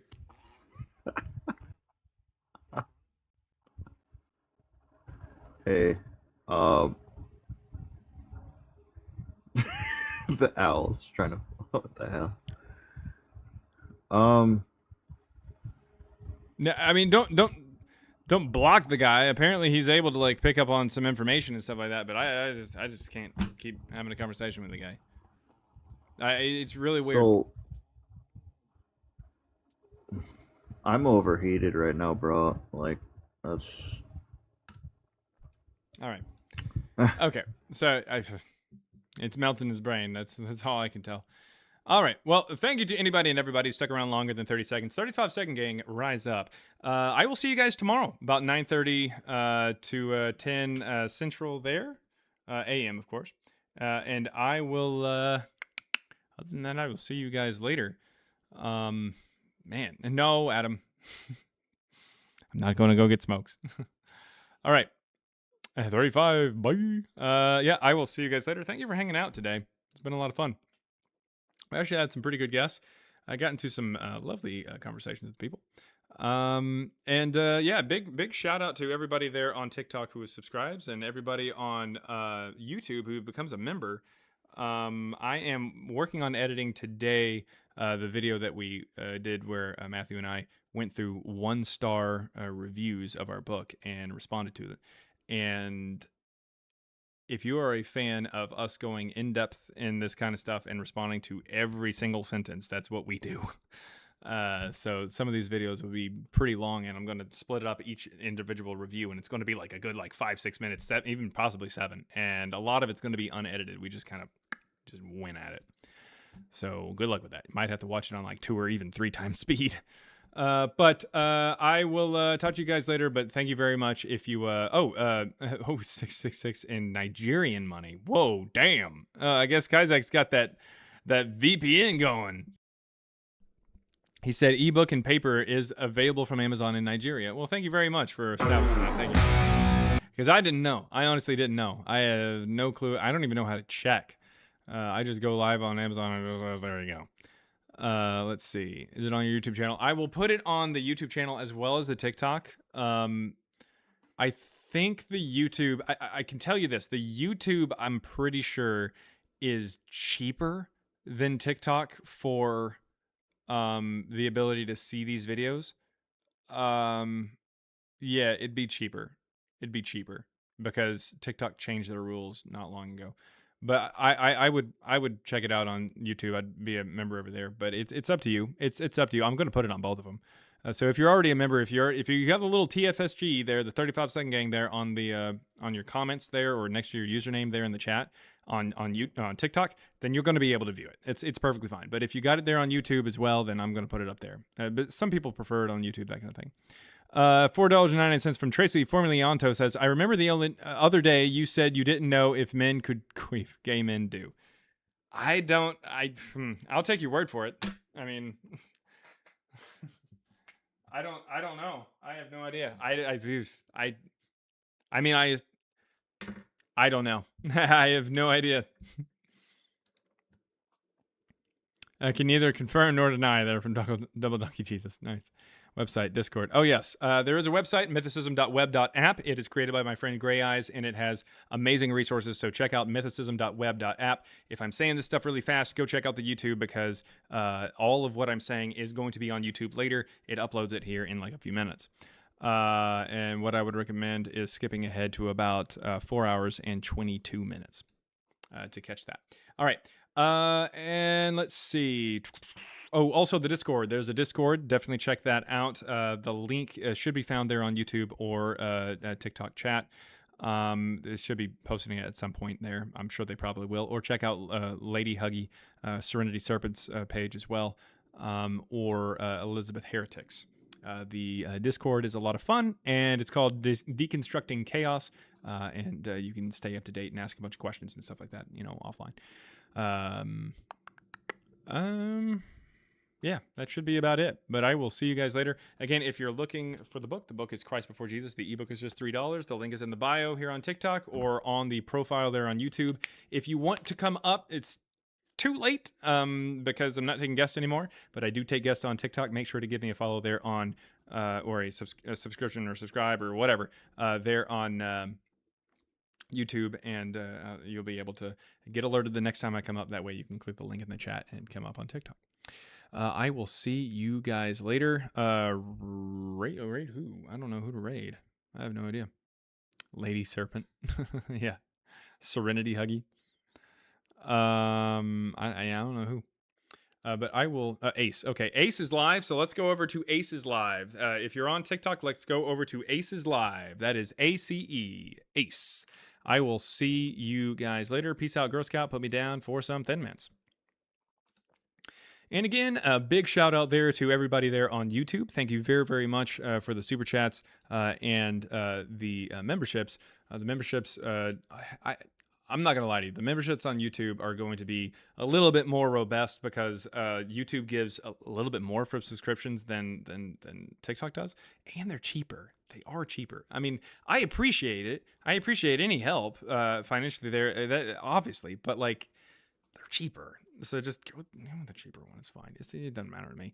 But yeah, they're on YouTube. Thank you very, very much for becoming members. We're going to have some more member content that's coming up. I think we had a member video or a video just for members that was uploaded last night as well. So we're going to have plenty of content here before too terribly long. Thank you very much for hanging out, guys. You've been you, and you have